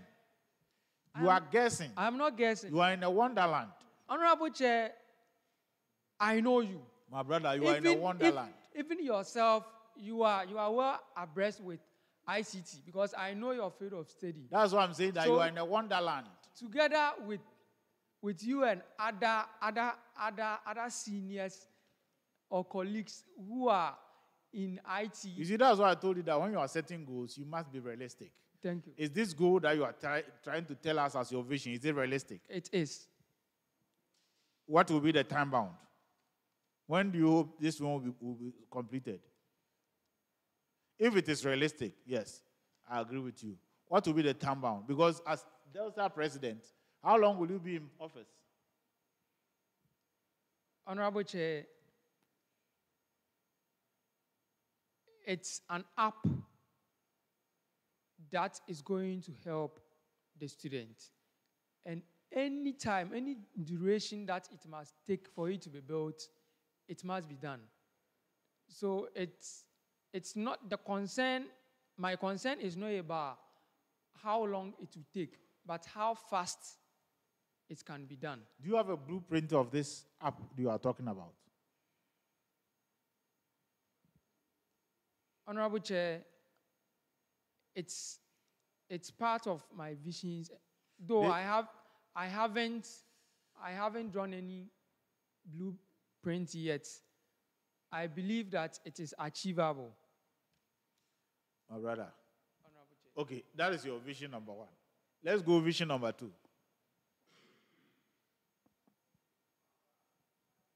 Honorable Chair, I seek to collaborate with authorities and other relevant stakeholders to offer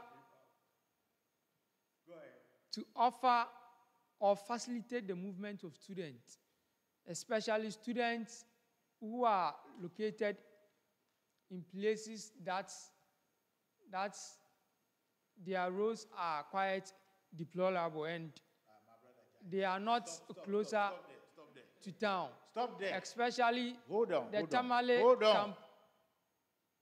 You see, you are speaking like you are vying for a regular SRC president. You are vying for distant learning. And most of the time, we do our things online. And you are talking about facilitating buses.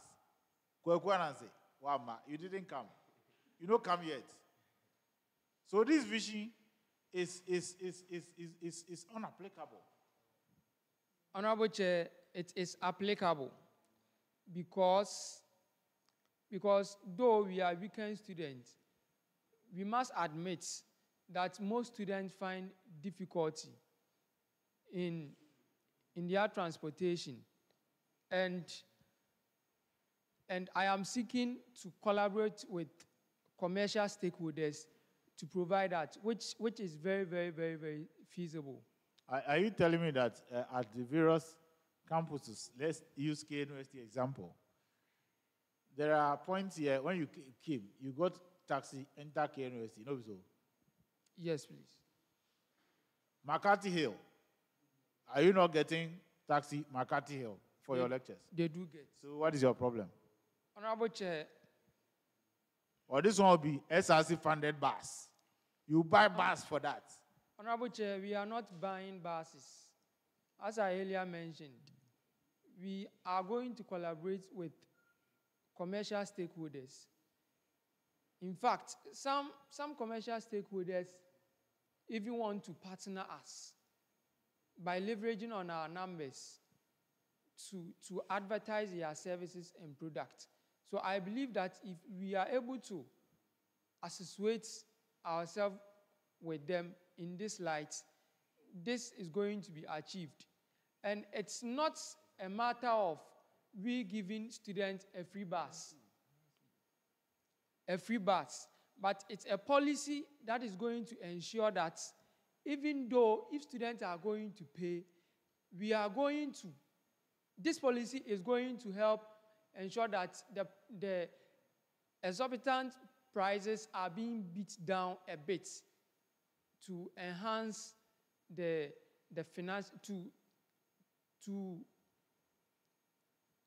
give students the opportunity and enhance their movement to school. Yes. This one, will the bus go and pick them from their houses? No, please. There are various vantage points that we all know, or I know personally, that from those places to campus, it's quite difficult to get a car. And even to get the prices are very, very, very cutting truth ones.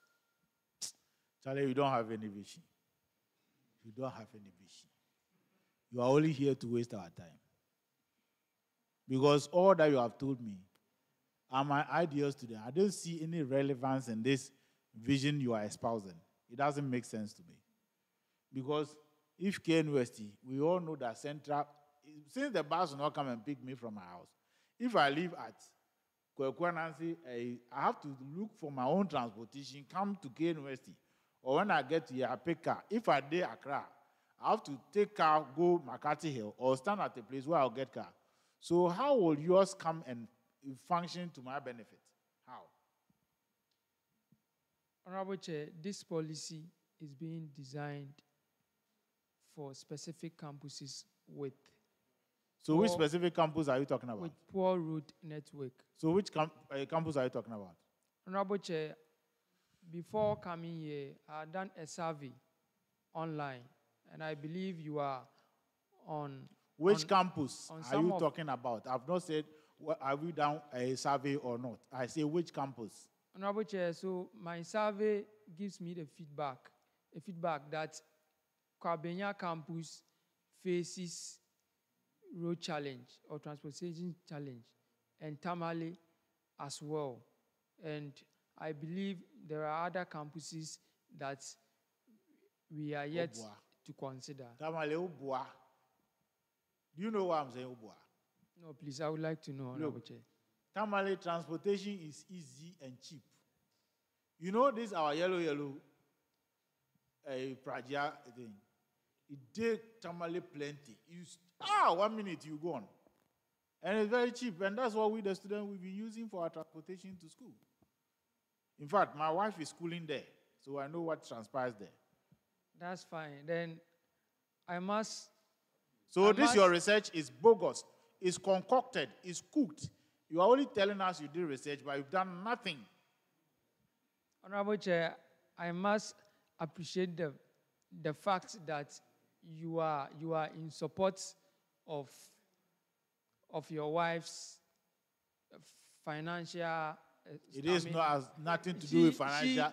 My brother. Being able to. I think that there are a lot of students who are facing this challenge. And your wife might not be part, but it's a general problem. And I would like to address when I get a note. You didn't do any survey? Yeah, I did a survey, and I Can you show us the survey, how you went about it? Yes, please. Tell us.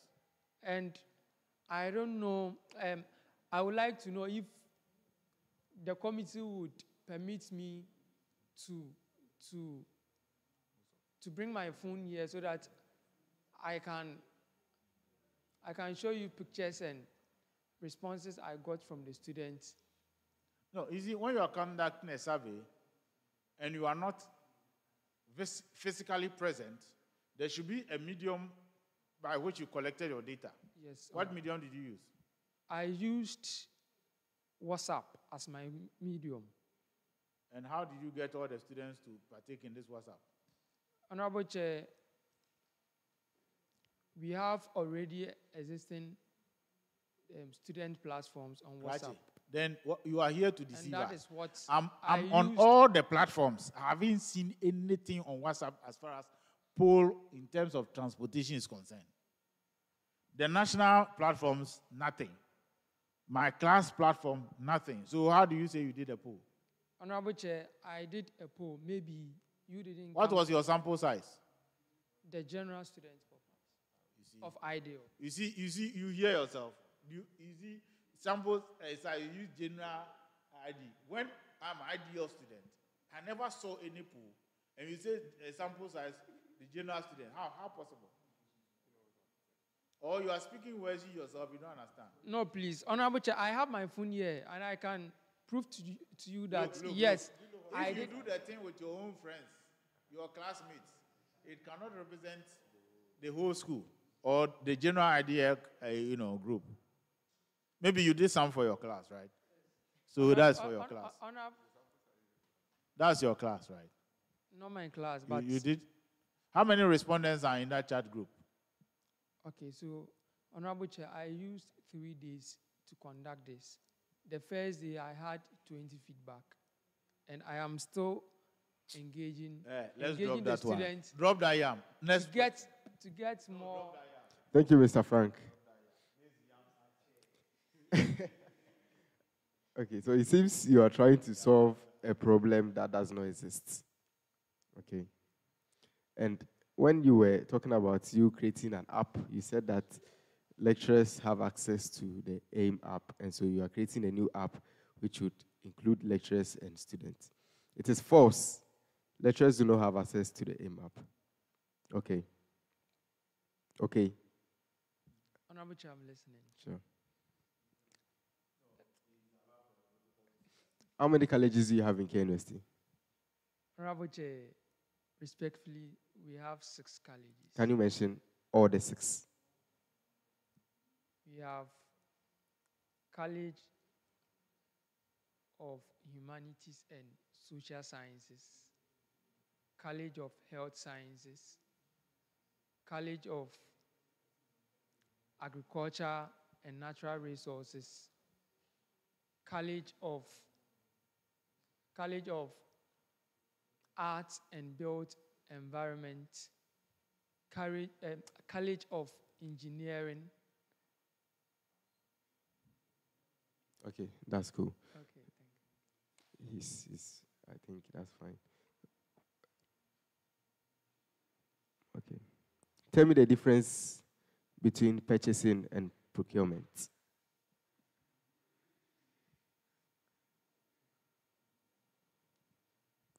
You have HND purchasing and supply from Accra Technical University. Yes, please. Tell me the difference between purchasing and procurement. Honorable Chair, purchasing is a mere buying of goods and services. But procurement is a broader version of purchasing. Procurement seeks to manage, control the affairs of buying and selling.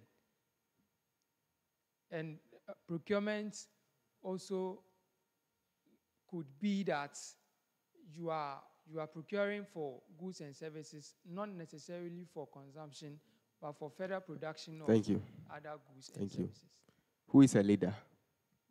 Who is a leader? A leader is someone who influences others in a positive way to achieve a common goal. Who is a manager?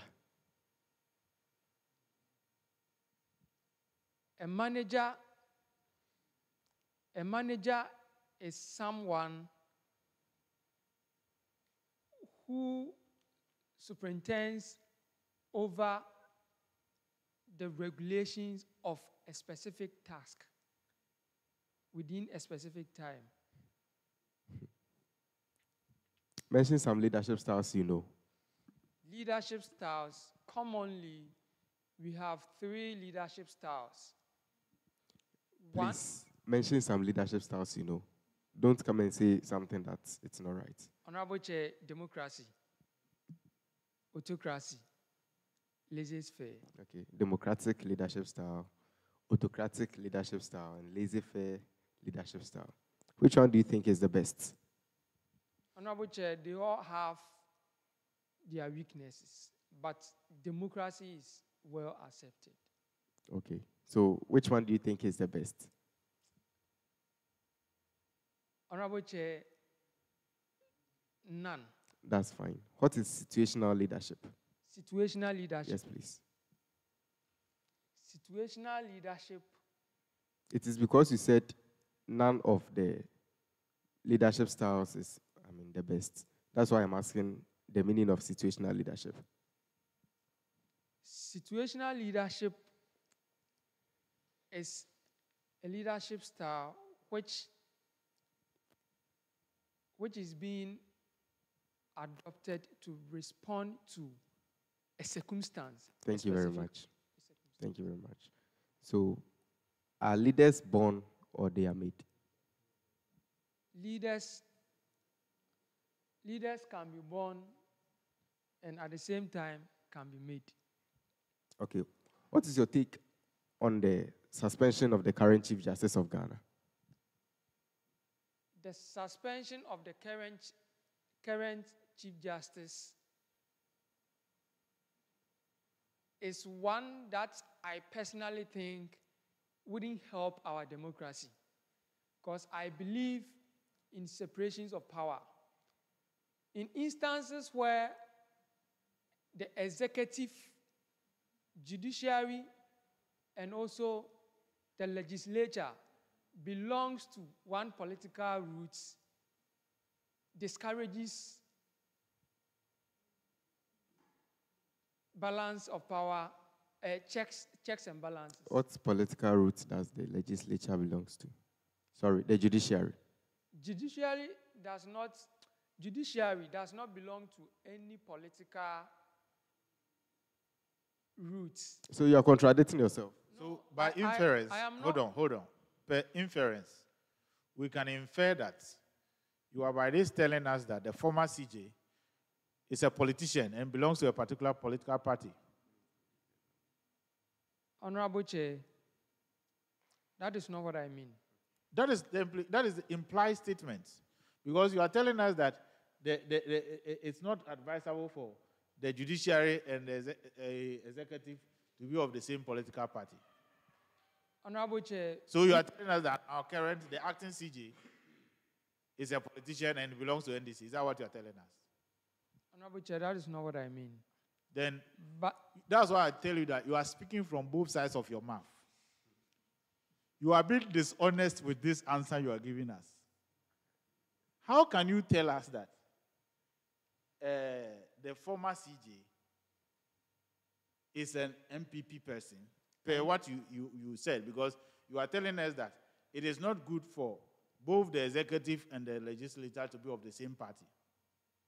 And if they are of different parties, it brings checks and balances. And so if the former or the suspended Chief Justice is on suspension, it means that what we are bringing now is of the same party, per what you are telling us. Honorable Chair, and therefore, it's not good for both to be of the same party. Honorable Chair, that is not what I mean. So what do you mean? And we shouldn't pretend. Political appointees mostly come in a form of political association. We shouldn't pretend. Okay, so convince us that the Chief Justice... Please. Should not... If you are saying we shouldn't pretend, I take serious exception to this route you are going. Because to me, nobody is here to pretend about anything. And one thing you must understand is that there are some things is beyond you and I. So if you are here, we shouldn't pretend. What do you mean by that? Honorable Chair, I retract that statement. What I mean is that I wouldn't pretend. I wouldn't try to make it look like I don't know that I am not aware that political appointments come in a form of you see the point you are making? Come in a way that we appoint people who are entirely independent. Some way or somehow, appointment has some political undertones. If I'm the president of the day and I have a role in this SRC vetting, I will make them sack you from here immediately.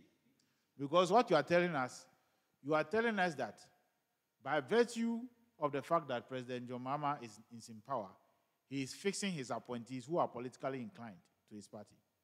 But he has sworn an oath to discharge his duty fair and just, without ill will to anybody. So you are telling us that his action is ill will, and that's why he is suspended. But let me educate you here. Ghana has a constitution. And anything that does not sit well with the constitution is challenged in the Supreme Court of Ghana. The former CJ has challenged this matter in the Supreme Court of Ghana, of which she superintended. And all her cases that she has sent there did not fly. So, all the former, the Supreme Court judges, were they all appointed? Yes. Were they all appointed by the same government?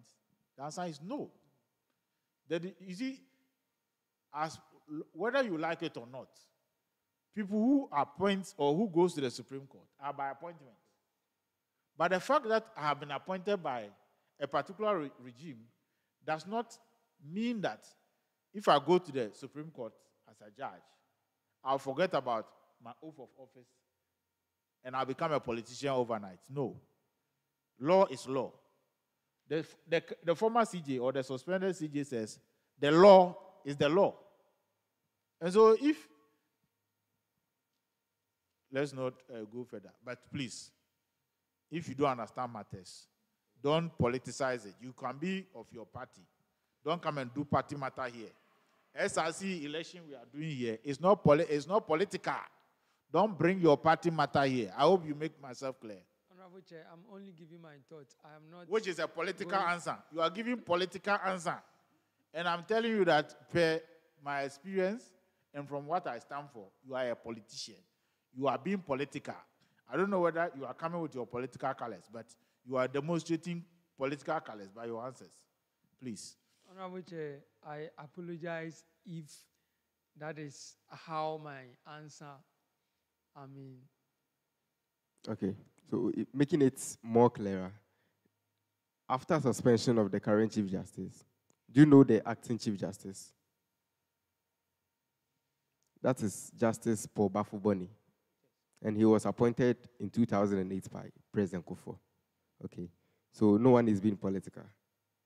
So have you asked yourself why the acting Chief Justice is not someone who was appointed in the regime of NDC?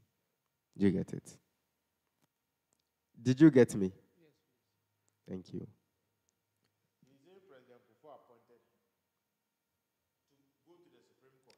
And he's now the acting Chief Justice. He has been appointed to become the CJ, that's the Chief Justice of all the Supreme Court judges. Okay. Honorable Chair, I express interest in the CJ matter, and I would like to see you one-on-one so that you brief me well. Okay, thank you. Do you watch or listen to news? I watch and listen, Honorable What Chair. is the current issue trending in Ghana? Honorable Chair, I must say one of the current issues trending in Ghana is the helicopter crash that happens somewhere in the Ashanti region, Adansi, on the 5th of August. Okay. Which led to the loss of 8 statesmen. Okay. To mention the Defense Minister, Honorable Edward Omanibuama,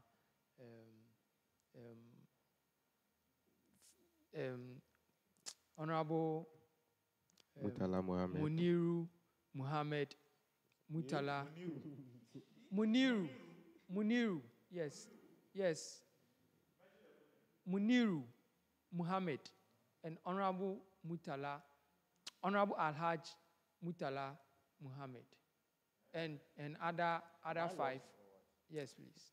Okay. Rest in peace to their souls. Please, after that, some youth in Ghana have been on social media leveling several allegations that the current government has hand in that. And these people, some of them have been picked up by the national securities. And, Okay. Thank you very much. Okay. What program did you read in senior high school? Senior high school, I read business. Okay. Do you know how a leap year is formed? How? A leap year is formed. I don't recall. What is a leap year? What is a leap year? Your knowledge on that. I don't recall. Your knowledge on a leap year. Leap year.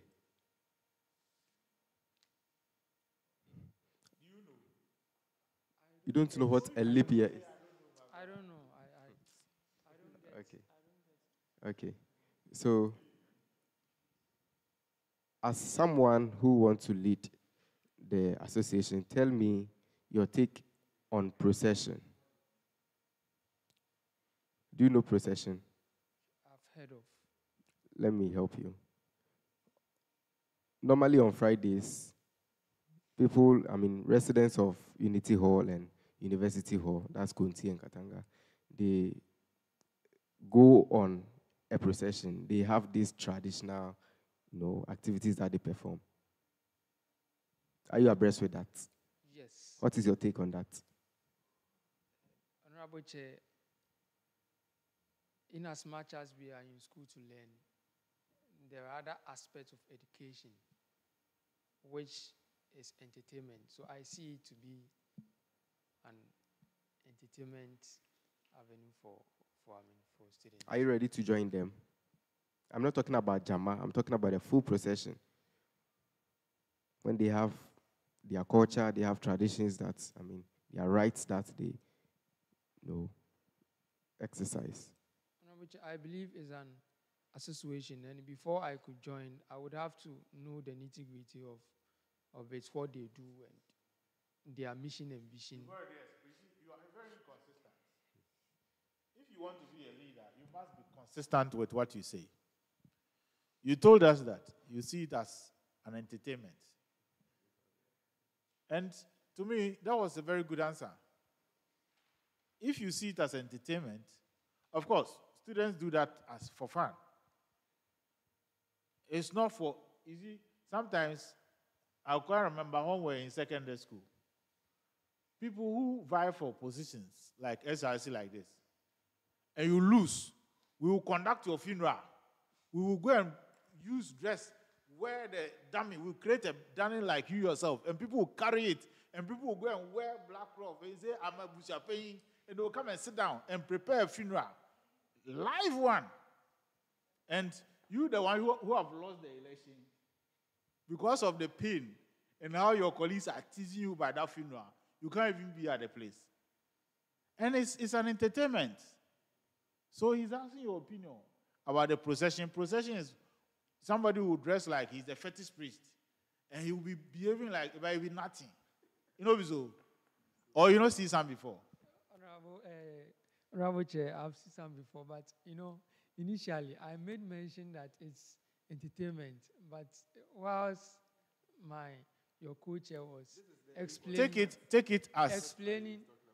Take it. Hold on. You see, you are here to vie for a position, but more so we are teaching you, or we are educating you. When you go for any interview and you say something, you must stand by what you have said and defend it. You don't begin to speak from both sides of your mouth and begin to lie through your teeth. When the thing is black, you know this, you say you change your mouth. No, don't change your mouth. What you believe, stand by it and defend it. Your opinion is different from mine. So what you believe in, you can tell me that for you, you see that as an entertainment. Somebody who is more entrenched in his religious belief will say that, no, that is fetish. It's a bosom, and I will never take part of that. Such people are myopic in their appreciation of things. So somebody who wants to lead students must be knowledgeable and to have room to even accommodate some of those things and see it as entertainment. If people are holding and carrying, let's say, a pot, somebody can also carry something like a dummy and say, a bosom, and behave as if it's indeed is a bosom. But it's about faith. If you don't believe in it, don't believe in it. But you can join them dancing and go and sleep. When you dance, you are a regular student, right? Yeah, so sometimes they will dance, they will sweat, and go and sleep. When you take part, will you go to hell? No. God give you know that it will be school life. No, so thank you. Okay, I would want to leave you for now, but can you please tell me, with your policies, which one of them would I benefit as a regular student?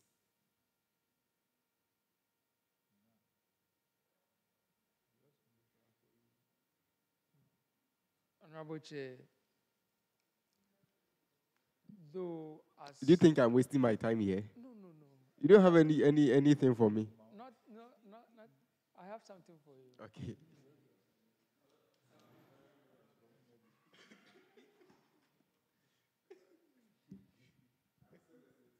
Honorable Chair, my policies are tailored in a way that it's going to fix problems of association. So I'm sorry to say that I did not include you in my policies. Yes.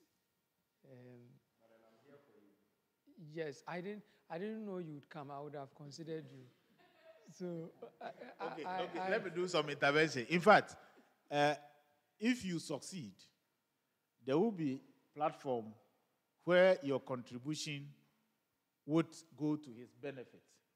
And that is anybody who is appointed as the DELSA national president is part of the SRC KNUST. And therefore, he will take part in decision making. That will affect regular and non-regular students. So, in fact, it means you have not done your research well. You understand?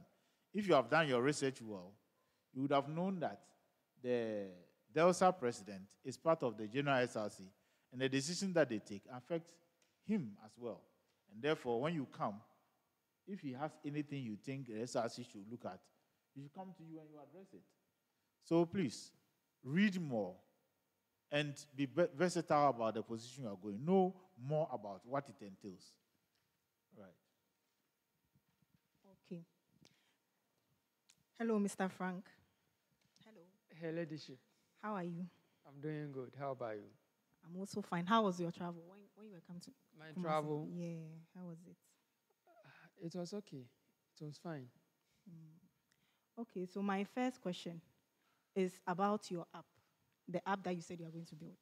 I don't really get the concept of the app, so please rehash on it in 60 seconds. Just rehash on it and let me understand. Yeah. Thank you for the opportunity to explain my policy concerning the app. 60 seconds. Yes, please. The app seek to serve students of distance learning association. This app is going to serve as a platform that we are going to relay information to students. You know, we are more dependent on WhatsApp platforms for info, but sometimes students don't pay attention due to the overhaul of messages that comes on the WhatsApp platform. So with the app, it is well tailored. It's okay. So the next question is do you think the app is really necessary? Yes, please, it is. Because we already have platforms. We have the DELSA platforms, and we also have our social media pages as well. So do you think that introducing a new app, that is a new cost that we are going to incur, do you think is really necessary? Honorable Chair, though it is going to bring a little cost, I believe it's going to solve challenges too. Because looking at the platforms... Are the students complaining? Complaining about? About the way information is being delivered? Yes, please. It is not really bad. I made mention of enhancing, meaning there is something already in place that is working. and I want to enhance it into more, into a better form, whereby when, for instance, a student misplaces his phone in one of the halls, you take it onto the app, you display it, it makes the eligibility of the announcement very crucial. So students will know that, yes, this is coming from SRC, and it's not coming from just anywhere. You know, WhatsApp platforms are open to everyone, and sometimes... Don't just be speaking. Don't just be speaking. You see, sometimes when you are before a panel, when they ask simple questions, go straight to the point. Don't beat about the bush. Go straight to the point. So the answer you are giving, how come a student loses his phone matter here? How? Honorable Chair, is an instance that's is an Don't example give that I am instances. citing. Go straight to the point. Relevant, material. Don't Okay. give us anything. So you also made mention that you have stakeholders for the commercial transportation. So can you give us an idea of the stakeholders that you already have? Her leadership, stakeholder, commercial stakeholders, I am referring to business organizations who are willing to You come said on you board. have it. That's why I want to know. Or are you now going to speak to them? You said you have stakeholders that are going to help implement that policy. So I want to know the stakeholders that you've talked to. Or are you now going to talk to them? Honorable Chair, I don't remember saying, maybe you did not get me well. I wrote it down, so I know what I'm talking about. Okay, so maybe I think we should extract that portion of the statement.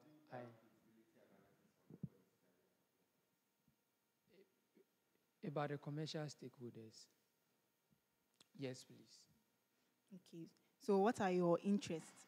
What are you most interested in? Your personal interests. My personal interests. Yes.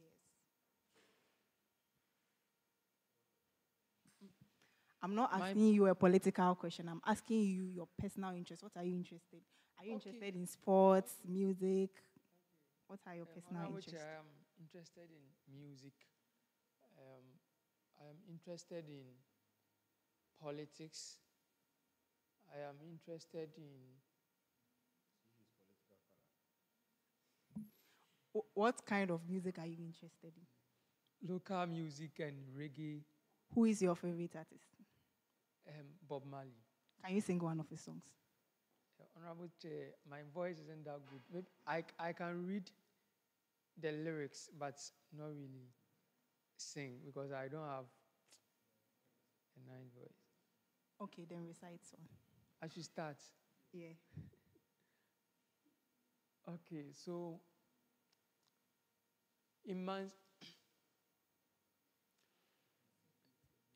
emancipate yourself from mental slavery. None but ourselves can free our mind. Redemption. And then we have until the thinking of men, which rates one rates superior and another inferior, is finally and permanently discredited and totally abandoned. We are at war. That is war. The title is war. So what's the meaning of the song? This song tries to unite the world together.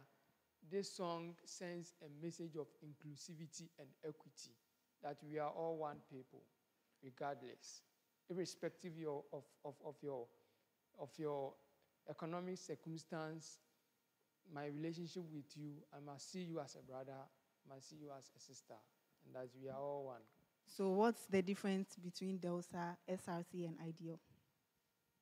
Thanks for the question. Honorable Chair, I believe that DELSA is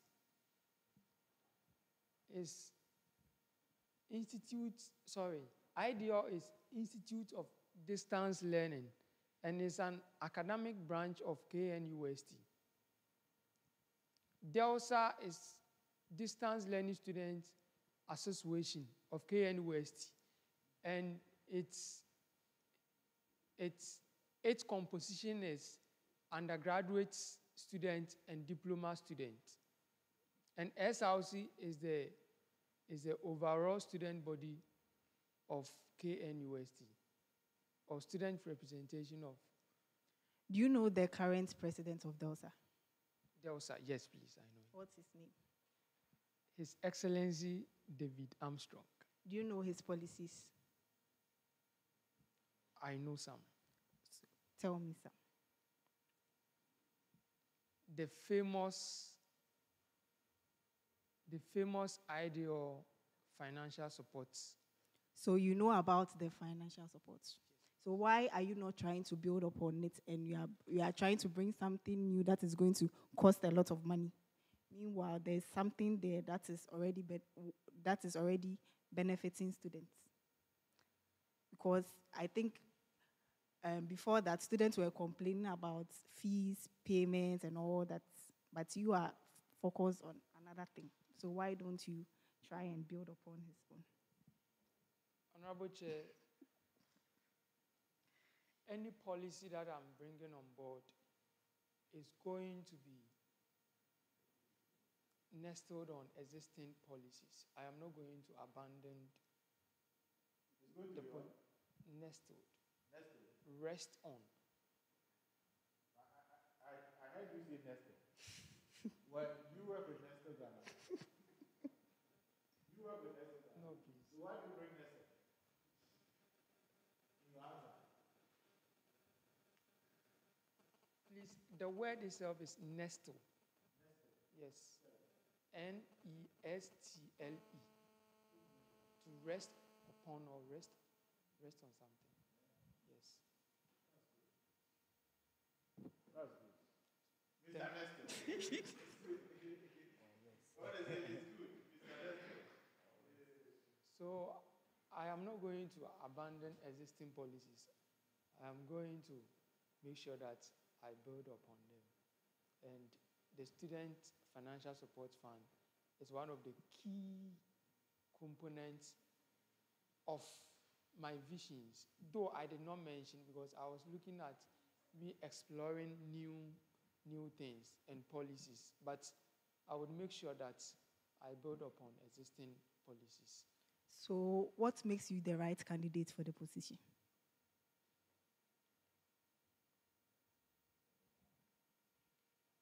I believe I am the right candidate for the position because I have engaged enough. I am someone who gives respect to anyone who is ahead of me.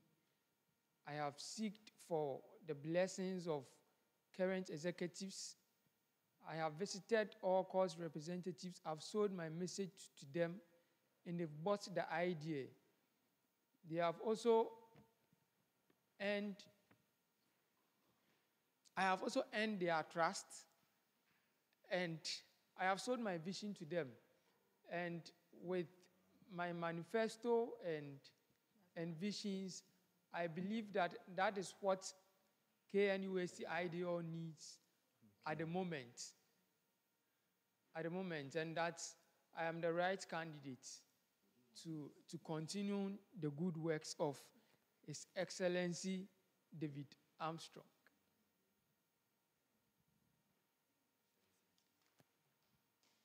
Mr. Frank. Honorable Chair. Okay. I want you to rate the current administration over 10. I should rate. Please, on what field? Or in general? Over 10. Okay.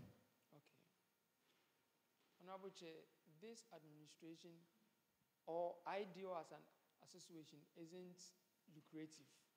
But looking at how... It is not lucrative. Yes. So over 10, so okay, that's over fine. 10. So I'll give them 7. Why? Because even with the limited resources, we are able to establish student support funds and other seminars which has helped shape and also has given students a broader knowledge of their field of study. Recently, there was a seminar on law, which I was able to participate and I learned. So I think with the limited resources, he has been able to make good use of it, which has benefited most of the students. Mr. Frank, Honorable, I want to know how limited it is.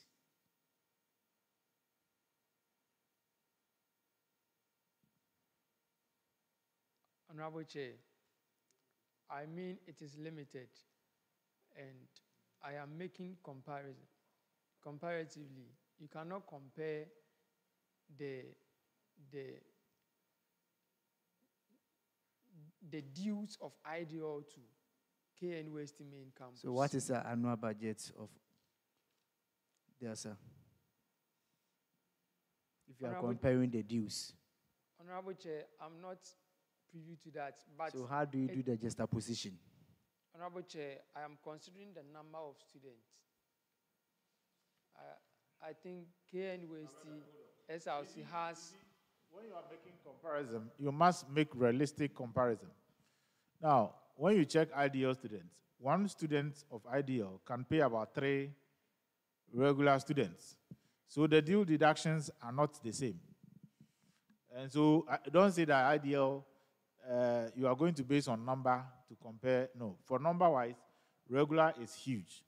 But maybe funds contribution-wise, if you don't know the facts, as I sit here, I don't have the various facts, but what I know for sure is that IDL pay more money as far as school fees and all things are concerned. That is one thing you must understand. But you are here to go to the office, so if you don't know what is there, don't speak to it. Thank you, Mr. Chair. Mr. Frank, Chair, I want you to tell us the current news on the AMAP.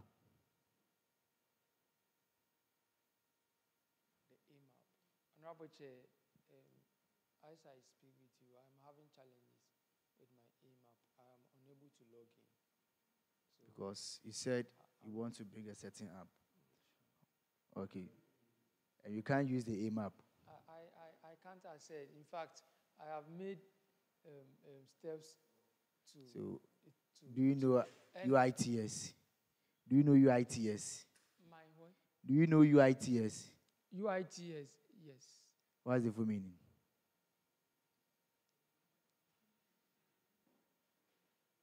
Honorable Chair,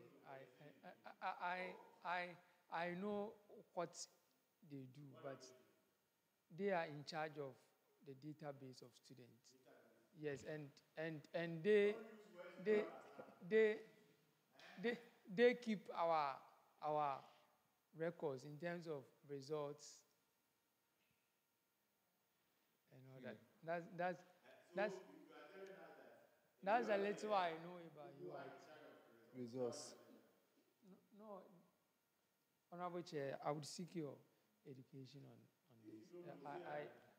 That's a little knowledge I had, but I think there is more to that. What is media?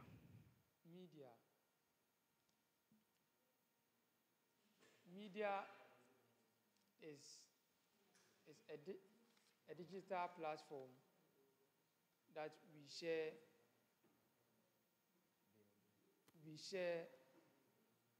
relevant information. So do you know any KNUST media handle?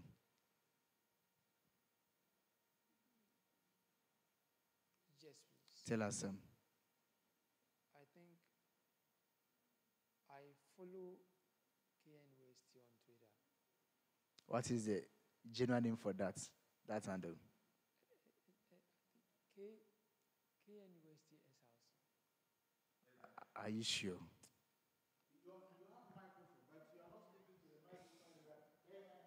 Okay, please. Now, Mr. Aspirant, I am telling you per my personal experience. You are saying that you've spoken to several officers and they have given you their blessing. But I'm telling you, based on my personal experience, that you are a dishonest person. You don't deserve to be here for this position.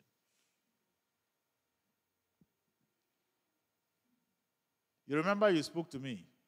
Yes, about please. members of Senate members. You wanted their contacts. Yes, please. What did I tell you?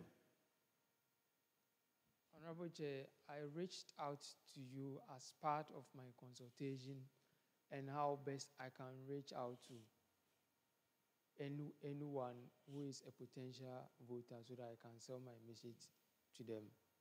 So I remember in June. Go straight to the point. Don't Yes, beat yes. about the bush. Tell Honorable long Chair, story. I- Go straight to the point. I want to give an account. No, it doesn't call for that. I'm saying that you reach out to me. What did I tell you? Oh, you told me this. What did I say? You said this. Let's go that way. Honorable Chair, I reached out to you. What for did I the- tell you? And you told me that I should reach out to the PRO, The national PRO. the national PRO. Did you do that? Before. No, before when you called me and I say go to him, did you do that? Honorable Chair, before reaching out to you, I had already reached out to him. So For- what was for- your answer that he for told you? You told me that he said you should come to me, isn't it? Honorable Chair, yes. When you told me that I should reach out to him, Yes. right away, I said, he has also mentioned that I should reach out to you.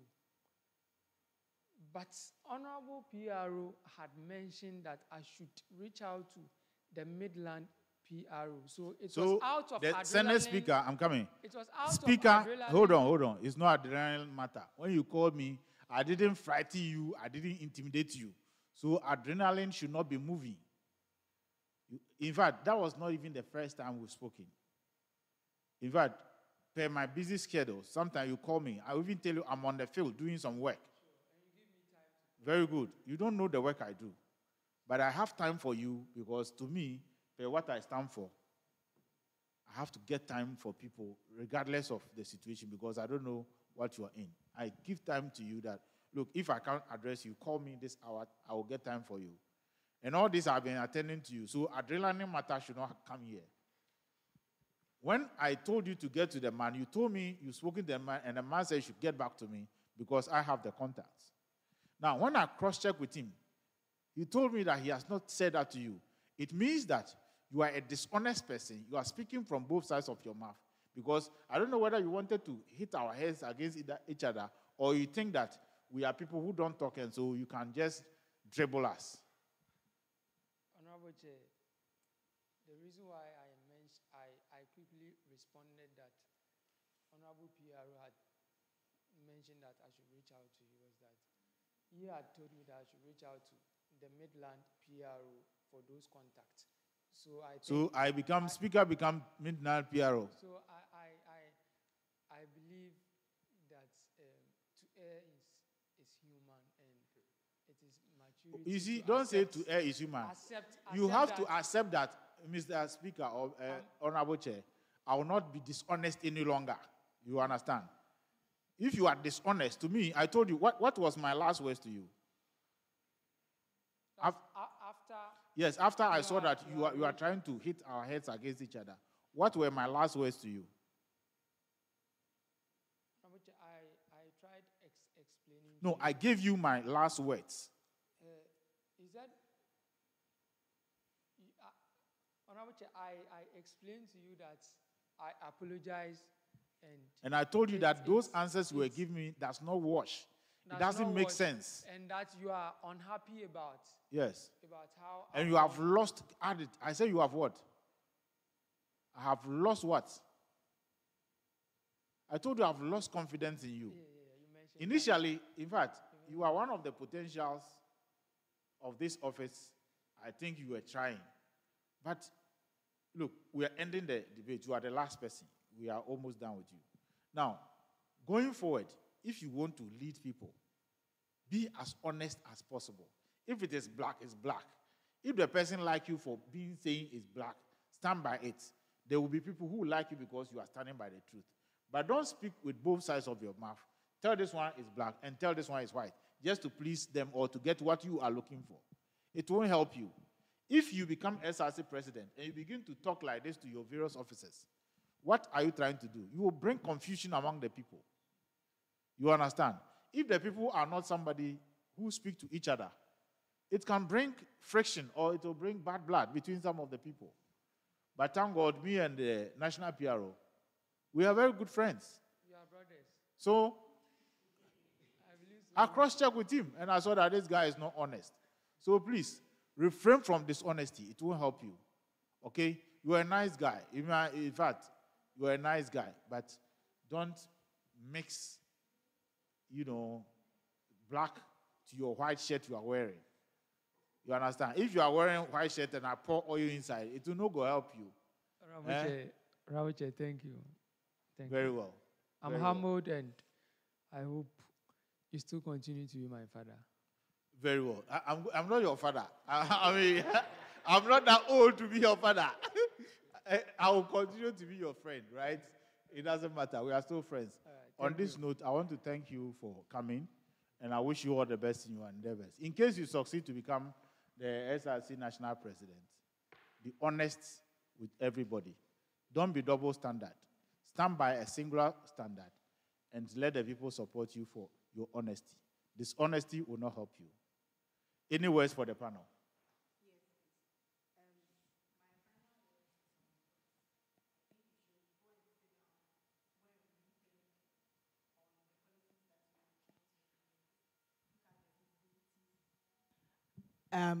Look at the feasibility, the time that you have at hand, and then try and solve problems that the student body actually need. We have Wi-Fi issues on campus. You could have talked about that. We have the school fees, the loan that Armstrong has already started, and there are other things that you can do. But for the app, to be honest with you, it's not going to be feasible, and I don't think you can do that. So I want you to go and rewrite your policies and then share them with us, okay? All right, thank you very much. Okay, you can leave now. All right, thank you. And I'm humbled to appear before you.